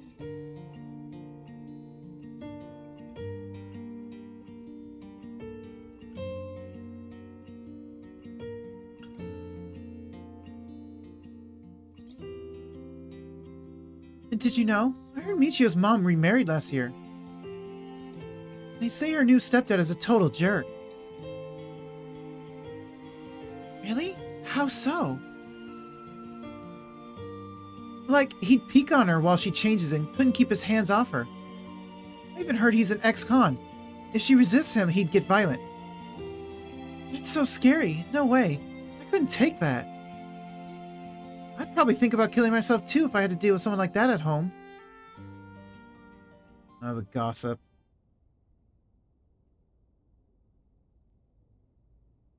Ahem. There might be some of you who have already know, but a member of our class, Michio Shiraishi, passed away last night. Okay, calm down.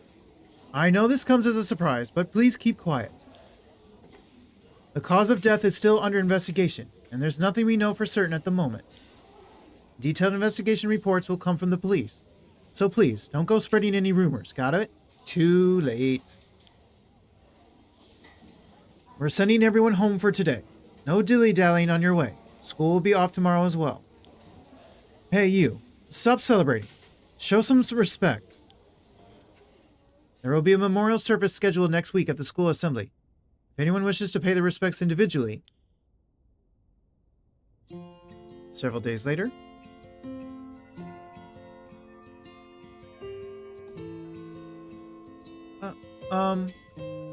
Yako. Sorry to bug you. It's just, you seem a little different from your usual self. I hope I'm not being nosy.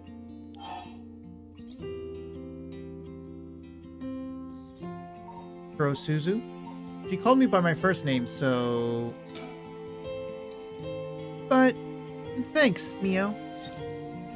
Was I acting that strangely? Yeah, enough to make me worry. If you want to talk, I'm happy to listen. Yeah, this is perfect timing. There's actually something I want to ask you. Yeah?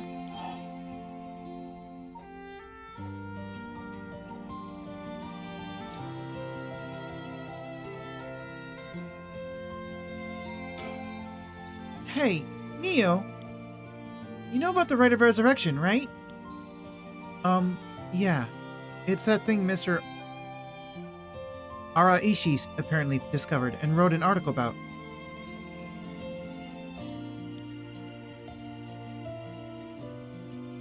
I doubt there's many people who don't know. He's always talking about it. Do you believe it's real? Huh? Well, it sounds a little too good to be true to me. But on the off chance that it really works, we could bring Michio back to life with it. I want to find out if there's even the slightest chance of bringing Michio back. But, how will you look for it? Right. That's a thing.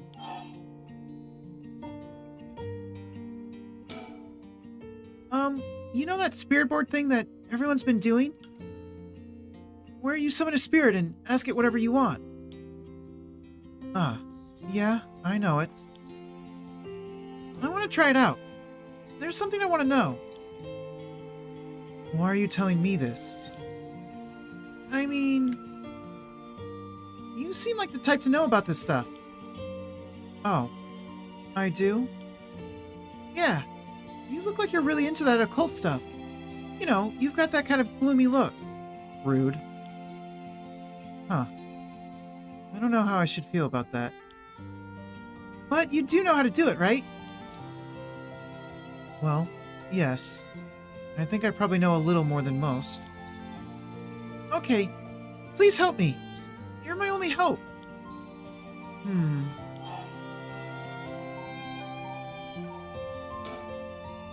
Michio, she... I wonder why she had to die. She didn't leave a note or anything, but they announced that it was a suicide. Can't be right. She would never kill herself. Michio was so happy, and always looked on the bright side of things. She loved coming to school. I know she was going through some hard times, but for her to kill herself... I never got a chance to speak with her. She was often absent from school, and when she did come in, she looked depressed. You're right. And that's why everyone was so willing to accept that she committed suicide. They acted like they cared, but all they did was gossip about it. They put together little pieces of information and spread rumors like it's the truth. Isn't that terrible? Yes, it is. I've heard some that are really awful. In the end, the only reason they're able to say stuff like that is because they aren't personally involved. It's true that she didn't get along with her new stepdad and that her grades went down. But to say things like, how sad, no wonder she killed herself. Dare they? She always told me she was okay whenever I talked with her because I was worried. She would have told me if there was something bothering her so badly she'd kill herself over it. Uh-huh. Okay, please help me. You're my only hope. I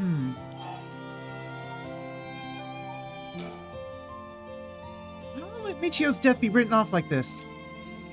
Like, maybe she got caught up in something bad. Something bad? People have been talking about that body found in former Yasuda Gardens, right? Some are saying that this town is cursed or something. Yes, there has been a strange feeling around things recently.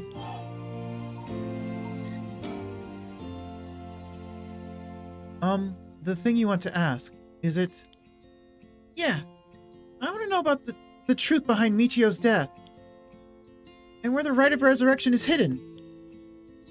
I see. I don't know if getting the answer to those questions will be as easy as you hope. Let me drink some water.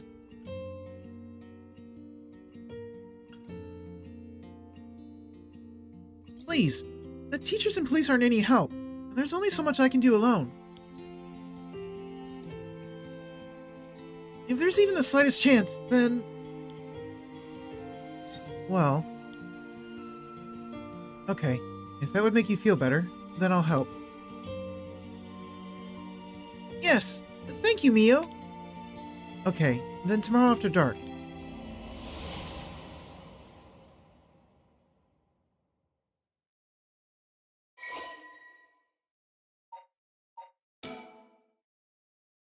Case notes regarding the suicide of Michio Shura Ishii. Komagata High School Class 2C. Cause of death, body discovered 1 week ago. Died from full-body blunt force trauma in an alley off South Warigeshu Street. Believed to have fallen from the roof of a nearby apartment complex. The deceased parents had recently remarried, and rumors among the students suggest physical abuse by her stepfather may constitute motive for suicide. Still 12 a.m.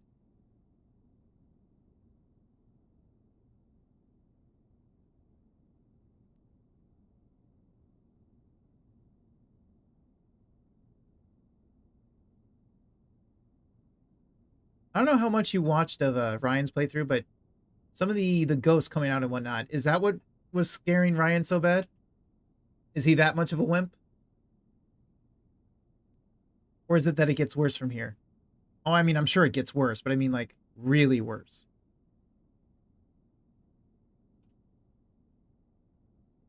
Huh?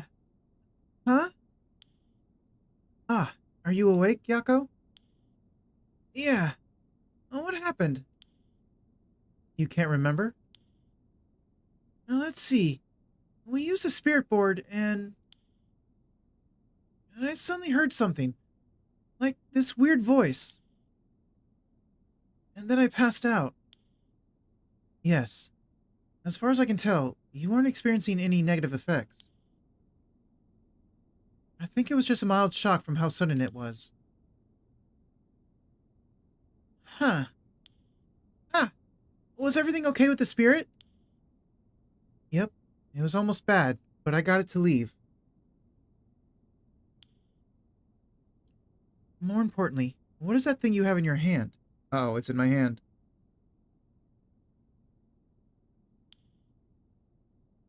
Hmm? In my hand?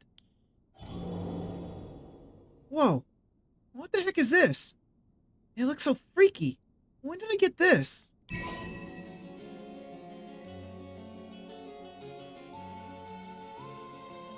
Acquired the Fool's Procession.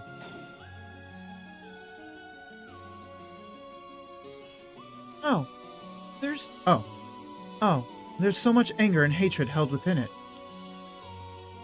It looks a little like tools that were used for ancient curses.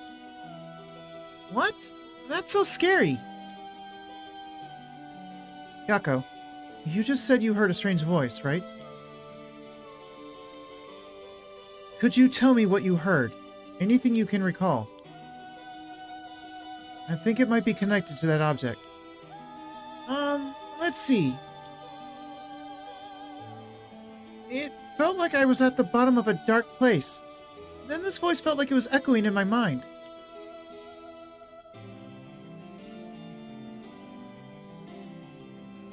After that, it just kept shouting, "Kill them!"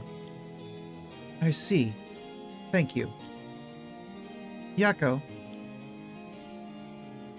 I think you may have exactly what you need in order to use the Rite of Resurrection. A curse with the power to take people's lives and turn them into soul dregs. What? You mean this is a real curse? I know I said I wanted to use the Rite of Resurrection to bring back Michio, but why? Why me? It makes no sense. Yako, please, calm down and listen.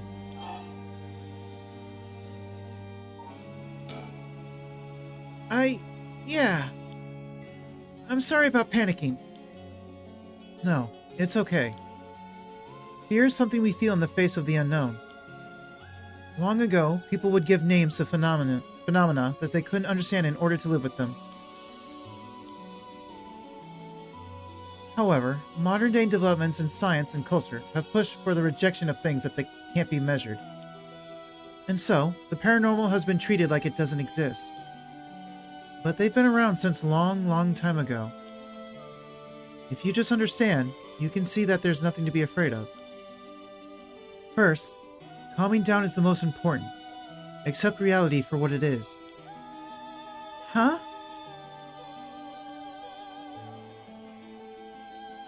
I only really gave this stuff a shot because it was popular, but you really do have a connection with this stuff, don't you? Well, I suppose to an extent. Hey, Mio, what do I do? Where do I go? Am I cursed? Am I gonna die? It's okay. I'll take care of the curse. That's why I'm here in the first place. What? Trust me. I'll take care of things. It'll be alright. I'm pretty sure I'll take care of things. Thanks. I was the one who dragged you along to do the spirit board. It's fine. You're desperate to find a way to try and help your friend. But spirit boards are dangerous. You have to take them seriously. So I'm glad you invited me. Alright, let's review everything we've learned so far and think of how to move forward. Okay.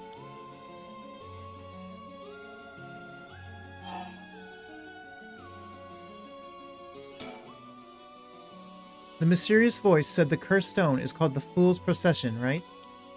Yeah. That's from the 7 Mysteries of Honjo, right?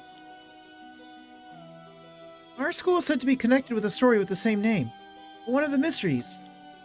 Right. I don't think it's a coincidence. This is just a guess, but it's possible that you were chosen because it could feel your desire for the Rite of Resurrection.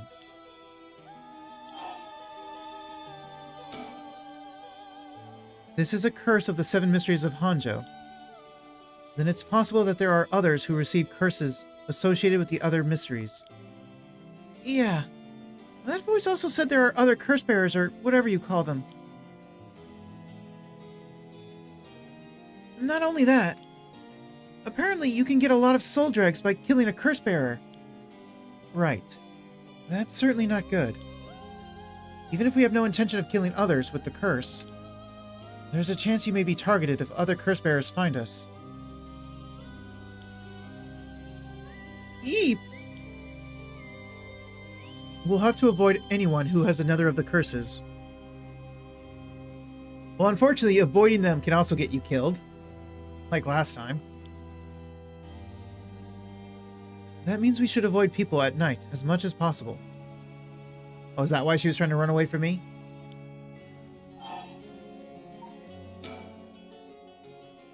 What is this curse? Am I cursed? Well, I've only looked into it a little. But I wouldn't quite say you're cursed. It's more like you've gained the ability to use the power of a curse. So there shouldn't be any kind of negative paranormal effect on you. The power to use a curse? Do you mean this curse stone? Yes. If the curse stone is used under certain conditions, a curse will be placed on someone, taking their life and turning it into a soul dregs. Soul dregs are said to be required to enact the Rite of Resurrection. Normally, a curse is a spell that would only be usable by onmyojis of considerable talent.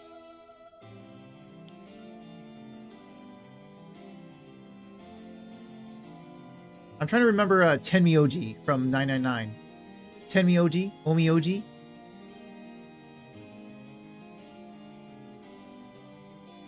I believe that curse stone makes it so that even normal people can use them.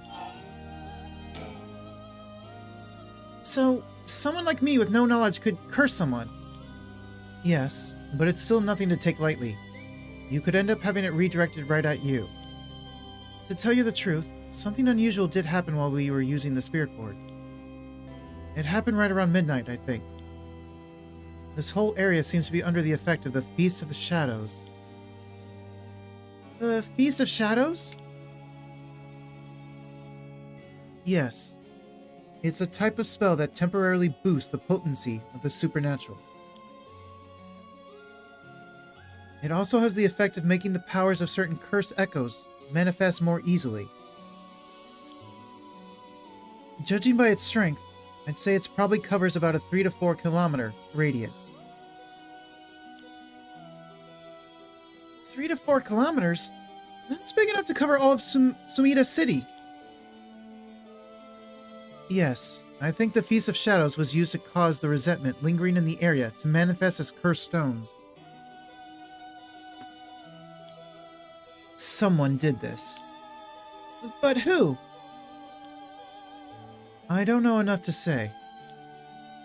But it's likely that it was done by someone who wants to uncover the Rite of Resurrection. This isn't something to happen naturally. I see. The Feast of Shadows, a technique that allows one to create a field that temporarily boosts spiritual energy. In addition to amplifying the spiritual power of a particular area, it can also be used to amplify the strength of grudges and desires tied to the area. The effectiveness of the Feast of Shadows is dependent on the abilities of the user, but it's possible to limit the scope and range of the spell to such a degree that one could use it to amplify the power of even those not naturally gifted with spirit sense.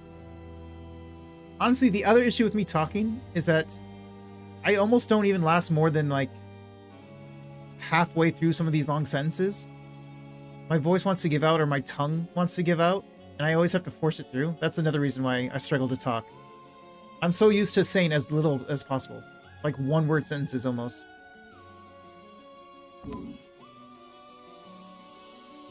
As moving my mouth as little as possible. Saying just one or two words.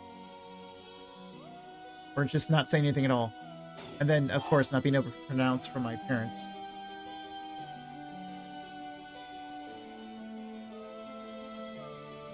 That's why streaming does help. I gotta get used to it. About the curse.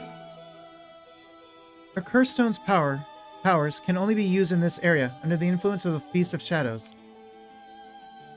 The effects also only appear after the sun has set. By setting a limit on when they can be used, the curses are strengthened. So, the curses can't be used outside this area or during the day. Correct. But speaking of limits, to actually use a curse to kill someone, it seems there are conditions that need to be met. Conditions? You mean like how my curse echo needs someone to listen to the sound it makes for 30 seconds? To be honest, I don't really understand it. Like, how do I even summon the curse echo or make the sound? Do I just, like, will it? Do you mind if I try? Stop. You shouldn't be using curses so willy-nilly. Even if there are conditions that have to be met, the power to kill someone without leaving behind evidence is dangerous enough. In that sense, maybe you really have been cursed. I'm sorry that you got wrapped up in this situation even though I'm here with you. That cursed stone. I think whoever holds it becomes a curse bearer. It would probably be best for me to hold on to it, but then I'd feel bad about forcing it on you. No. I sense a powerful force rejecting me. I don't think I'd be able to take it. Really? Why? If we tried separating it from you, the curse may trigger. That's how bad I sense it wants to stay with you. No way! That curse stone might look like nothing more than an old Netsuki carving. But I can sense a powerful, resentful energy from it. I don't think it's a good idea for me to even touch it. I may seem like I know what I'm doing, but I don't know how to handle something this powerful. Really? This little thing? If you threw it away and someone with bad ideas picked it up, it could be bad. I think it would be safer to avoid the risk of getting anyone else involved and have you hold on to it for now. Well, now I'm kind of freaked out.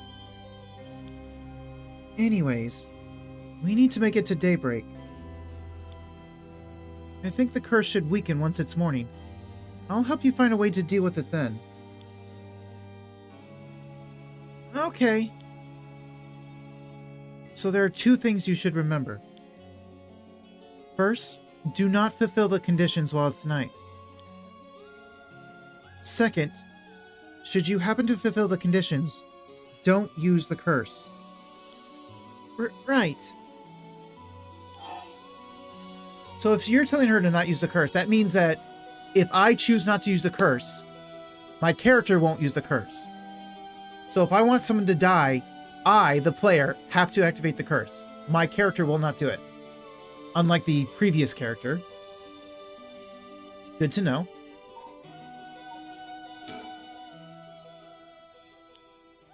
So it won't be forced on me like before.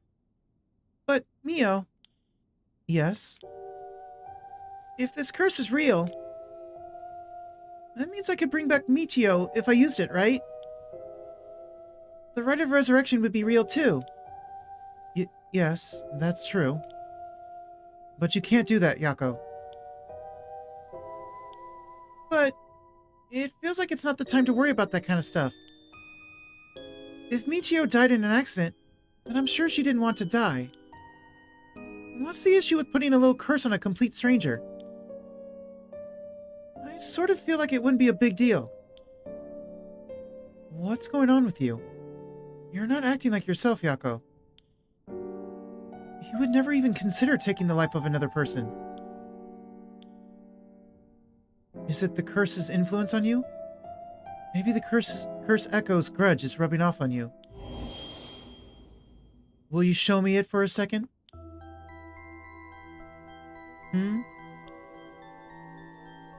Is there something inside it? Is it me? No! Stop! Yako? Oh, I'm sorry. But it's like... I just suddenly really didn't want you to touch it. I understand. I'm sorry. But you need to give up on the Rite of Resurrection. What? Because that's the real curse. Using resurrection as a lure, it tempts curse bearers into using their curses. You have to resist it.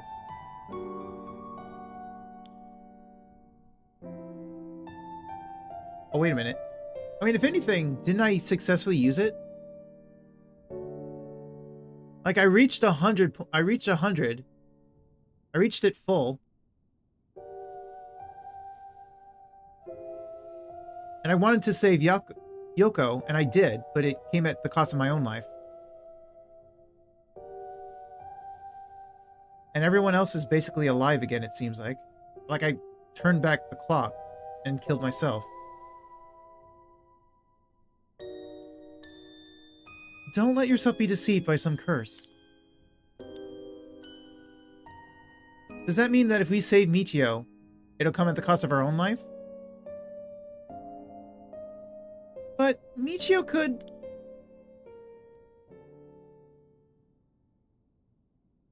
I think for tonight, we should get you home to rest. I'll walk you. The curse's influence should subside in the morning. Okay.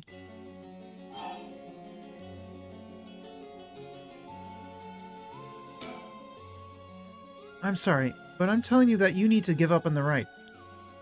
It's beyond us. Even a single curse stone alone is too much to handle.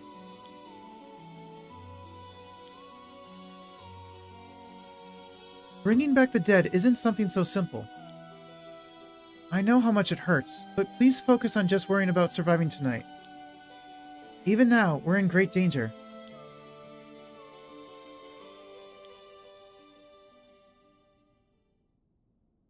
Okay, let's get going then, shall we? We'll take the same route we took to get here. Right. We'll be fine, right? There's no one else at school, is there? I think so. The night shift janitor shouldn't be patrolling this late at night either. Ah! Huh? What? Why'd the lights go out?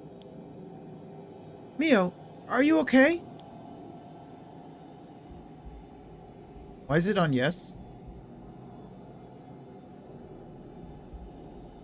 Isn't it supposed to be on this thing? You're supposed to return it to this thing when you end.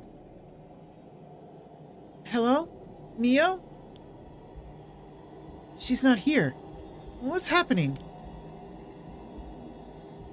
Wait, what is that? I see something right here, this red. Where are you?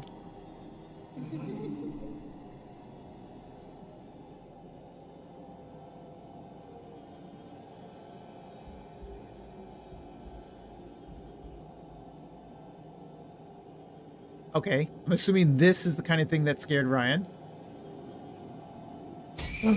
Hi. Huh? Oh no! Oh no! Oh no! What was that? Get me out of here! Mio? Mio! Mio, where are you? Yako, I'm here. Over here. Can you see me? Huh? Where? I can't see anything.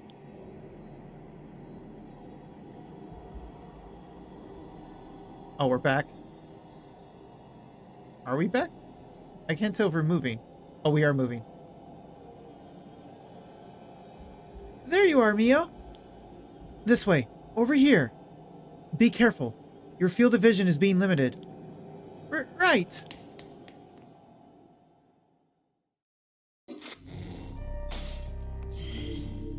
Okay, next. Here, I gotta go to the restroom real quick. I'll be right back. And we'll start the next one. It's 8 p.m. for me. I think I am gonna go another 2 hours. Another 2 hours at least. Because this is a long game and I do want to make sure I finish this before the end of October. And I got a bunch of other games I want to make sure I finish before then as well, so. Right, I'll be right back.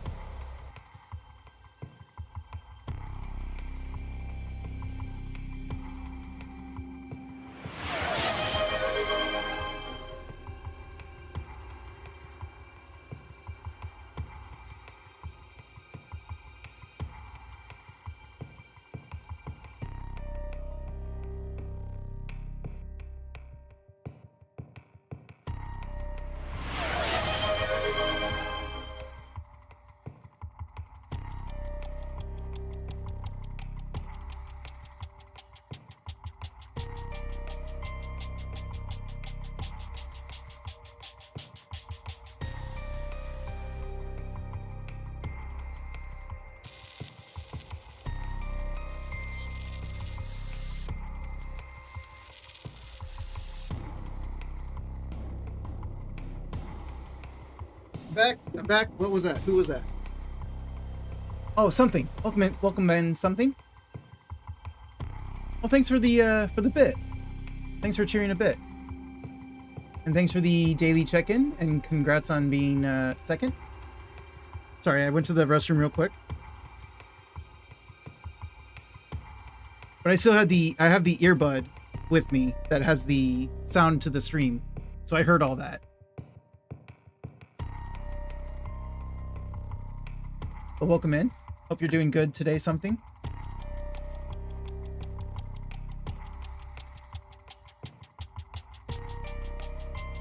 Right now I'm just playing a horror visual novel that actually has a lot of movement in the scenes. Like it gives you a 360 of the scenes. You don't specifically move around, but you can look around 360. It's kind of like a 360 point and click. After Yako acquires the curse of the Fool's Procession, Mio tries to persuade her to give up on going after the Rite of Resurrection. The effects of other curse echoes are already appearing at the school, so the two hurry to get out of the classroom.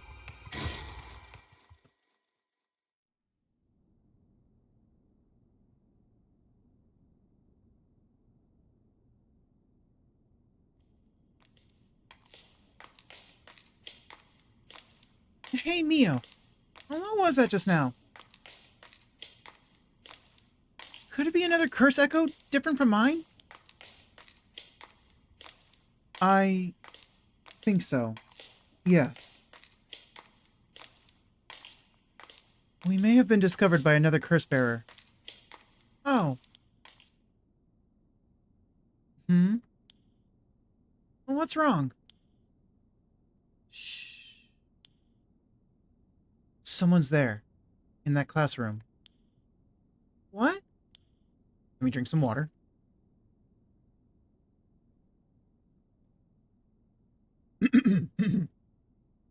Something moved inside. Well... Ooh, okay. This is where I'm going to save. Because before when it was the prologue, I could do it as many times as I want when I die. I don't know if that'll still be the case. Although we do have the story chart, so I guess technically we do.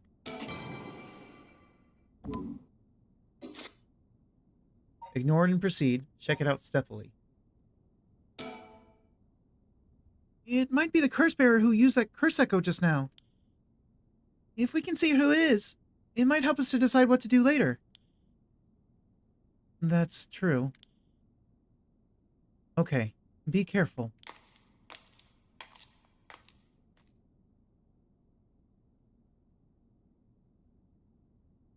Well, can you see anything? Try and get a look around.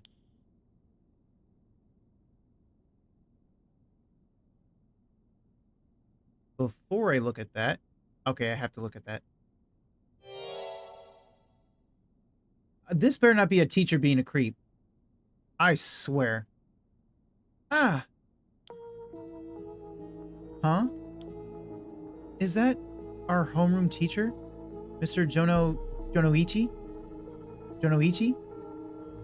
By the way, something, I am going to mess up names a lot if you're still here. Like, a lot of these Japanese names and locations and whatnot, I'm going to mess them up a lot. And the person with him is Hitomi from Class A.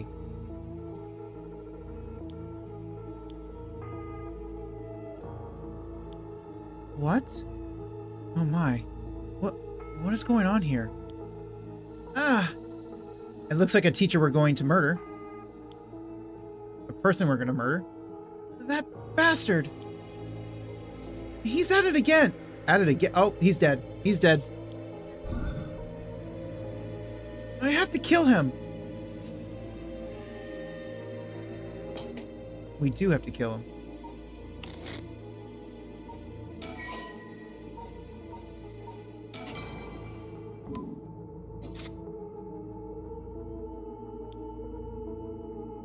I won't let him get away with this.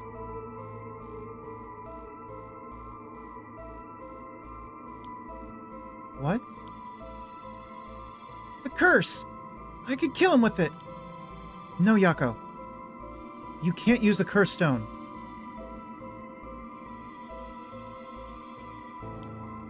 What's gotten into you? Resist it.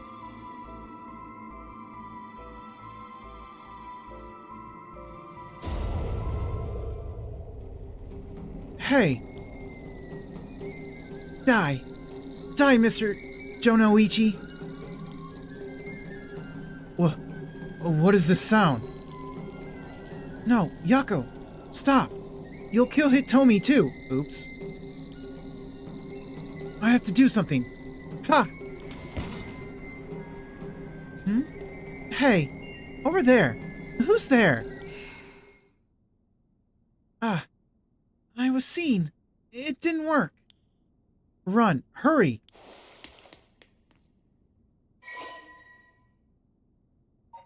Well, I tried. Kohei Jonoichi. Male. High school teacher. Kohei is an English teacher and the homeroom teacher for Class 2C at Komagata High School.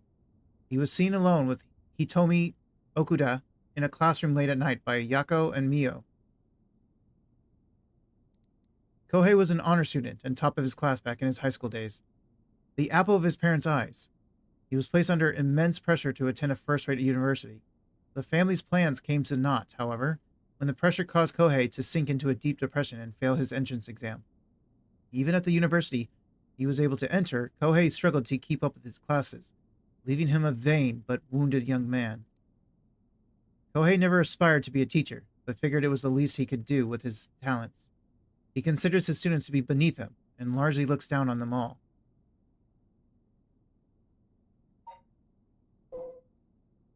Hitomi Okuda. Hitomi is a rebellious student in Class 2A at Komagata High School. On the rare occasions when she does show up to school, she skips all her classes and spends her time hanging out on the rooftop with her fellow troublemakers. Hitomi is regarded by the teachers as one of the worst offenders among the delinquent students attending Komagata High School. Hitomi was a fairly ordinary student when she started high school, however. Trouble at home in her first year had her take a turn for the worse. She began associating with a group of delinquents from other schools, with whom she'd wander around town at night to avoid returning home. Warnings from teachers about dress code and conduct violations have fallen on deaf ears, with Hitomi going on reactionary rampages around school with her friends, breaking windows and disrupting classes. Recently, some teachers have taken to using harsher measures and even corporal punishment to correct Hitomi's behavior. but this has only served to exacerbate the animosity between Hitomi and the school. Hitomi is widely regarded as the leader of the troublemakers at Komagata High School, but the title does not mean much to her.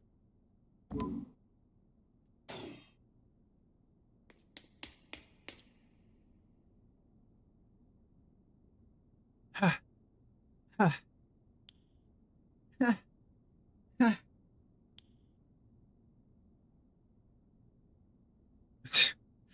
Just it sounds weird to hear these, because I'm hearing everything I do, the voice acting I'm doing from the stream.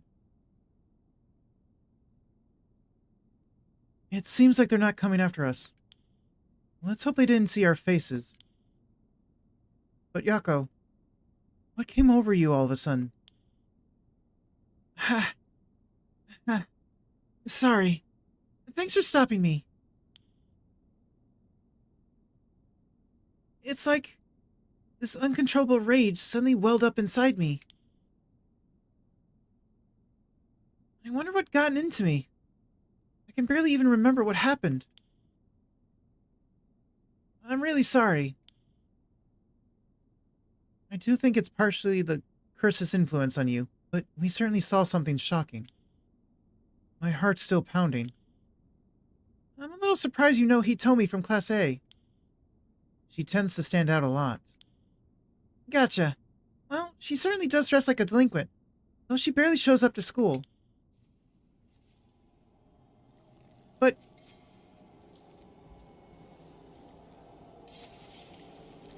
Hi? But could Mr. Jonoichi or Hitomi really be a curse bearer? I don't know, but we should be careful just in case. Yako. Hmm? When I give the signal, run. Go straight for the entrance. Don't look back, no matter what. Huh? Why? Did something happen? Something happened, didn't it? What about you, Mio? I'll be fine. We'll meet up outside the school gates. If I'm not there in 10 minutes, go straight home, okay? Okay, go! Right!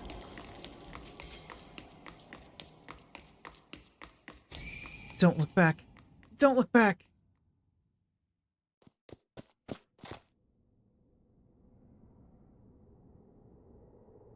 Ha! Ha! I have to get outside. Let's see. To get to the gates, I go by the gym and... Oh, you want me to do it? I keep forgetting. Hmm? What are you doing, miss? Eek! You shouldn't be here this late. Don't you know what time it is? Oh. Ashimiya?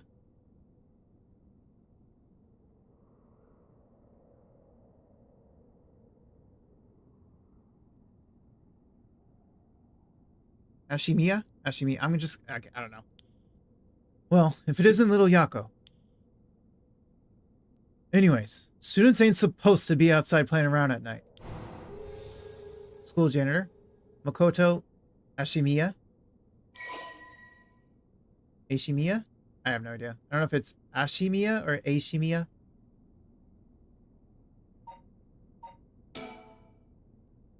Male. High school janitor. Makoto is the janitor at Komagata High School. His predecessor was nearing retirement, so he began working as his replacement about 6 months ago. Makoto is popular among the students for his friendly and caring nature, going so far as to remember the names and faces of all those attending the school. He's affectionately known as Old Man Ashimiya. Although he appears to be a simple, amiable man, Makoto's occasional shrewd remarks have led to speculation among students that he may have led a far more interesting life than it seems. Whatever the truth may be, he will be remembered as one of the 7 mysteries of Komagata High School for some time to come.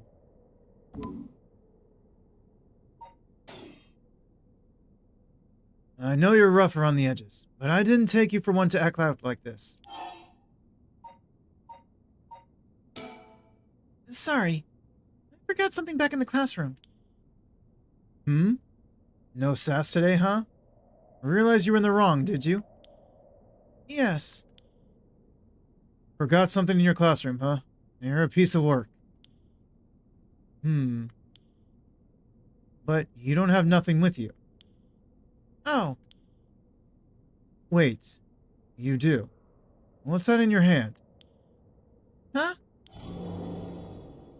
Well, this is what I forgot. I, got it from my grandpa. It's really important to me. Girl these days sure have weird tastes. Well, okay. Better head straight home if you're done. I won't tell you. No, wait. I can't let you walk home alone this late. Alright. Wait just a little. I'll hurry and lock things up. But... I'm sorry? I have to come back. Because before, yeah, this was blocked off. So this is the same thing, it's blocked off. Oh, hey, it's Mako. You put lurk with the O's, and then it said O's has gone to feed the pups, and I was so confused because I saw the lurk message. I was like, who the hell is that? Well, welcome in, Mako. Hope you're doing good today, and thanks for the check-in. Yeah, I'm playing a horror visual novel. Where it's like the scenes have like this 360 rotation where you can look around and point and click. And it's, you do have to repeat things. You have to go back and forth. 360? Oh, that's so cool. Yeah, it is, for sure. And it definitely has like well, not jump scares, but it has like stuff where like you turn around and then, you know, kind of boo. So semi-jump scares. Like the monsters are just there and whatnot. It deals with curses and spirits. Well, this is all I can say right now until I come back to this later. I'll have to come back in time and get this other option. I'm worried about Mio. Actually, a friend of mine is still inside. I think they'll be here soon. That's so. Who's your friend? My classmate, Miyokura Suzu. Ah, that transfer student. Yeah, this game's really cool, but I have been butchering a lot of the Japanese names. Because I have no idea how to pronounce a lot of them. At all. Breaking school rules already, huh? Didn't take her for the type. No, I was the one who dragged her here. Well, whatever. I'll go take a look. It'll be safer if you go home together. Oh, right. She's in the first floor hallways. Be careful, though. You don't know what may be there. What was that supposed to mean? First floor, yeah? I'll be right back. Please don't die, because you actually seem like a really cool guy. The visuals are also cool, for sure.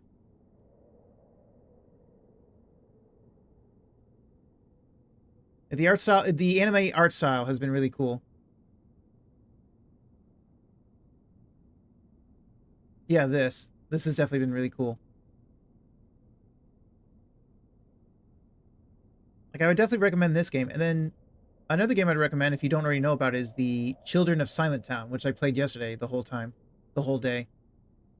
The art of that game was really cool as well as the vibe and story. And the gameplay was fun. The puzzles were fun. She's late. I've been waiting for 20 or 30 minutes, but there's no sign of her. I'm starting to get worried. I'm gonna take a look.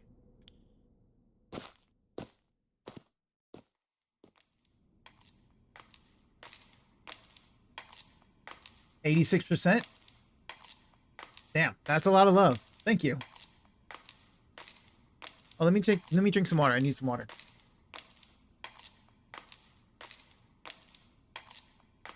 Mio, are you there? Actually, what happens if I put it? Love pet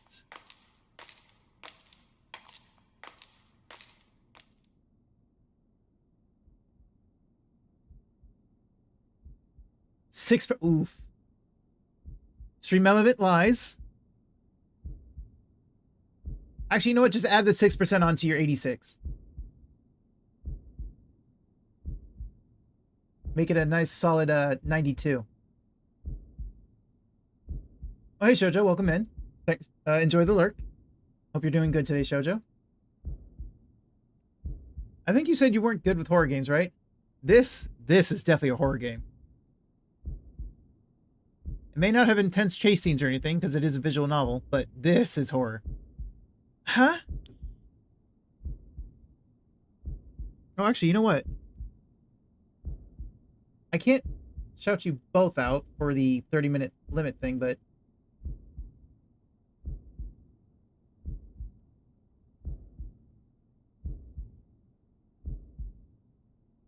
Meet Mako, your go-to VTuber for comfy, cozy vibes and chatty shenanigans. They're all about that chill stream life. Whether it's conquering Silent Hill 2, surviving Outlast trials with her girlfriend, or just cleaning up IRL. Expect late-night streams, short streams, and plenty of we're gonna try to beat it energy. Come hang out and make your day better. Very accurate. Very, very accurate. I'll still give one to Shoujo, even though it won't say a message.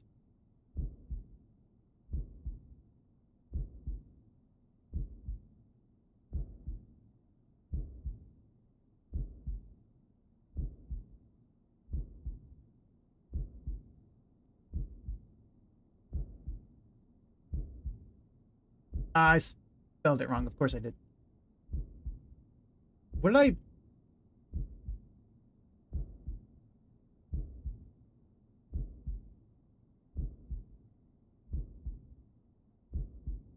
Oh, I forgot the. That's what I forgot. There you go.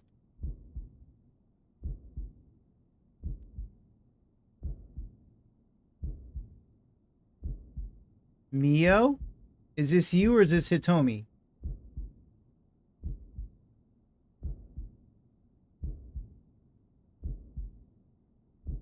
Ooh, that's unfortunate. Can I just look around? I can't. Eek! What? Mio, what happened? Where did I go wrong this time? Ah, it's my fault. It's all my fault. I left her alone with the curse bearer. Mio. I'm sorry. The truth is, Did it just kill me?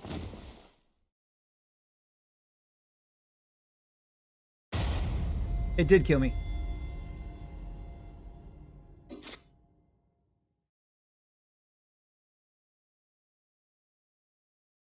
My, Cairo. You seem to have arrived at a less than favorable result. But this was bound to happen. There is someone who must not be trusted. Once you have an idea of who it is, be sure to come back.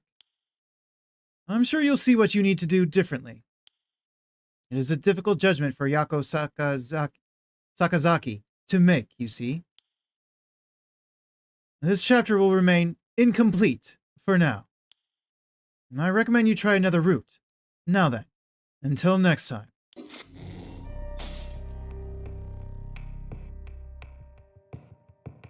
Okay, well, I gotta come back to this one? Wait, he says try another route. When you say try another route, do you mean from here, or do you mean from here? I think you mean from here.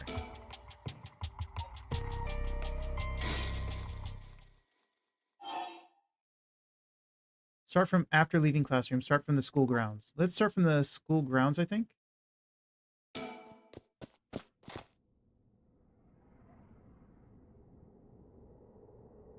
I have to get outside. Let's see. To get to the gates, I go by the gym and...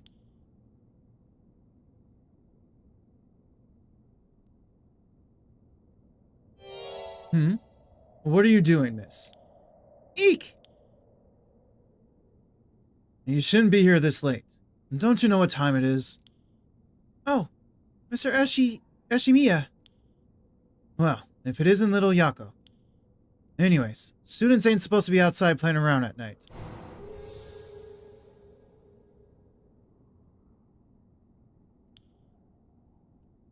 One moment. Let me check something.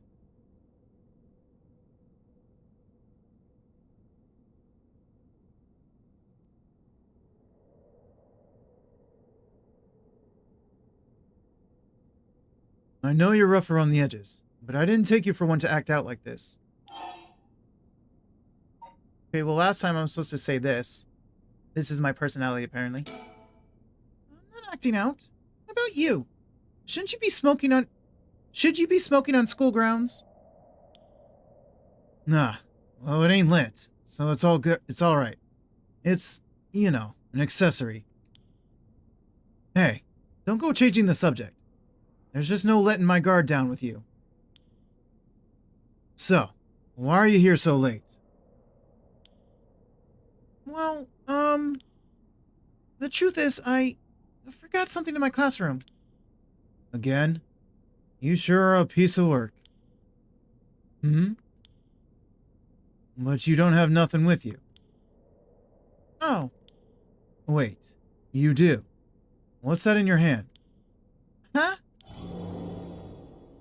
Well, this is what I forgot. I, got it from my grandpa. It's really important to me. Girls these days sure have weird tastes. Well, okay. Better head straight home if you're done. I won't tell on you. No, wait. I can't let you walk home alone this late. Alright. Wait just a little. I'll hurry and lock things up. But... Oh, I still can't activate it. I have to leave.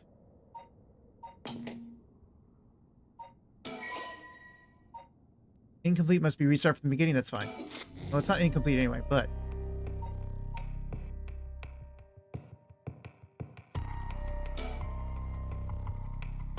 Maybe I should restart from the beginning? Who should I not trust, though?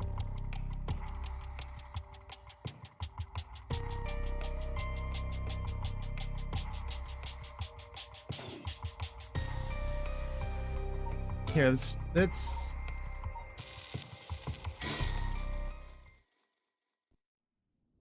I guess we'll restart.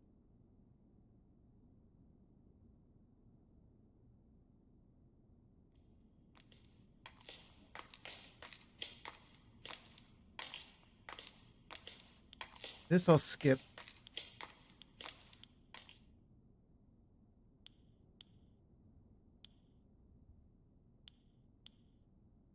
So what if I just proceed past it? Ignore and proceed. We don't need to check it out, right? Let's hurry and get out of here. Maybe. The person who used that curse echo may be in there. If we could just see who it is, it could help us later. Right. Okay, just a glimpse. Be careful. Okay, well, I tried.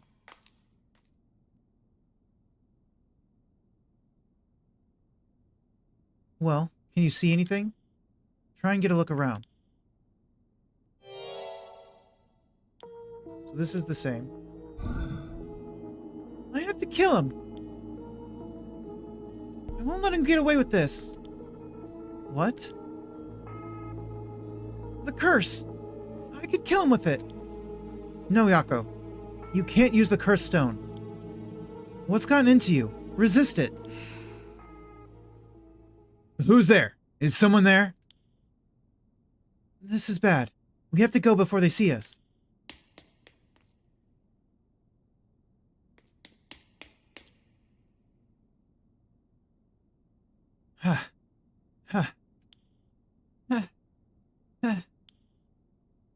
It seems like they're not coming after us. Let's hope they didn't see our faces. But Yako, what came over you all of a sudden? Sorry. Thanks for stopping me. It's like this uncontrollable rage suddenly welled up inside me. I wonder what's gotten into me. I can barely even remember what happened. I'm really sorry. I do think it's partly the curse's influence on you, but we certainly saw something shocking. My heart's still pounding. Last time it showed up. I'm a little surprised you know Hitomi from Class A. She tends to stand out a lot. Gotcha. Well, she certainly does dress like a delinquent, though she barely shows up to school. Oh, it's still there.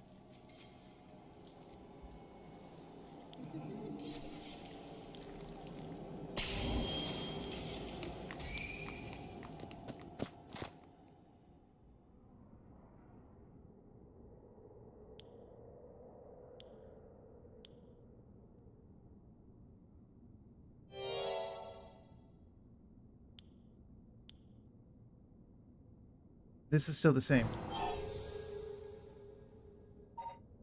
So when he says a different route, I think he literally means I have to go to a different story. Yeah, I literally have to go. Okay, fine.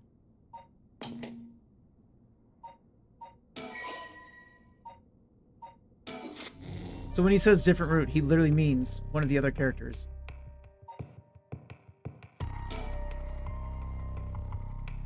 When the son of Harue Shigima was kidnapped, a botched investigation by the police resulted in the child's murder. 1 year later, Haruha has hired a private investigator to help resolve the unsettled case. Late at night, while speaking to the detective at her home, something strange suddenly appears.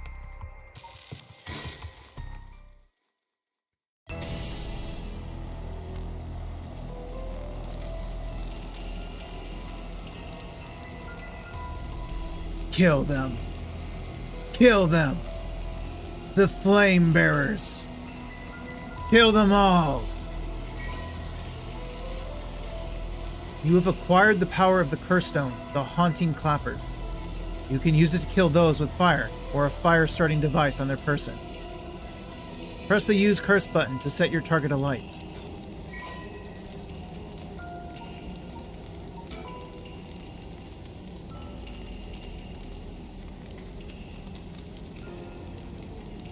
Kills by burning one who is in possession of fire or a fire-starting device. A resentful memory. Red. Red. Red. Everything is dyed crimson. My home is burning to the ground. It's hot. So hot. I must call for help, but I cannot speak. My throat must be burned up from the smoke. No, I think I'm already on fire. That's right. I'll just use the clappers. Clack, clack. Is anybody there? Clack, clack. Why is no one coming? I'm going to burn to death. How did it come to this? Oh, right. Her. It must be the work of that vixen who appeared suddenly and enchanted my lord. That witch! Those hauntingly cold eyes had my lord dancing in the palm of her hand. Perhaps I was also taken in by her. How many innocent people did I lure under orders? This must be karma. The sound of a heavy bell. It feels like my head may... It feels like... my head will split open. My head. All right, the evening bell. That must be why nobody can hear the sound of my clappers. I've got to do it louder. Clack, clack.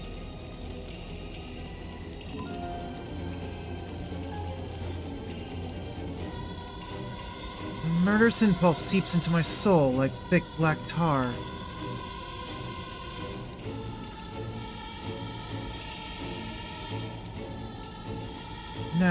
Now, kill!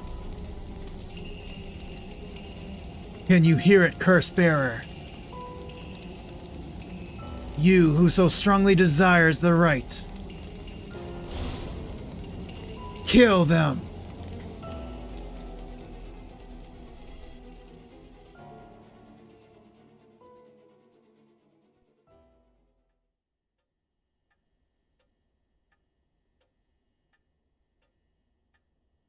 Shigema Mansion, reception room.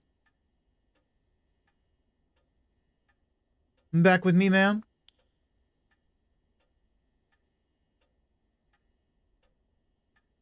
I can't say I understand what just happened, but it certainly seems to have put you in a good mood. This might be the first time I've ever seen you really smile. Sweet dreams. Housewife. Harue Shigima.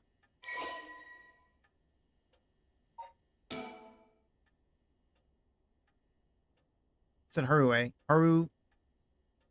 Harue? Harue?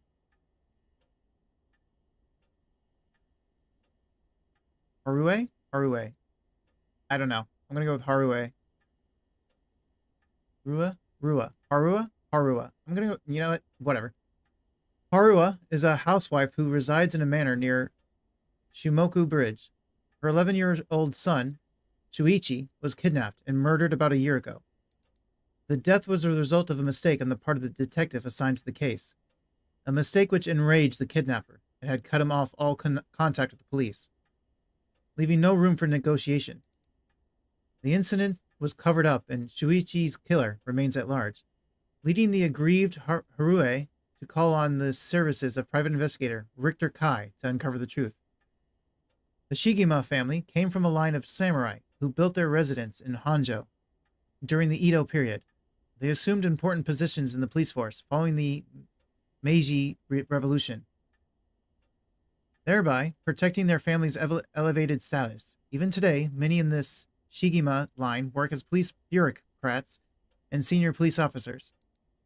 Harua's father sits in the upper echelons of the National Police Agency, and her husband, adopted into the Shigima clan through an arranged marriage, is also a highly respected agency official. However, as her family prioritizes work above all else, it wasn't long before Harua's marriage grew cold.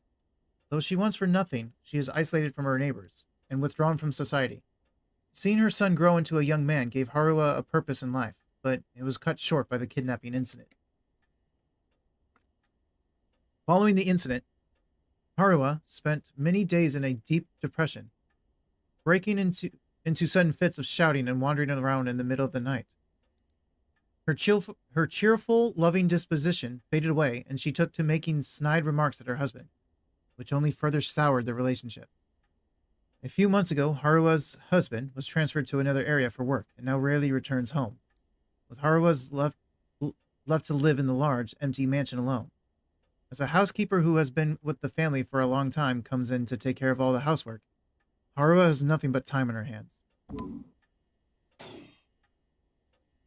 No. Not dreams. Sounds like something I might want to hear about.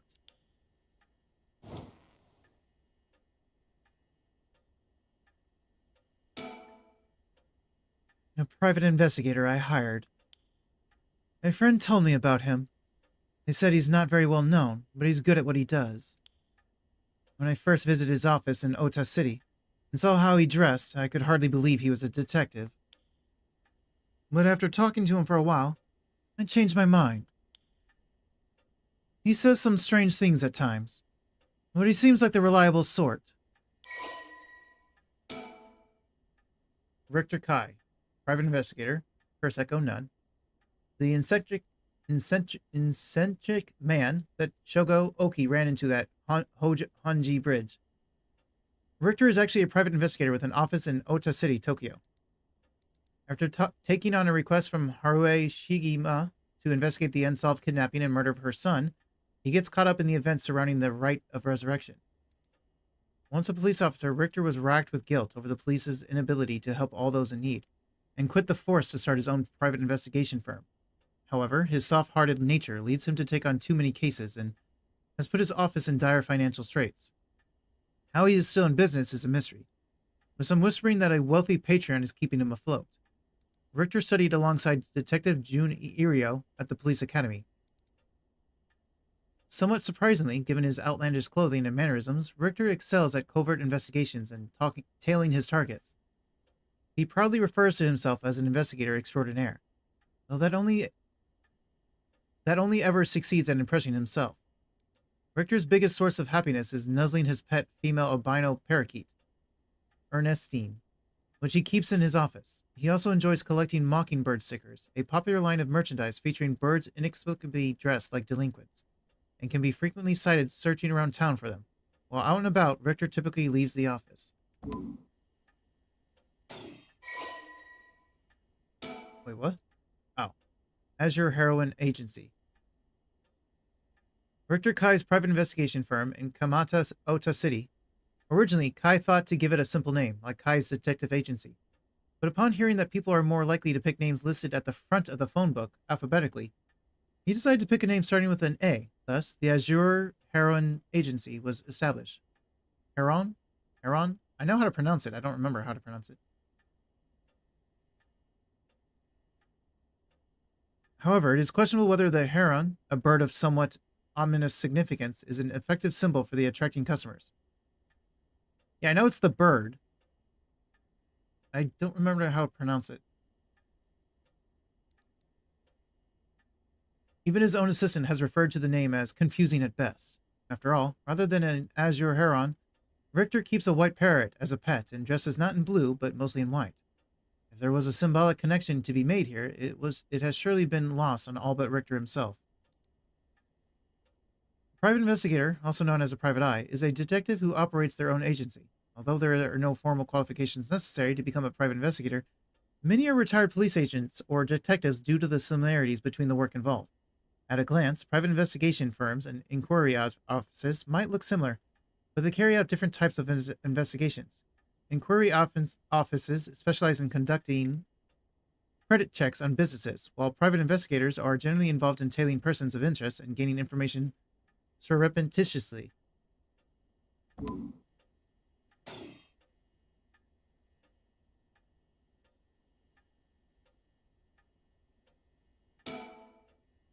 An arrangement of flowers.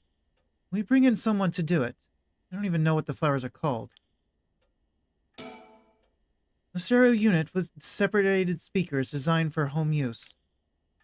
My husband insisted on buying one, even though he isn't one to listen to music often. An old hanging scroll. I don't know who painted it. It's been hanging here since before I was born. Whoa, what the? Well, I'll be damned. Is that what I think it is? Goodness, he made me jump. It's just a silly little sticker my son got from somewhere or other. He put it up just before... Well, you know what happened. I still can't bring myself to take it down. Let me take a closer look. I knew it. It's a head hincho from way back in set number 1. This is a real collector's item. Excuse me. Don't tell me you've never heard of the mockingbirds. The what? They're the hottest new craze. Cute little birds dressed up like rough and tumble delinquents. I've never heard of them, but this certainly seems to matter to you. The best part is, nobody knows who made them. They just started showing up around town, and soon enough, they'd won everybody's hearts. The story goes that they've made by some anonymous artist who covertly leaves them behind in specific locations. No one knows when or where they'll show up next. They're basically an urban legend of sorts. To think one would turn up here of all places. This is a good sign, I'm sure of it. Oh, well, that's nice.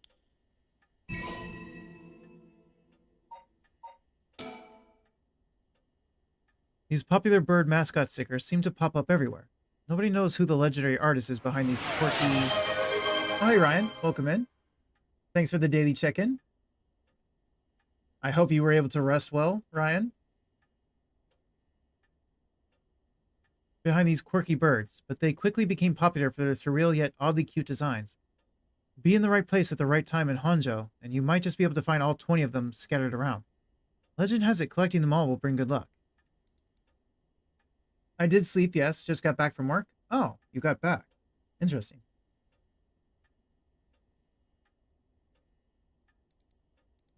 Approach the net. Bottom shelf surrounded by darkness. Jackpot. Does it tell me where they are? No, it just tells me the name. Or maybe it does tell me where to find them.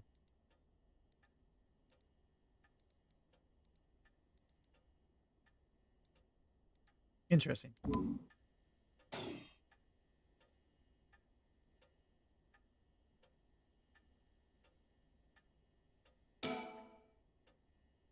color television. Oh, hey, Shine, welcome in. Okay, I lurk now. Do not want to spoil myself in case you get ahead of me. Well, that depends. You have the story chart, obviously. Oop, that's not what I meant to do. I can't even look at it. Never mind. Thanks for the check-in, Shine. Color television. Father bought one as soon as it hit the market. He likes to have the latest gadgets. Unlike the latest models, there is no remote control. We've had it for a long time.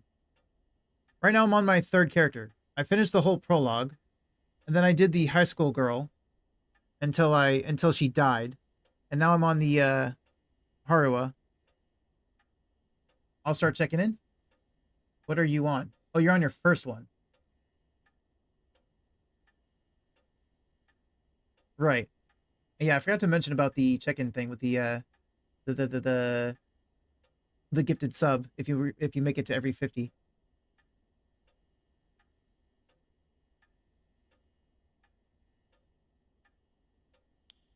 Back when it was new, we all gathered around it and marveled at it as a family. Yeah, you probably would have had like what, like 6 by now? 4 to 6? I should steal that? Yeah, I thought it was a pretty good idea. To, like, offer something. Like, you can either take the gifted sub yourself, or you can give it to pass it on to someone else. I also want to offer a third thing, but I don't know what to offer. Not yet, anyway. But with father and my husband being away so often, it quickly fell into disuse.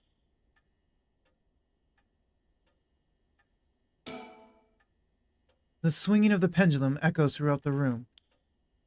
It feels livelier than usual with Richter here. Usually it's just me.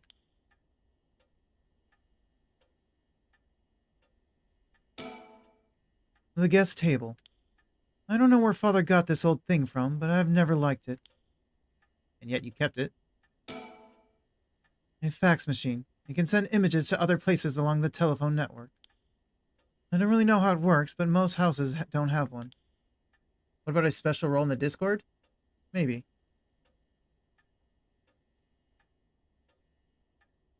I rarely find a use for it. Do I have to talk to him now? Is it time? I haven't done think before I talk to him. My heart's still racing. And this is it. My chance. At long last. Okay, now we talk. Let me bring you up to speed. We were in the middle of a chat when you suddenly started spacing out. And then the whole time you were grinning to yourself like you just won the lottery. Care to tell me what that was all about? Well, where to start?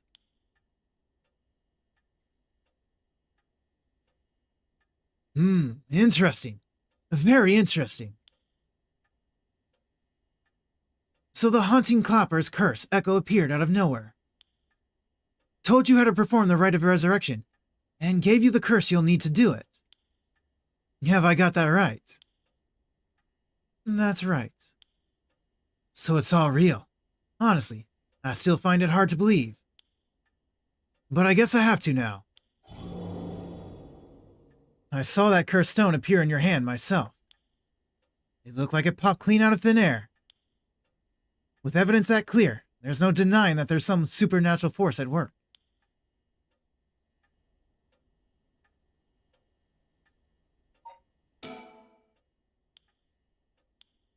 Still the same? Okay. Just checking. I don't think you quite understand. No. This isn't about evidence, and it isn't about belief. It's more than that. I know it's real. The moment the curse appeared, I knew everything before it even said a word. It was already there in my head, as clear as day. You just knew, huh? It was etched onto my soul, along with the curse echoes resentful memories. so I can feel it, what it was like. Dying like they did, hundreds of years ago. Wreath in flame, writhing in pain as my flesh blackens and my blood boils. I can feel it. All the agony, all the rage. It fills me with bloodlust. I think I need to kill someone. Anyone will do. Just as long as they're carrying fire. Let me drink some water.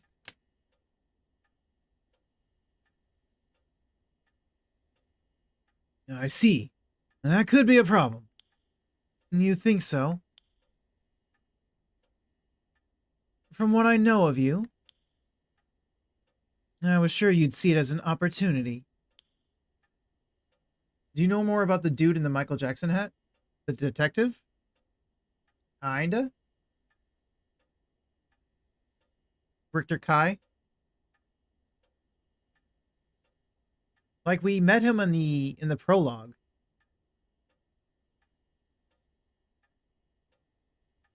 The stronger their desire to resurrect someone, the stronger the urge to kill. That's how it seems to me, anyway. Good grief. Talk about a spanner in the works.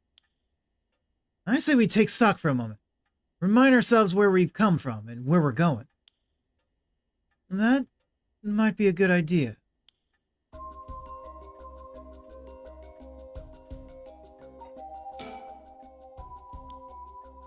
Nope, still the same. So just keep talking to him. Just checking if anything changed, if anything snuck up behind us. Oh, I didn't look at this. The telephone. This mansion has a private line.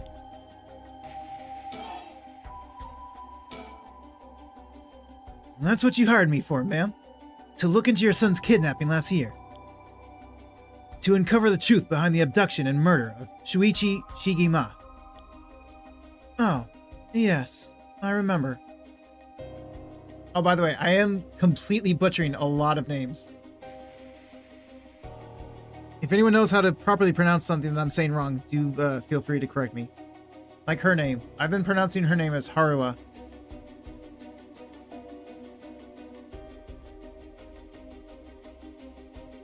It's either Haruha or Haruhe. I don't know. I have no idea how to pronounce it. Oh yes, I remember. They never did find the one who did it. That's what I'm here about today. In fact, kind of you to let me drop by so late, by the way. I don't think that's what she meant. Like, she very much did not forget.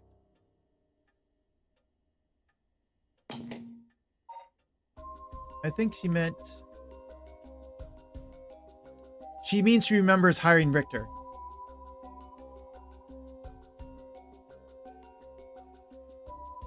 Yes, I remember. They never found who killed my son. So she remembers the murder and all right.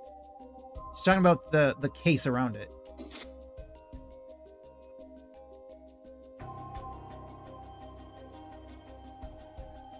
Kind of you to let me drop by so late, by the way. I've been turning over every last stone, and I've come up with a grand total of... 1 lead. So you said. As far as the police are concerned, it's a cold case, but I've managed to make some headway. I remember. You were just about to tell me. Did I? Okay. I pressed B instead of A. Because I'm used to using Nintendo controllers, where the A is up higher and the B is at the bottom. But Xbox, that switch. A is at the bottom, B is up higher. So I'm pressing B to do A. Shuichi Shigema. The only son of Haruhe Shigema. He was kidnapped and murdered 1 year ago. His body was discovered floating in the Sumida River. Shuichi was a conscientious, brave young boy who was determined to protect his mother. What a cute dead kid. Very corpse party vibes from the child. Yeah. Oh yeah, you're totally right, actually.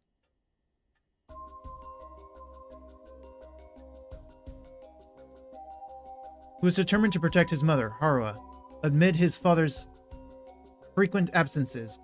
He dreamed of becoming a police officer and displayed diligence and an impressive sense of responsibility from a young age, likely due to being raised in an extremely strict environment. Born in the early 70s, he spent his days immersed in various activities and studies, including playing piano, learning the abacus, taking English lessons, and training in kendo. Shuichi's tendency to put other people's needs over his own meant that he died without ever telling his classmates how much he longed for them all to go out on a hunt for mockingbird stickers. Oh, wait. I need to read the other one. Don't make me fall in love with the dead child, please no.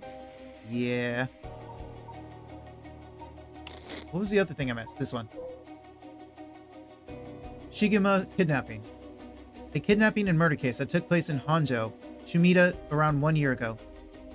Haruha Shigema's son, Shuichi, age 11, was kidnapped on his way home from school, with a ransom being demanded that same evening.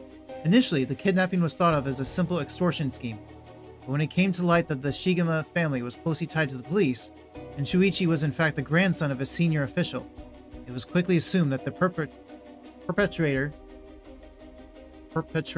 was acting upon a grudge against the police force. The kidnapping was treated as a direct attack against the good name of the police, and a large-scale investigation was launched that used the best equipment available to trace phone calls. This made it all the more embarrassing when they were unable to catch the culprit, losing the public's confidence. The culprit grew cocky, relentlessly mocking the police force. After 3 days of failure after failure, Haruha reached a breaking point. Spurred by concern for her son, she resolved to hand over the ransom money as fast as possible. But her husband and father, who held the prestige of the police in high regard, refused, saying that they would not let the criminal win by giving in to their demands. The increasingly frantic detective assigned to the case lost his temper when the criminal called to give an ultimatum, causing the culprit to never make contact again. Another week passed, and Shuichi's body was found floating in the Sumida River. Shuichi's death could be largely ascribed to the police's incompetence, but this was ultimately covered up with the stringent media embargoes. The investigation was never closed, but the case has long gone cold. Let me drink some water. Sorry about joining late. To be honest, it's been a sleepy but rough night, and I needed a nice distraction. No worries. Okay, well, you're in Adland, so you can't hear me now, but...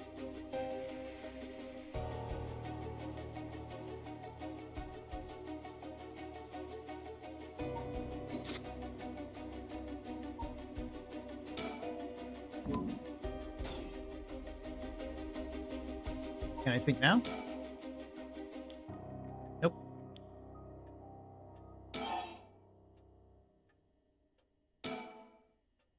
You know, we still need to figure out exactly what you want me to do. And tell you what, why don't I tell you what I found, and then we can make a decision. Alright.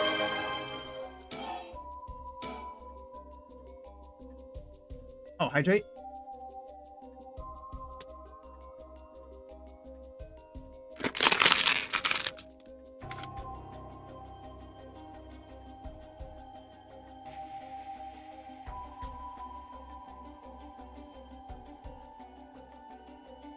You know, we still need to figure out exactly what you want me to do.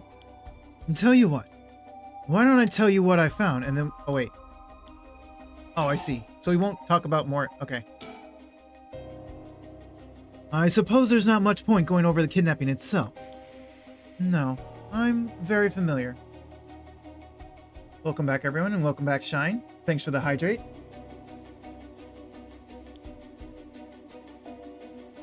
And then I'll leave that for the files to cover, and just confirm a few things about the case. The police traced the culprit's calls back to, let's see here, Northern Oyoko River, here in Sumida City. That's quite a wide area. That's right. In the end, they never managed to nail down exactly where the calls were coming from. But it was almost certainly the same location that Shuichi was being held captive, since Shuichi's voice could be heard during the killer's calls. Northern Oyoko River is quite a distance from Shuichi's normal school commute. Factoring in that he was seen at school, but went missing before he arrived at his house. It's likely that he was abducted by a car on his route home. Maybe, but... Yeah, exactly. Shuichi was a clever boy. He never would have gotten into a car with a stranger. That's right. I was very firm about that. I know he understood. I even saw him warning the other children. It's possible that they forced him into the car. The only issue there weren't any witnesses to the kidnapping. You can't bundle someone into a car with that many students around and not be noticed. But nobody came forward to say they saw anything suspicious. So, did they target him at some other time? Or somewhere away from his usual route? Both of those seem a little far-fetched. Which raises the question, how did the kidnapper pull it off?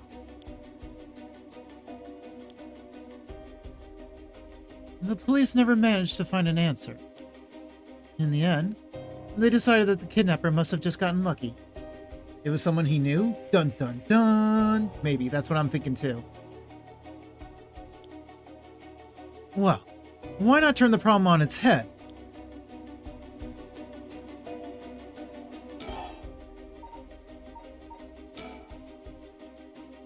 The kidnapper managed to convince Shuichi to get into their car. But how? The only thing that makes sense to me is if they were somebody that he would have a reason to trust. A teacher, perhaps, or a relative, or somebody else that he knew. But all of the adults Shuichi knew had alibis. The police checked them all thoroughly. It's always someone they know in these, always. Yeah. I mean, the reason it's always going to be someone you know is that's their best bet of getting someone. The easiest way to make someone disappear is if you know them. Because it's just the easiest way to lure them and whatnot. And you know all the information you need to know about if anyone's going to come looking for them and how many people. Who cares about them and whatnot. That's why the whole, like, it's usually the spouse that did it. It's just easier to get someone if you get close to them first. But it makes it so much worse, yeah. I'm just saying. Like, people will do the whole, like, oh, you're more likely to get in trouble with someone you know than a stranger. And it's because, well, duh. It's simply because it's a stranger is obviously, like, someone who wants to hurt somebody. Obviously, they're going to find targets close to them. They're going to go for someone close or get close. So they were a stranger at first, and they made sure to not be a stranger. Only, like, impulsive people are going to be strangers doing it. Someone who's not impulsive isn't going to be a stranger. So I don't like when people try to throw it in your face that, oh, you're more likely to be in danger with someone you know. Well, yeah, duh.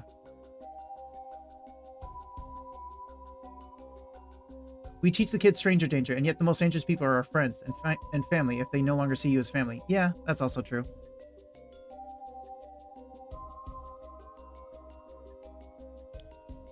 They did, huh? No one throws numbers at a problem like the cops. But what if it wasn't someone he knew? Or rather, what if the culprit disguised themselves as a police officer? Ah. So stranger danger, but it was a cop. At least he thought it was a cop. That would explain why he didn't find them suspicious. The Shigema's family has close ties with the police after all. He would have had a reason to trust them.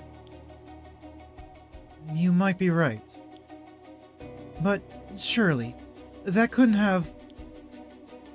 Well, there's a problem with theory. You'd be surprised how much police officers stand out. One moment. That's sort of the point, after all. They're meant to be a visible deterrent against crime.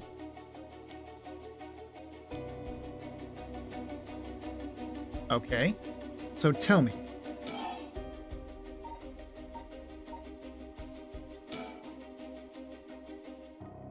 Actually, I need to see if there's anyone that I need I do.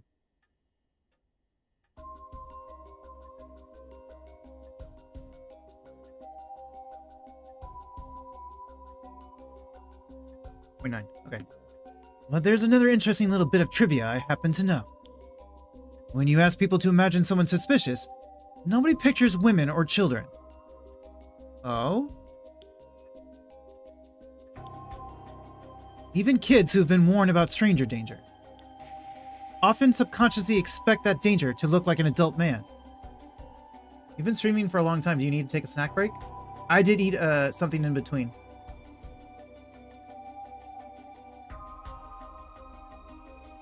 Between the two streams.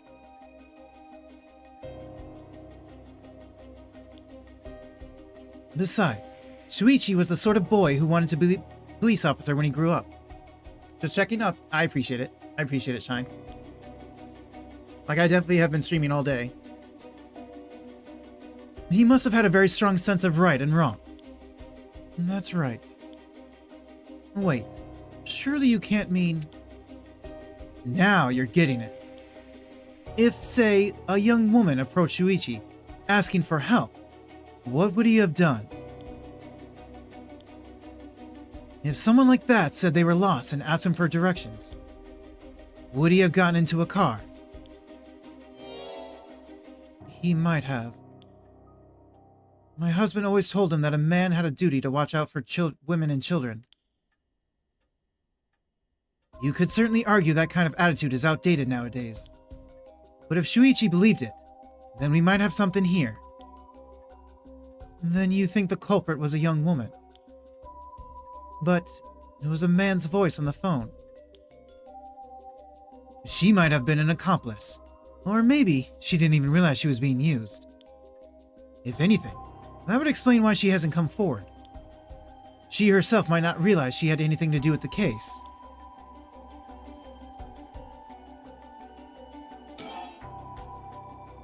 Okay, so this one's a really long option. Keep going. So the question is, did anybody see Shuichi speaking with a young woman on the day of his disappearance? See? What I said about people's biases. That goes for witnesses too. And I figured that maybe, if I started asking new questions, I might get some new answers. So I spent my day asking around Shuichi's school route, seeing if anyone had seen something. And one man thought he had. Do you mean he saw it happen? Well, I can't say that for sure yet. It turned out that he wanted something from me, so he asked if we could talk in private.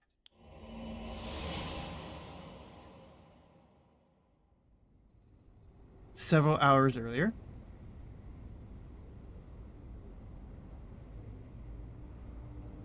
Alright, this should do. There's no one around. We can speak in confidence. Excuse me. What was your name again? You. Jonoichi. Got it. Well, Jonoichi, I'm all ears. Just so we're on the same page. You're a private detective investigating Shuichi's Shigema's kidnapping. Do I have that right? Of course. What else do I look like? How should I know what a private detective looks like? Oh, forget it. Look, I'll tell you straight. My life is in danger. I need your help. You'll excuse me if that caught me a little off guard. Let me ask you straight. Who is trying to kill you?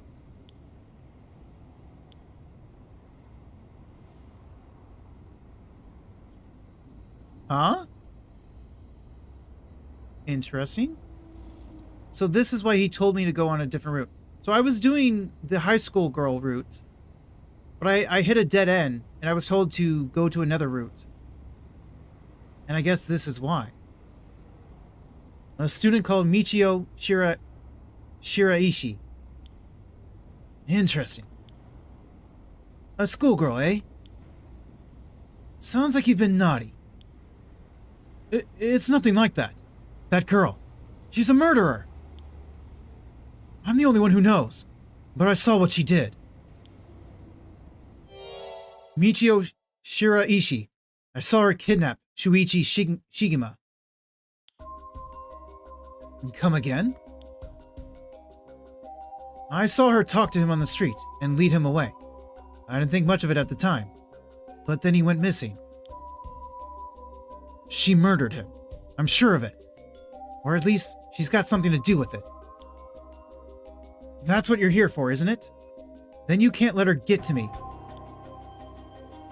If that's true, you've been sitting on some valuable information.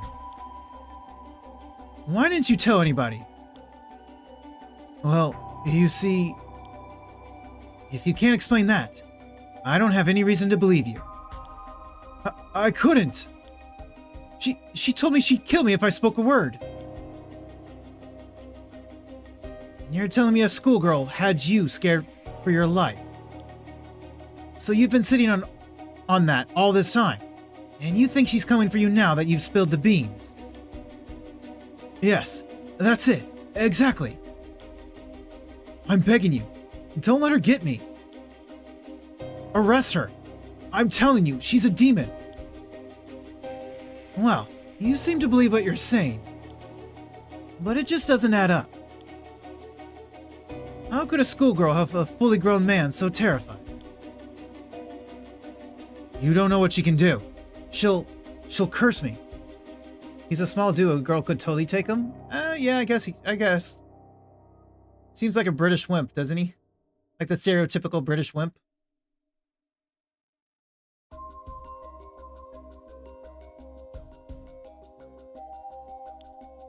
Curse you? I'm sorry, but you're losing me here. It's with the lips. It's true. Her house, it's... forget it. Why do we even bother? You seem dubious enough to believe me, but I should have known you'd never understand. What a way to phrase that. Enough. I'll find someone else to help me. Hey. And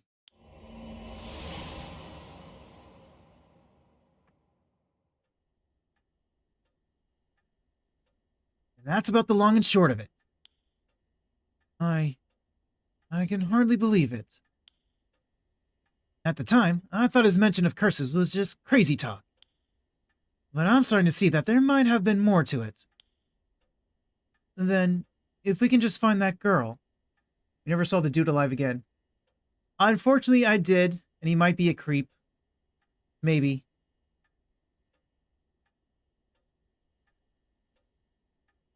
Well, I mean, he is a creep, but I'm not sure what kind of creep. Either he's a creep hitting on minor girls, or he's a creep being rude to students. I'm not sure which.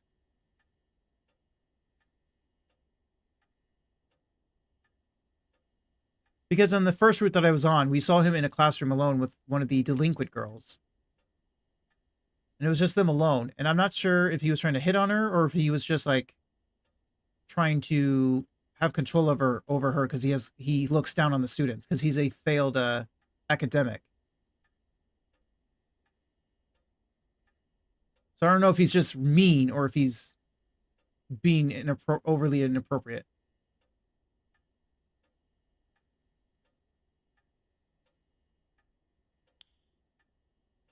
And curse or no curse, if she was with Shuichi on the day of the kidnapping, then there's a good chance she knows something. On top of that, I did some digging on the man I spoke to. His full name's Kohei Junoichi. He's a teacher at Komagata High School here in Sumida. A teacher? Then this schoolgirl is one of his students? I think that's very likely.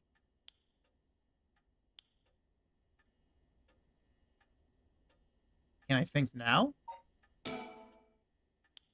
She's still just talking about... Yeah, because if I go to files... Oh, no. Person of interest. Oop, no, I don't know how to scroll without the mouse. I gotta use the mouse to scroll this side. This one. He's an English teacher and homeroom teacher for Class 2C. and we saw him alone with Hitomi in a classroom late at night. He was an honor student and top of his class back in his high school days, the apple of his parents' eyes. He was placed under immense pressure to attend a first-rate university. But then the pressure caused him to sink into a deep depression, and he failed his entrance exam. Even when he was able to enter university, he struggled to keep up with his classes. He never aspired to be a teacher, but he figured it was the least he could do with his talents. He considers the students to be beneath him, and largely looks down on them all. That would be so scary, though. Like, if you knew one of your students was a killer. Yeah, true.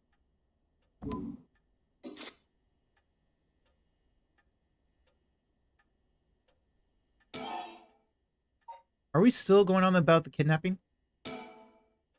At last, we've got a lead. Hopefully, it'll be the breakthrough we're looking for.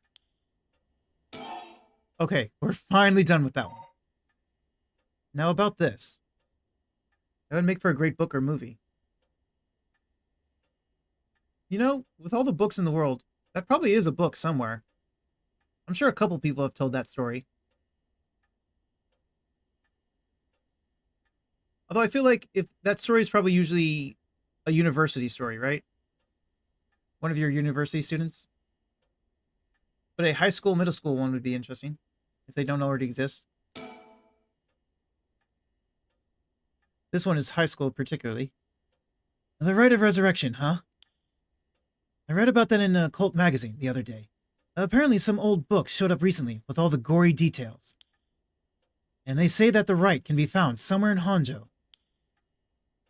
I remember the first time you told me about that. It felt like my prayers had been heard. Like I had hope. Real hope for the first time. Ever since that awful day, I've wondered. What if I hadn't sent him to school? What if I just paid the ransom? Not a day goes by when I don't think that if I'd done something differently, Shuichi would still be alive. You can't blame yourself, ma'am. It was the culprit's fault, not yours. Though I know that won't help any. Grief is funny like that. I'm guessing that's why you're after the rite. Guess I didn't need to ask. It's written all over your face. I can tell how much he meant to you. But, and this is a big but, if this rite is the real deal, using it would mean killing someone and stealing their soul. Is that a problem? If it comes to that, I'm afraid I'll have to stop you. Oh, that's a shame. A shame, huh? That's all? I thought, if I'm going to be competing with other curse bearers, then your detective skills might come in useful. You realize you're talking about ending someone's life, right? Don't you see an issue with that? I think any parent in my position would happily kill for a chance like this. A lot would, but a lot of others would not. So no, not any parent. In fact, I don't think I could even say the majority would. I don't think they would. They would think about it, certainly, and they might come close, but I don't think they would. They would need to be pushed, and it would need to be, they would need to find someone who's a really, really bad person.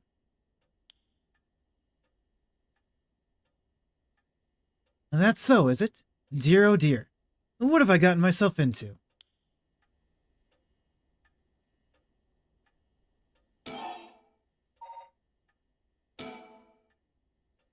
If it makes you uncomfortable, then you won't have to get any blood on your hands yourself. I don't need you to kill the other curse bearers. I only need you to find them. I won't be a party to murder, ma'am. Not even for a client.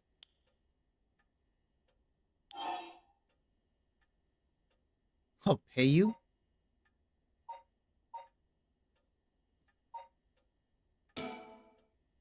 How much can I give you to change your mind?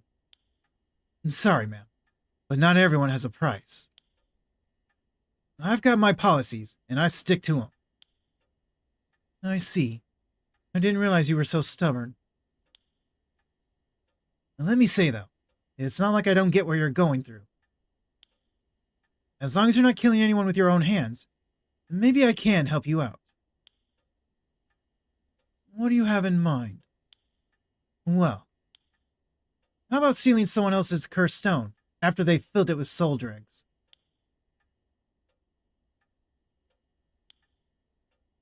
If that was all you were after, then I can lend you my services, guilt-free. If the other curse bearers want to kill each other, that's their business. I'm not trying to be a hero here. I guess there's no guarantee a stolen curse stone will work, but we can worry about that later. Well then, I suppose we have a deal. Although, what if I stole a curse stone using my curse? Would you disapprove? That would void our contract, ma'am. Just warning you now. My.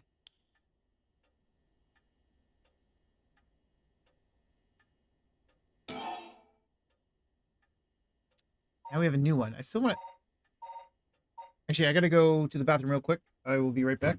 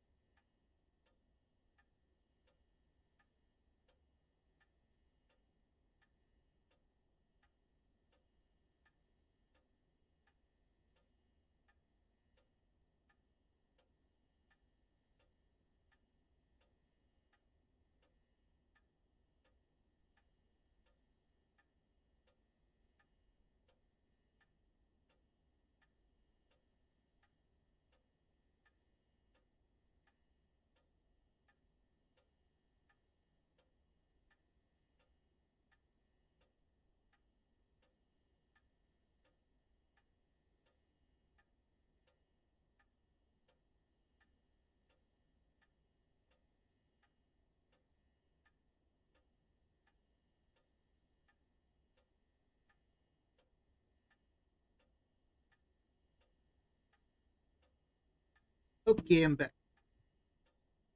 I've definitely been drinking a lot of water. Since there's no voice acting in this game, I gotta do it all. So it's a lot of reading. So I've been trying to drink as much water as possible, and then people have been keeping me hydrated with the redeem.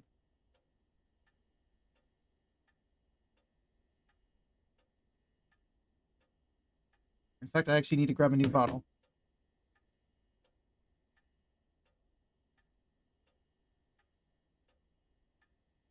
Welcome back. Thank you.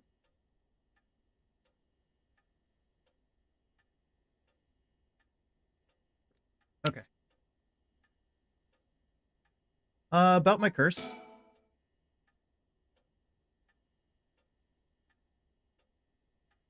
Before we go any further, why don't you tell me about that curse of yours? The Haunting Clappers, was it? That's one of the 7 mysteries of Honjo, if I remember correctly. That's right. Well, the original story did happen somewhere near here, I think. I'm sure I remember hearing that. In that case, my money would be all on the curse bearers being somewhere in Honjo. Our first move should be to narrow them down. Some of them are bound to try and come for you first. We'll need to be ready. The curses make their bearers more willing to kill, so an attack could come from anywhere.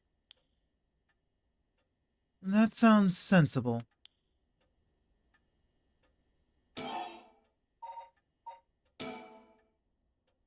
And if I remember correctly, Your haunting clappers can set people on fire, but only if they have a naked flame or a lighter on their person. Is that right? That's right. Oh yeah, very much right. As someone who had a lighter on me, she burned the hell out of me. In olden times, wooden clappers were used to warn people of fire. I'm guessing it punishes those who don't heed the warning. It seems like a good curse to have. It's simple and straightforward enough to use. Although it's hard to say how it stacks up without knowing what else is on the table. You really think it's that good? The target can't do much to throw it off, and it has a nice long activation window. It's big that it works on lighters too. Just slip one into your target's pocket. And say that condition were already fulfilled before they even knew you're there. They wouldn't even know what to hit them. Maybe. I won't have to actually use it. I could just tell someone I could, and they'd have to do what I said. You say that, but you killed me, so... The threats could work, although, without any proof, it'll come down to how convincing you can be. If only you could use the curse, then back out at the last second. At the last second? What an interesting idea. I have a lighter right here. We could try it now. Was I the guinea pig? Was I your first kill and I was the guinea pig? You weren't able to back out. I'm telling you right now, it doesn't work.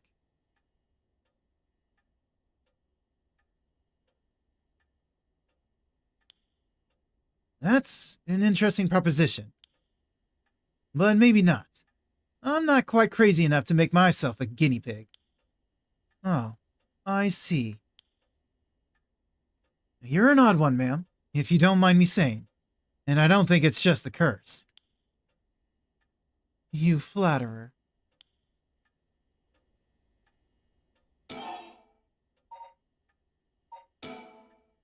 As for what we do next, first of all, I think you should stay indoors. And try not to do anything spontaneous or outside of your normal routine.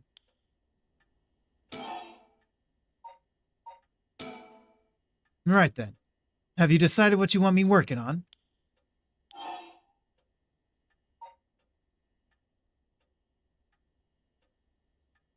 Well, this is ultimately what was happening.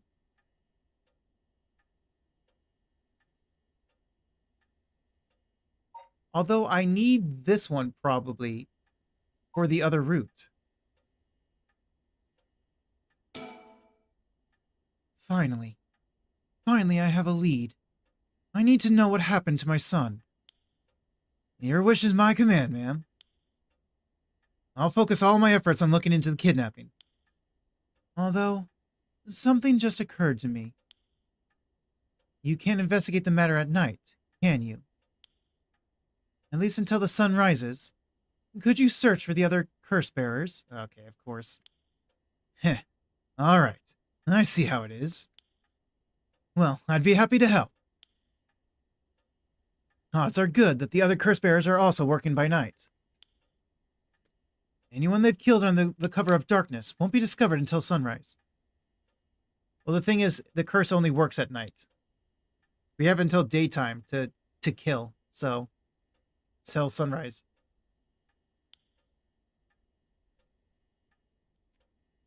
I'll bet they'll be trying to do as much as they can before morning comes. So it's settled then. I'll look into the other curse bearers by night. And once the city wakes up and I can start asking questions, I'll investigate the kidnapping as well. I'll even try and find Miss Shiraishi's as part of the bargain.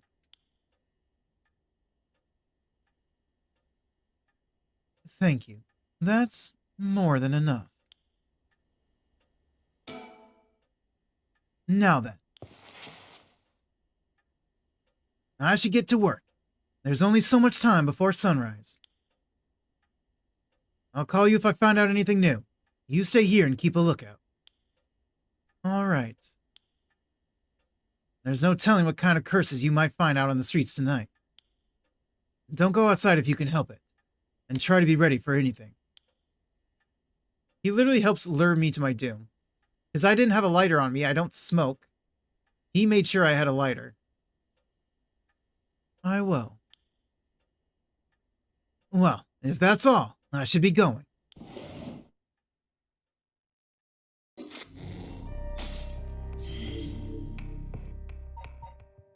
See, I did this one. I was working on the high school girl, and this ended in death, and I'm stuck. So I went to another route. And then this first one at the top is the prologue. Like, my friend died, and I was trying to save my friend, and I successfully killed people to bring her back. And I brought her back for the new route, which ended in my death.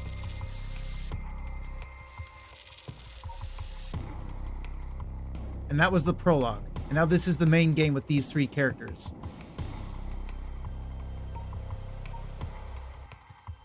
Let's continue this route.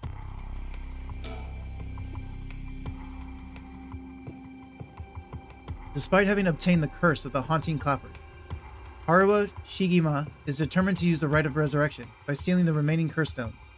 She instructs her private investigator, Richter, to find the other curse bearers.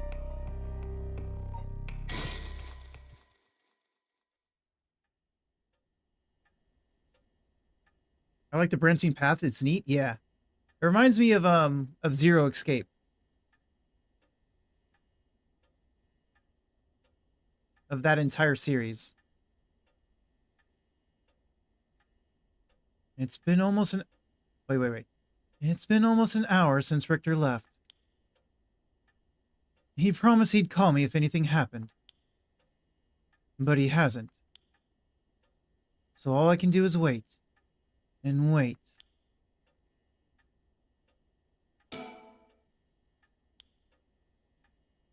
That old hanging scroll. I've seen it too often to feel anything from it now. Okay, so she says some slightly different things. The flowers put me at ease, just a little. Should I put a record on? No, it's too late for that. I'm not in the mood for music anyway. Oh, you don't want to... Okay.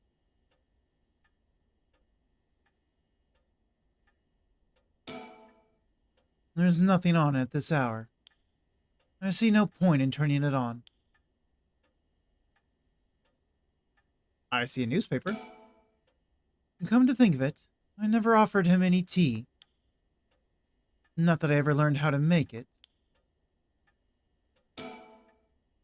It's a fax machine. I rarely find a use for it. I don't know anybody else who owns one. I'm waiting for Richter to contact me, but he hasn't.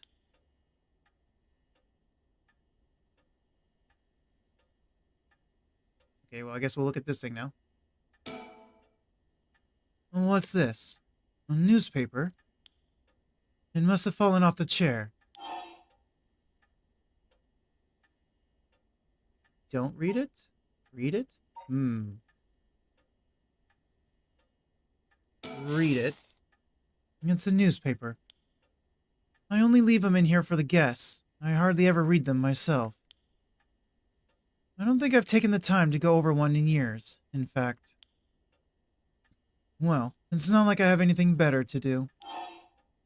Holy shit.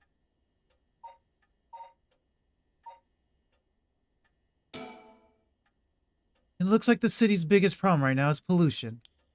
I remember how the air and water used to be even more polluted. The river was covered in scum from all the sewage and industrial waste, and it stank so badly it made my eyes water.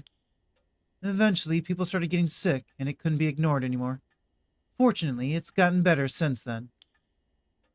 Although the air around the industrial district is still filthy with gas and smog. I wasn't done reading that.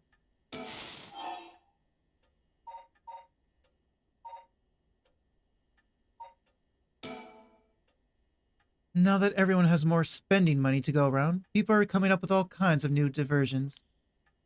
It seems like only yesterday that people were flocking to the arcades to shoot aliens. But now we have these enormous theme parks and gaming machines that plug straight into our televisions. Everyone's talking about superhero series, foreign films, and movies based on the latest bestseller. Back in my day, fusion rock and folk music was all the rage. But now it's all about city pop and idols. Oh, it's still about idols. I find it hard to care about that sort of thing anymore. Wait. I know it's dangerous to go out. But I can't just sit here and let this opportunity pass me by. I have to look for her. For Michio Shiraishi. But first, I need to find more soul dregs.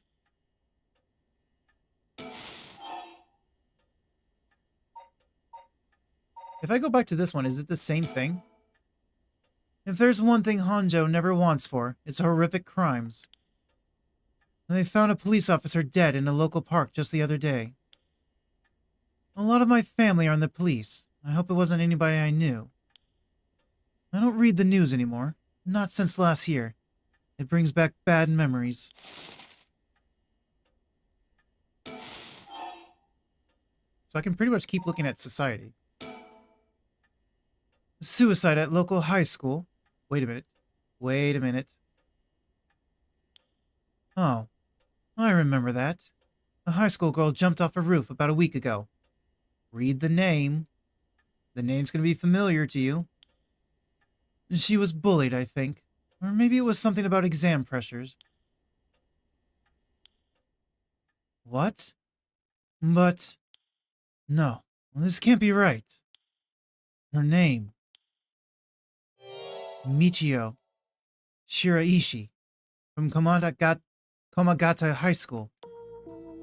It can't be. Oh, but it is. Wait. Okay, we're done with that one. Michio Shiraishi. The same girl who witnessed my son's kidnapping. Committed suicide last week. But that means... Mr. Jonoichi was terrified of someone who'd already died? Is that what he meant by a curse?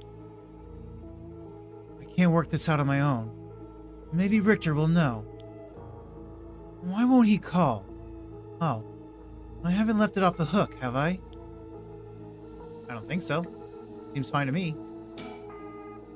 I'm waiting for Richter to contact me, but he hasn't. I've made sure the receiver is on the hook. It'll ring as soon as he calls. Ah! That must be him.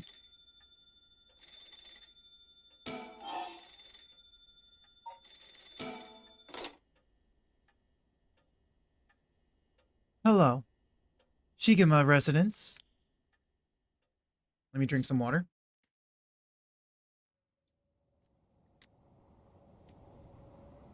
Harua Shigema, 2 a.m. Komatagata Bridge.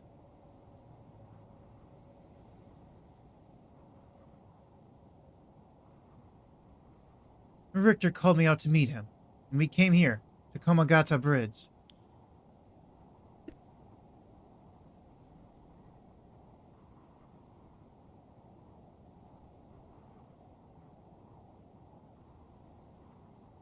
Sorry, I muted to clear my throat.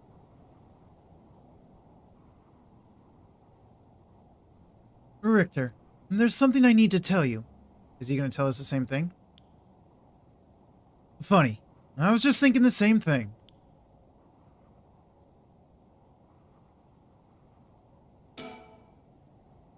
We're in Komagata Bridge, near the Sumida River. There's a highway on one side and a freeway on the other, but they're both deserted this late at night. For real? A highway and freeway that's deserted? Maybe like not super busy, but deserted?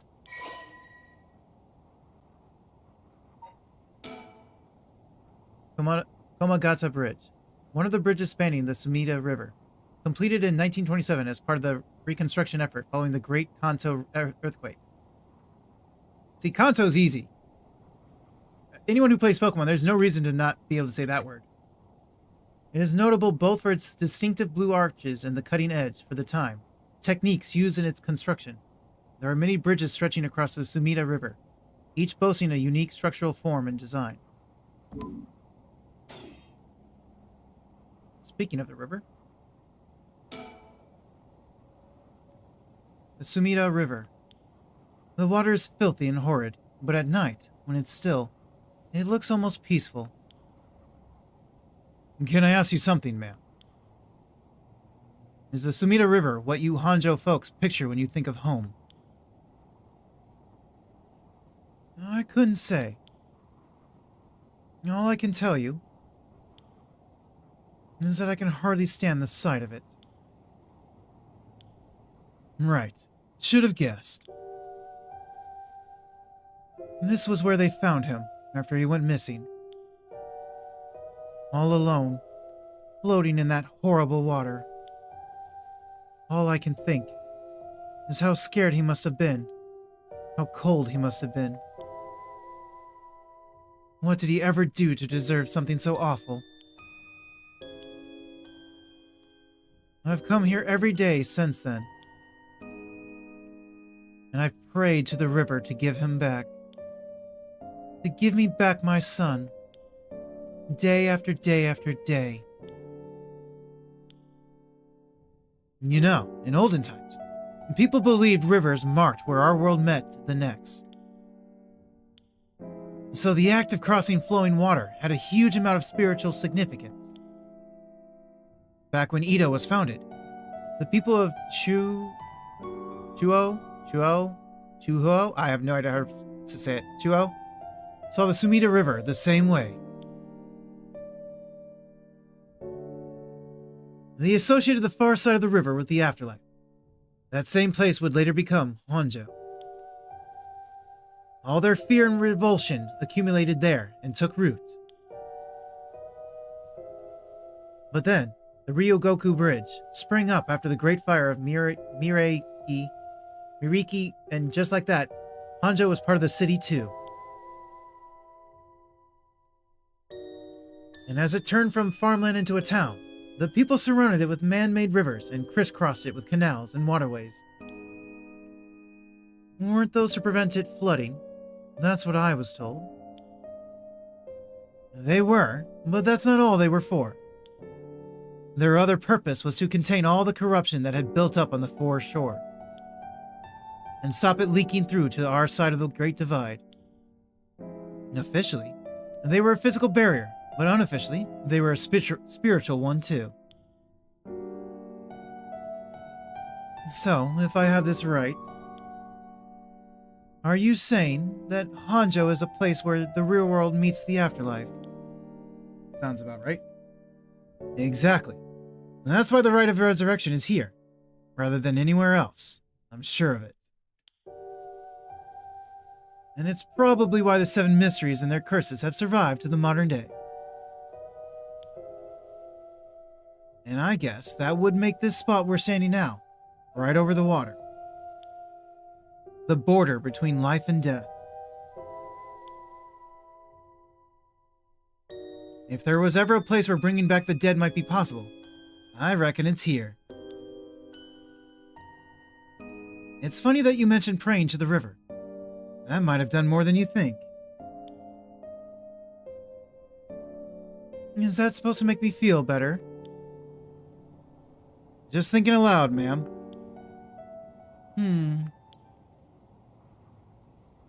Well, it's a nice thought.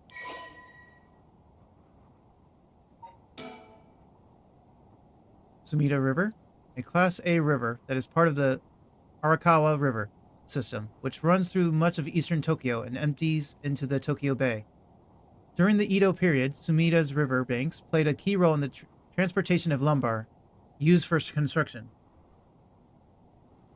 In addition to its logistical importance, it was also a place for the common folk to gather and enjoy activities such as seasonal flower viewing or river bathing, and there exist many woodblock prints depicting such activities.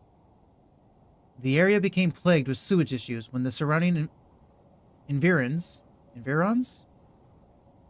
were industrialized in the post-war period, but the situation has improved since. Many unique bridges span the Sumida River, including the Ryogoku and Azumabashi bridges, which attracts a large number of visitors as sightseeing spots.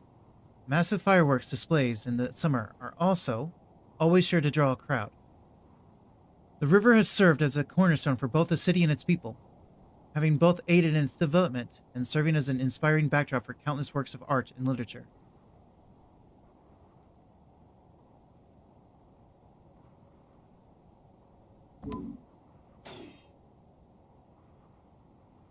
Okay, learned a lot, but I can still... there's no check mark on it. Oh, that's right. There's one more memory I have of this river. Do you mind if I tell you? Go ahead. It must have been about 20 years now, when I was still a schoolgirl. Back then, the Sumida River was much filthier than it is now. It was full of garbage and industrial discharge. It was scummy and slimy, and it stank. You could look out over the water and see dead cats and dogs and pigeons just floating. And one day, among all the filth and garbage, there was a piece of my missing classmate's hand. What? It was almost a miracle, when you stop to think about it. What were the chances that someone would find a part of her that was still recognizable? And that although everything but the palm had rotted away in the water, the part that was left would have an identifiable scar. And that they could tell it's been a murder from the blade marks on the bone. Wait. Are you talking about the Nejima murders? So you have heard of it. I'm impressed. I assume you were but an elementary schooler at the time. I wasn't really aware of it then. I only heard about it after the fact. I had no idea the victim was a classmate of yours. The Nejima murders. A notorious case from over 2 decades ago involving the murder of a female high school student. It first came to the attention of the authorities when part of a human left hand was discovered floating in the Sumida River. Testing revealed it to belong to a missing high school student. As it appeared to have been severed deliberately, the police launched a murder investigation. A large-scale search of the river was organized, but the highly polluted state of the water made this impossible. Visibility was poor, the stench was intense, and the divers quickly fell ill. They succeeded in recovering only the victim's head and what appeared to be part of her leg before the search was called off. At the time of the incident, the Sumida River was as polluted as it had ever been. Neither fish nor shellfish could survive in it, eventually causing the annual fireworks festival to be called off indefinitely. Over the course of the search, the police discovered a number of unidentified human bones. This caused a stir among the public, as several other young women had gone missing in recent years in the Tokyo area, and it was feared that they may have fallen victim to the same fate. Forensic technologies at the time, however, were not advanced enough to determine the identities of the deceased, and so the police were unable to open any inquiries. Due to the overwhelming lack of circumstantial evidence, the investigation ground to a halt until a hitherto unrelated individual came to its attention. Let me drink some water.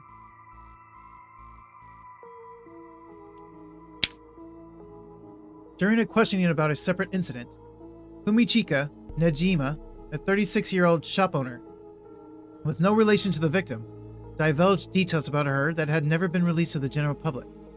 An investigation into his background was conducted, leading to his arrest. Nejima testified that he had snatched his victim from the street and confined her in the underground storeroom of his shop, which also served as his living quarters. He chose her for no special reason, but simply decided she was an opportune target on seeing her walking alone at night. So here's the impulsive stranger. After keeping her locked up for several days, he restrained her, sewed her mouth shut, and severed her fingers and toes with a box cutter while she was still conscious. As she screamed silently behind her sealed lips, he proceeded to her wrists, her ankles, her elbows, her knees, working his way inward slowly and methodically. His victim constantly wavered in and out of consciousness. Her ordeal continued until she died of blood loss. Nejima dismembered the rest of her body and disposed of it behind his home in the Sumida River, before cleaning his storeroom and returning to his everyday routine as if nothing had happened. The brutality of his actions shocked the nation when they were eventually reported. Once apprehended, Nijima readily divulged the details of the murder, but was less willing to explain his motive. When asked, he would only break down in tears, saying, "I don't know what came over me. I know it was wrong." Oh wait, didn't I hear about this part? Was it a newspaper? I've heard about this part before. This little section. In the end, the police could extract nothing more from him than expressions of remorse. Although the efficiency of his methods strongly suggested that he had committed similar crimes in the past, no corroborating evidence ever came to light. Nejima was sentenced to life in prison at his first hearing. The sentence was imposed with no appeal from the defendant. Oh God. Oh God.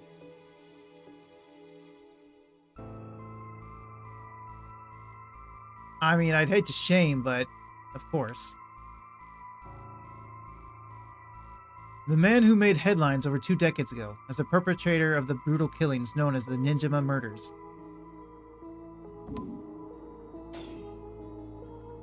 To be honest, it was all a bit of a blur. A wave of chaos just parting around me. Something like that. They said the rest of her body must have sunk to the bottom of the river. They combed the riverbed, but they only ever found pieces. Everything else must have rotted and flowed out to sea. Afterwards, I heard that all the divers who had been looking for her fell ill. A sorry story for everyone involved, huh? It's funny. Everyone figures the river's filthy already, so one more piece of garbage won't hurt. But every little bit makes it worse. It's a vicious cycle. I know I wouldn't want to go rooting around down there myself. That's right. Which is why the riverbed is the last place anybody would go looking. Or so was the killer's thinking, I suppose. The times were changing quickly back then. The things were confusing. Everyone seemed to be in a hurry. Young people were moving to Tokyo in droves. Some even ran away from home to make it in the big city. And they made easy targets for bad people. A lot of them ended up disappearing without a trace. And you see, back then, if you chopped a body up into tiny pieces and threw it into the river, it would rot, quickly and discreetly, and sink to the bottom, never to be seen again. Are you saying what I think you're saying?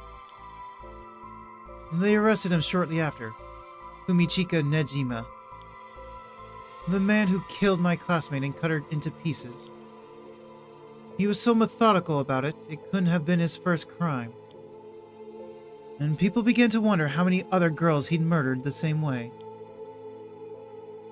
The police never found any evidence of other murders in the end, but the river knows the truth. How many corpses has it swallowed up over the years, I wonder? That same thought spread through everyone's mind, and they started to avoid this area. So really, this river has been a rank with corruption for decades now. Or at least, that's how it seems to me. Well, was that interesting? Well, I can see why you don't have any good memories of this river. With all the darkness lurking beneath the surface, there's no reason that you would. Still, if I may, ma'am, I'm surprised you know so much about the Nejima murders. But how could I not? After all, I was the one who found the hand.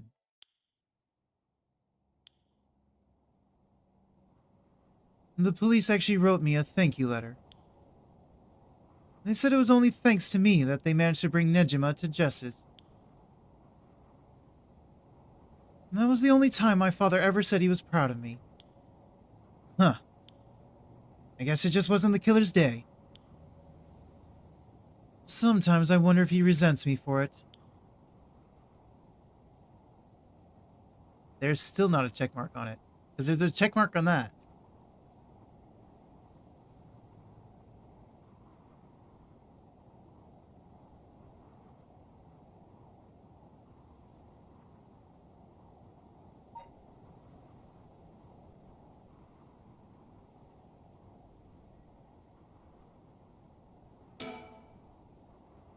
He's gazing down at the river, at the water. What does he see down there, I wonder? Well, what do you see? Because apparently you have more to say.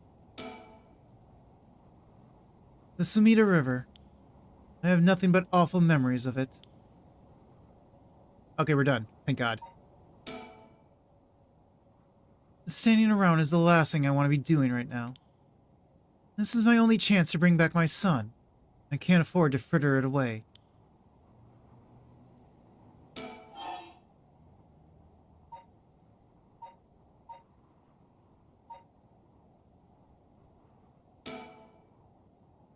And there's something I need to tell you. What's up? Well, that girl, Michio Shiraishi, the one who was with Shuichi on the day of the kidnapping. That's her. Well, she's dead. She's what? The student who committed suicide last week. That was her. I heard something like that had happened. Never got the name, though. Talk about bad luck. We finally get a lead, only to find it's turned into a literal dead end. Unless her death was the whole reason Joichi was so shaken up. He said she was going to curse him. Was he talking about her taking revenge from beyond the grave? Hang on. One moment.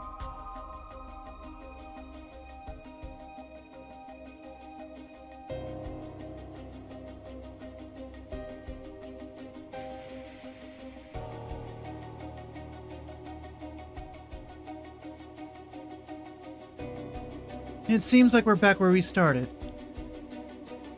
Not necessarily. That teacher knows something. I'm sure of it.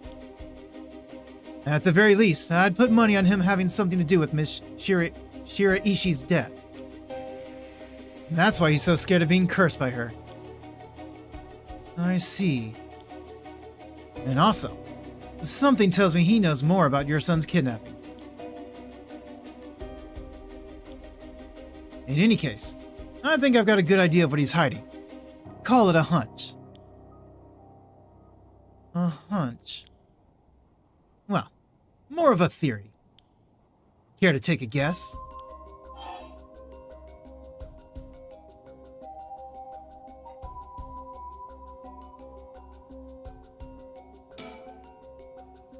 I can't say for certain, but...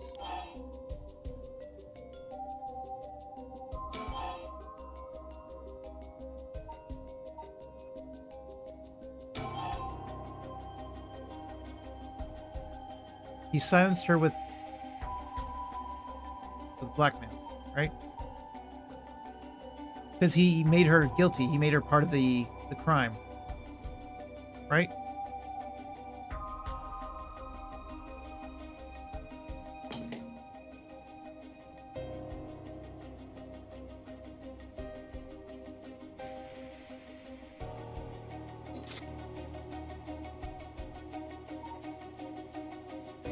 Are we talking about like what happened recently or overall?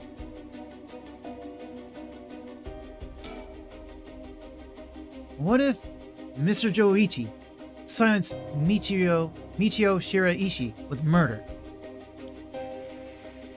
What do you think? Wait, that said it was him who said it. This was her saying it. So this is her saying, what if Mr. Jonoichi silenced Michio with murder? What do you think? And now he replies, I see. So you think Mrs. Shiraishi's death might not have been suicide? That would certainly give him a good reason to think she'd hold a grudge. But I'm not sure I buy it. That might be a little bit far-fetched. I see. I'm sorry if I disappointed you. I'm not really cut out to play detective. Well, no point in dwelling on speculation. The truth will be out in time. Right now, I think we need to have another chat with Mr. Jonoichi.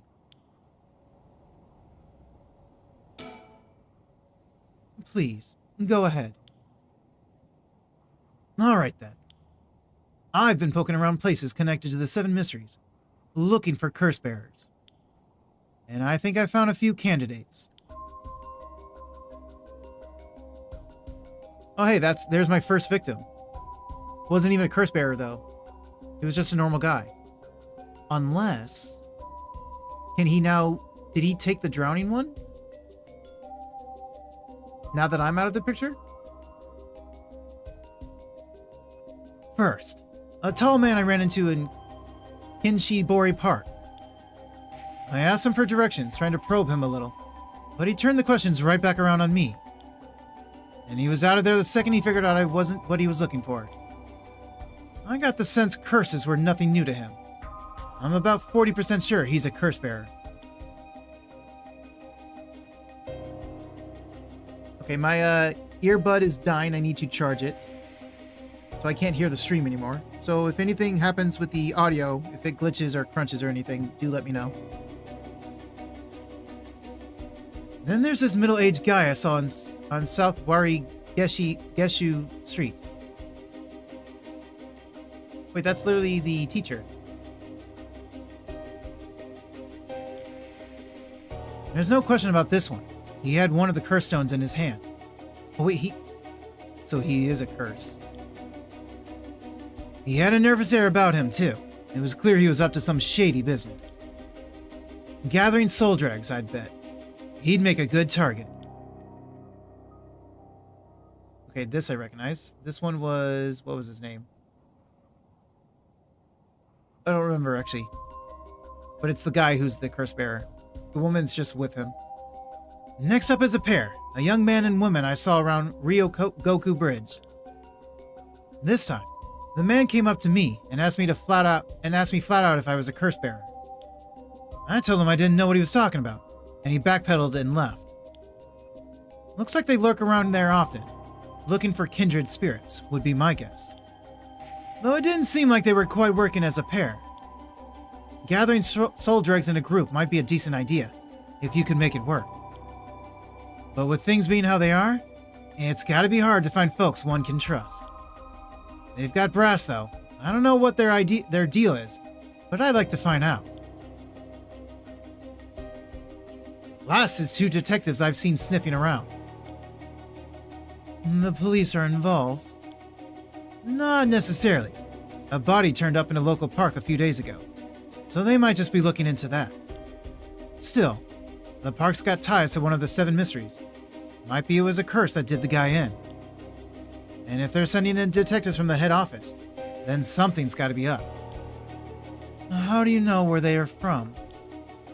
Let's just say that when you're in this business, there are some faces you get to know. Anyway, that's everyone who's caught my eye. You found all of them in so little time. I really did hire the best. It's all in the name, ma'am. Richter Kai P.I. No, wait. Make that Richter Kai, investigator extraordinaire. My, an investigator extraordinaire. Is that why you can dress like that without drawing attention to yourself? You bet. An investigator extraordinaire can blend in like a chameleon in any outfit. Well, that aside, the middle-aged man and the young couple sound the most promising, am I right? Whichever we pick, it's still too early to make a move. Oh. That was him saying that. Whatever. It seems like the curse bearers are less involved with each other than we thought. Plus, there's still others we don't know about. I say we hang fire and see how things play out. Once more bodies start showing up, that'll get the pot nice and hot. And once it's boiling, our chance will come. You got thoughts about that? You do not. Is something wrong? Not really. It just struck me. It's been 20 years since the Nejima murders. So it has. Not to spook you or anything, but I thought you might be interested in knowing. Life in prison doesn't always mean life. There's precedent for first-time offenders being allowed out on parole after 20 years. Only if they're found to show remorse and the desire to reform themselves, of course. That's right. I'm impressed you know so much. I mean, he's a PI, so... Still, it's hard for someone with a criminal record to reintegrate into society. I hear they're trying to fix that recently. Matching inmates with jobs and accommodation. Oh, really? They keep an eye on them, of course, and make them report in for regular checkups. But to avoid discrimination, they keep the inmates' records a secret from everyone but their employers.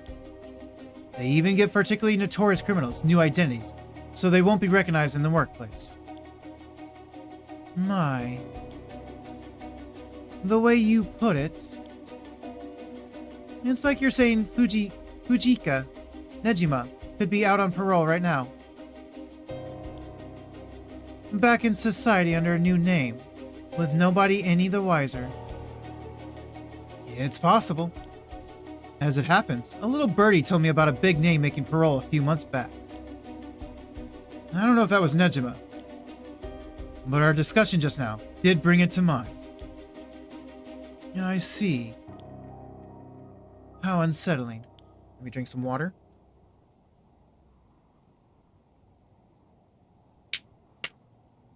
Now that you mention it, I just remembered something too. What was it? I was passing Komagata High School a little while ago when I saw someone. A janitor, I think. And I could have sworn he reminded me of... No. Of Fumichika Nejima. Oh? He looked a little different after 20 years. Much thinner than I remembered, too. I told myself I was just seeing things. No shot they let him be a janitor at this school. No way. He must have escaped parole because there's no shot. But perhaps it was him after all.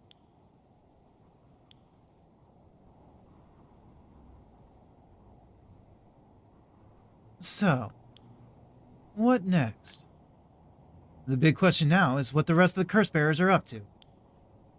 Luckily, the Sumida River is a good distance from any of the 7 mysteries. It's unlikely the other curse bearers will come all the way here. I can finally have a moment to think.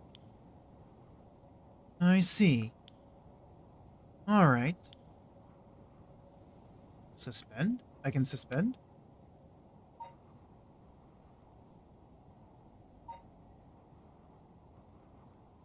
Really? Okay. You cannot currently progress any further.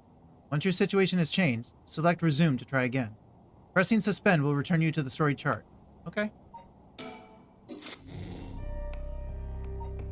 Does that mean I can do this one now? Or should I keep going on the other one? However, it has been almost 7... You know what? I kind of want to write it out to 7 hours. Let's go check on this real quick.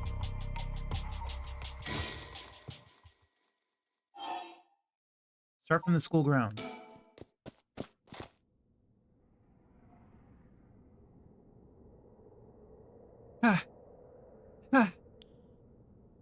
I have to get outside. Let's see. To get to the gates, I go by the gym and...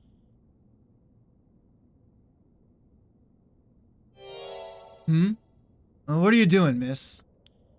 Eek! You shouldn't be here this late. Don't you know what time it is? Now, last time he said he killed her because opportunity. Now we're opportunity. Oh. Mr. Ashimiya. Ashimiya. I don't know. Well, if it isn't little Yako. Anyways, students ain't supposed to be outside playing around at night.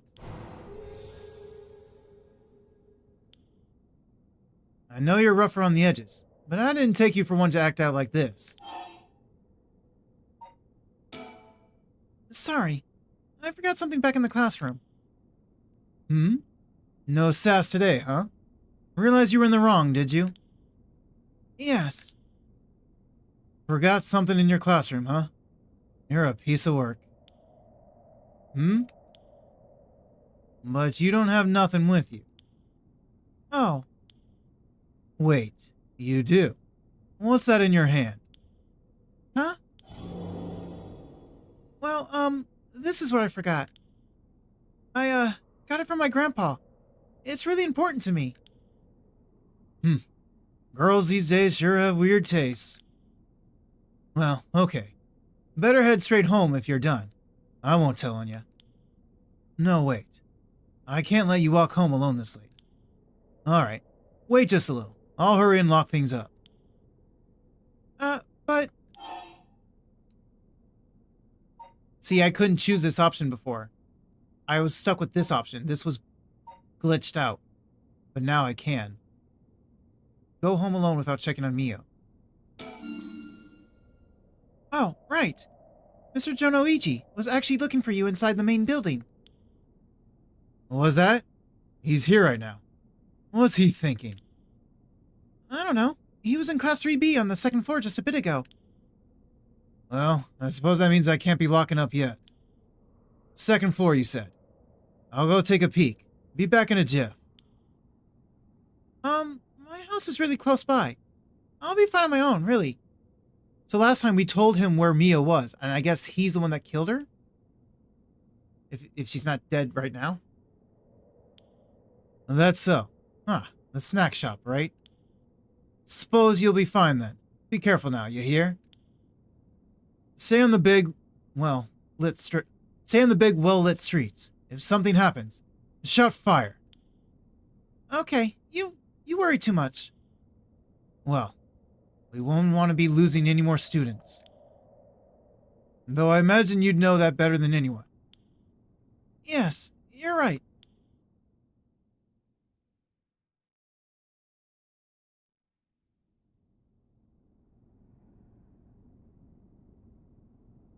Maragata High School, front gates. So she escaped, and she doesn't run into the prologue guy because he's dead. He's out of the situation completely. Yay for not dying? Well, it's not us that died, it was Mio that died. Because we go back in, and we find Mio dead. So hopefully she's alive this time? Somehow? Mio's late. I've been waiting for 20 or 30... Oh, actually, we did die. No, I take that back. We did die. We went in, we saw that she was dead, and then it came after us and killed us. Never mind, never mind. We did die. You're right. I forgot. I've been waiting for 20 or 30 minutes, but there's no sign of her. Huh? There's someone coming down the road. It's you? That's... Wait. Is that the same teacher? Yeah, that's the same teacher. Oh no. A teacher! It's Mr. Arishi. Wait, no. No, it's a different teacher. So they look kind of similar, but he doesn't have the glasses and his hair is a bit different. Part-time teacher, Hideki Araishi. So this is a new guy. We have heard the name, though. Hideki is a historian who works part-time as a curator at the local folk museum and as a teacher at Komagata High School. His recent publication on the Rite of Resurrection. Right. He made a book about the Rite of Resurrection. He's the one that's been talking about it in the scientific community. We heard about this in the prologue. Has caused a stir in the occult circles. Hideki is quintessential obsessive researcher. Despite being entirely unsuited for teaching, he had no choice but to take up a position at Komagata High School in order to make ends meet. While having a captive audience in his classes goes some way to satisfying his need for respect and recognition, his conceited nature makes him unpopular amongst the students. Lately, he is concerned that articles he contributed for purely monetary reasons have earned him a reputation as a researcher of the occult. With a surge of interest in the topic and the resulting volume of article requests he is receiving are undeniably tempting. Hideki is a regular at the Kurokikyo Cafe? Kurokikyo Cafe on Hokusai Street, where he can be found outside his work hours, writing essays and manuscripts. His published books include A Study of the Unknown and an Introduction to Bando History.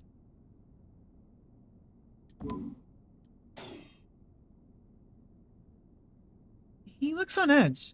I wonder what he's doing. That thing in Mr. Araishi's hand. It can't be. It is. Whoa. Could that be a curse stone? Oh, this is bad. What do I do? What do I do? What do I do? I don't think anything good can come from him seeing me. Wait, he's the one who discovered the Rite of Resurrection. It wouldn't be strange at all for him to have something to do with the curses. Then, could the curse echo from before have belonged to him? Ah, shoot. Did he notice me? Uh-oh. Oh, he did. Oh. Hello, Yako. What are you doing here? Erk, that was fast. Did you not hear me? What are you doing here?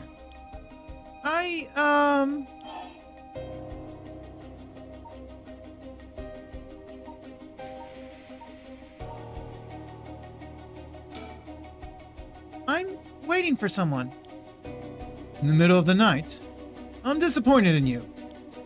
Bad children who get into trouble at night need to be punished. I do not like that grin. That is a creepy-ass face. You get out of here with that.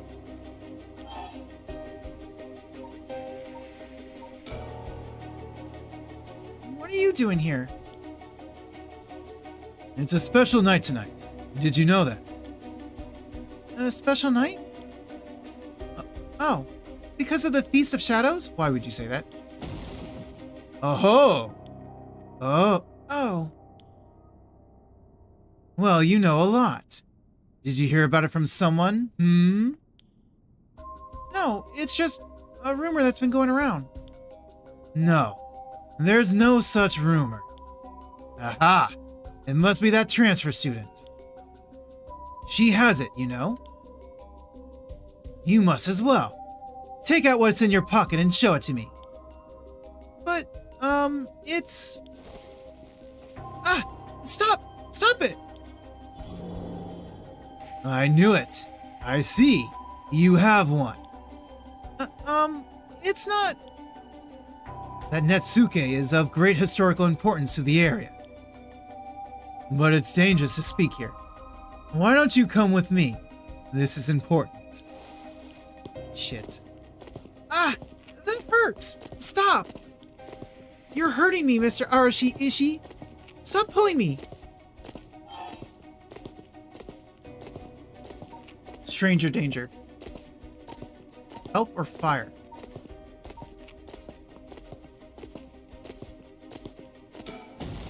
Ah! Fire! There's a huge fire! Stop that! Someone will come. Damn it. Get over here. Ah! Ah! Where am I? It's completely dark. Oh no. You're the dark guy? Oh no. I killed this guy with ease because I had a lighter last time. Tell me it's not the darkness guy. What's the meaning of this, Mr. Araishi? Ah! What? My stomach! It hurts! I'm bleeding! Ah! Ah! Ah!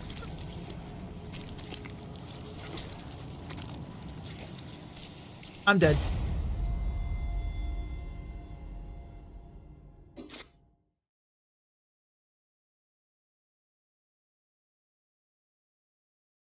Hi, storyteller. I'm back.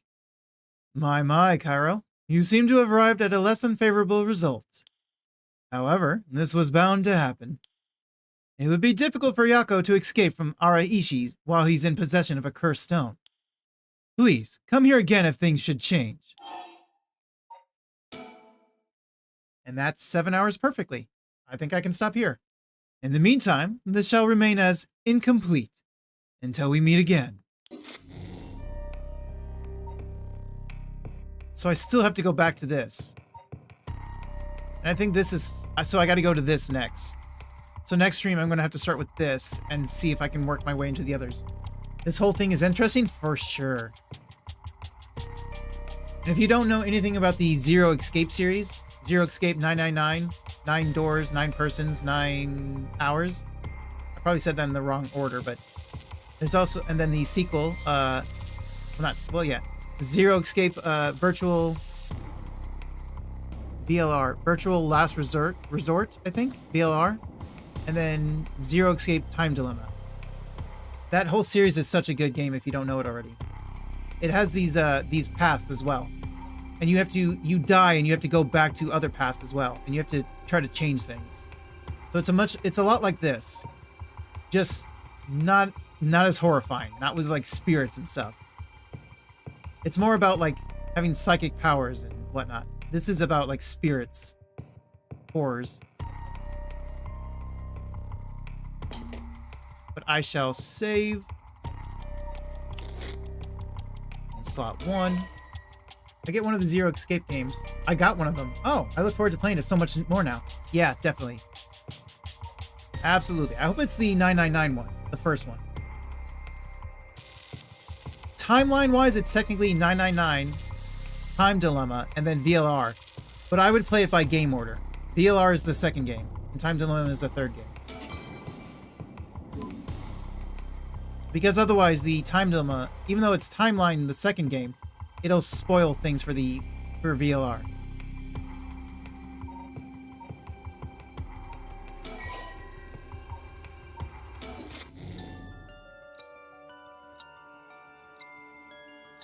All right, I will call it there, and I will find someone to raid.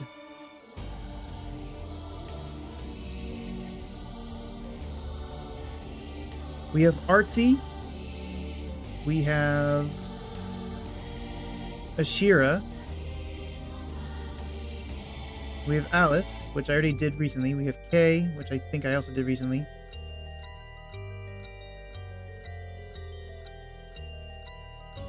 Let's go with... What's Artsy doing? Artsy is doing a collab. She's playing Death in Unison. I have no idea what that game is, but it is a horror game apparently. So I guess we'll keep Spooktober going with Artsy.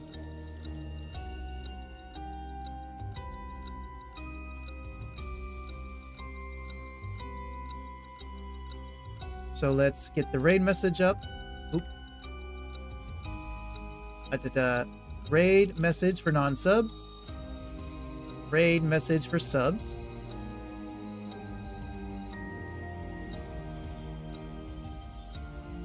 Thank you all for hanging out with me, those who were lurking and those who were in chat.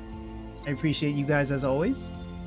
And I will be back tomorrow with I think it's just one game tomorrow. Here, let me click out of the game.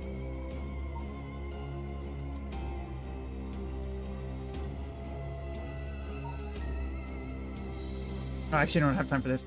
I hope you all have a good morning, day, or night, whatever time it is for you guys.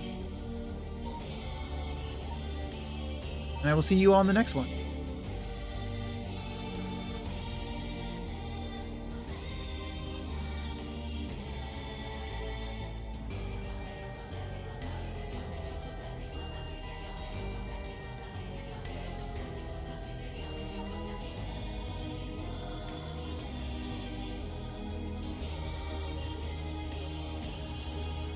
Night, night. See ya.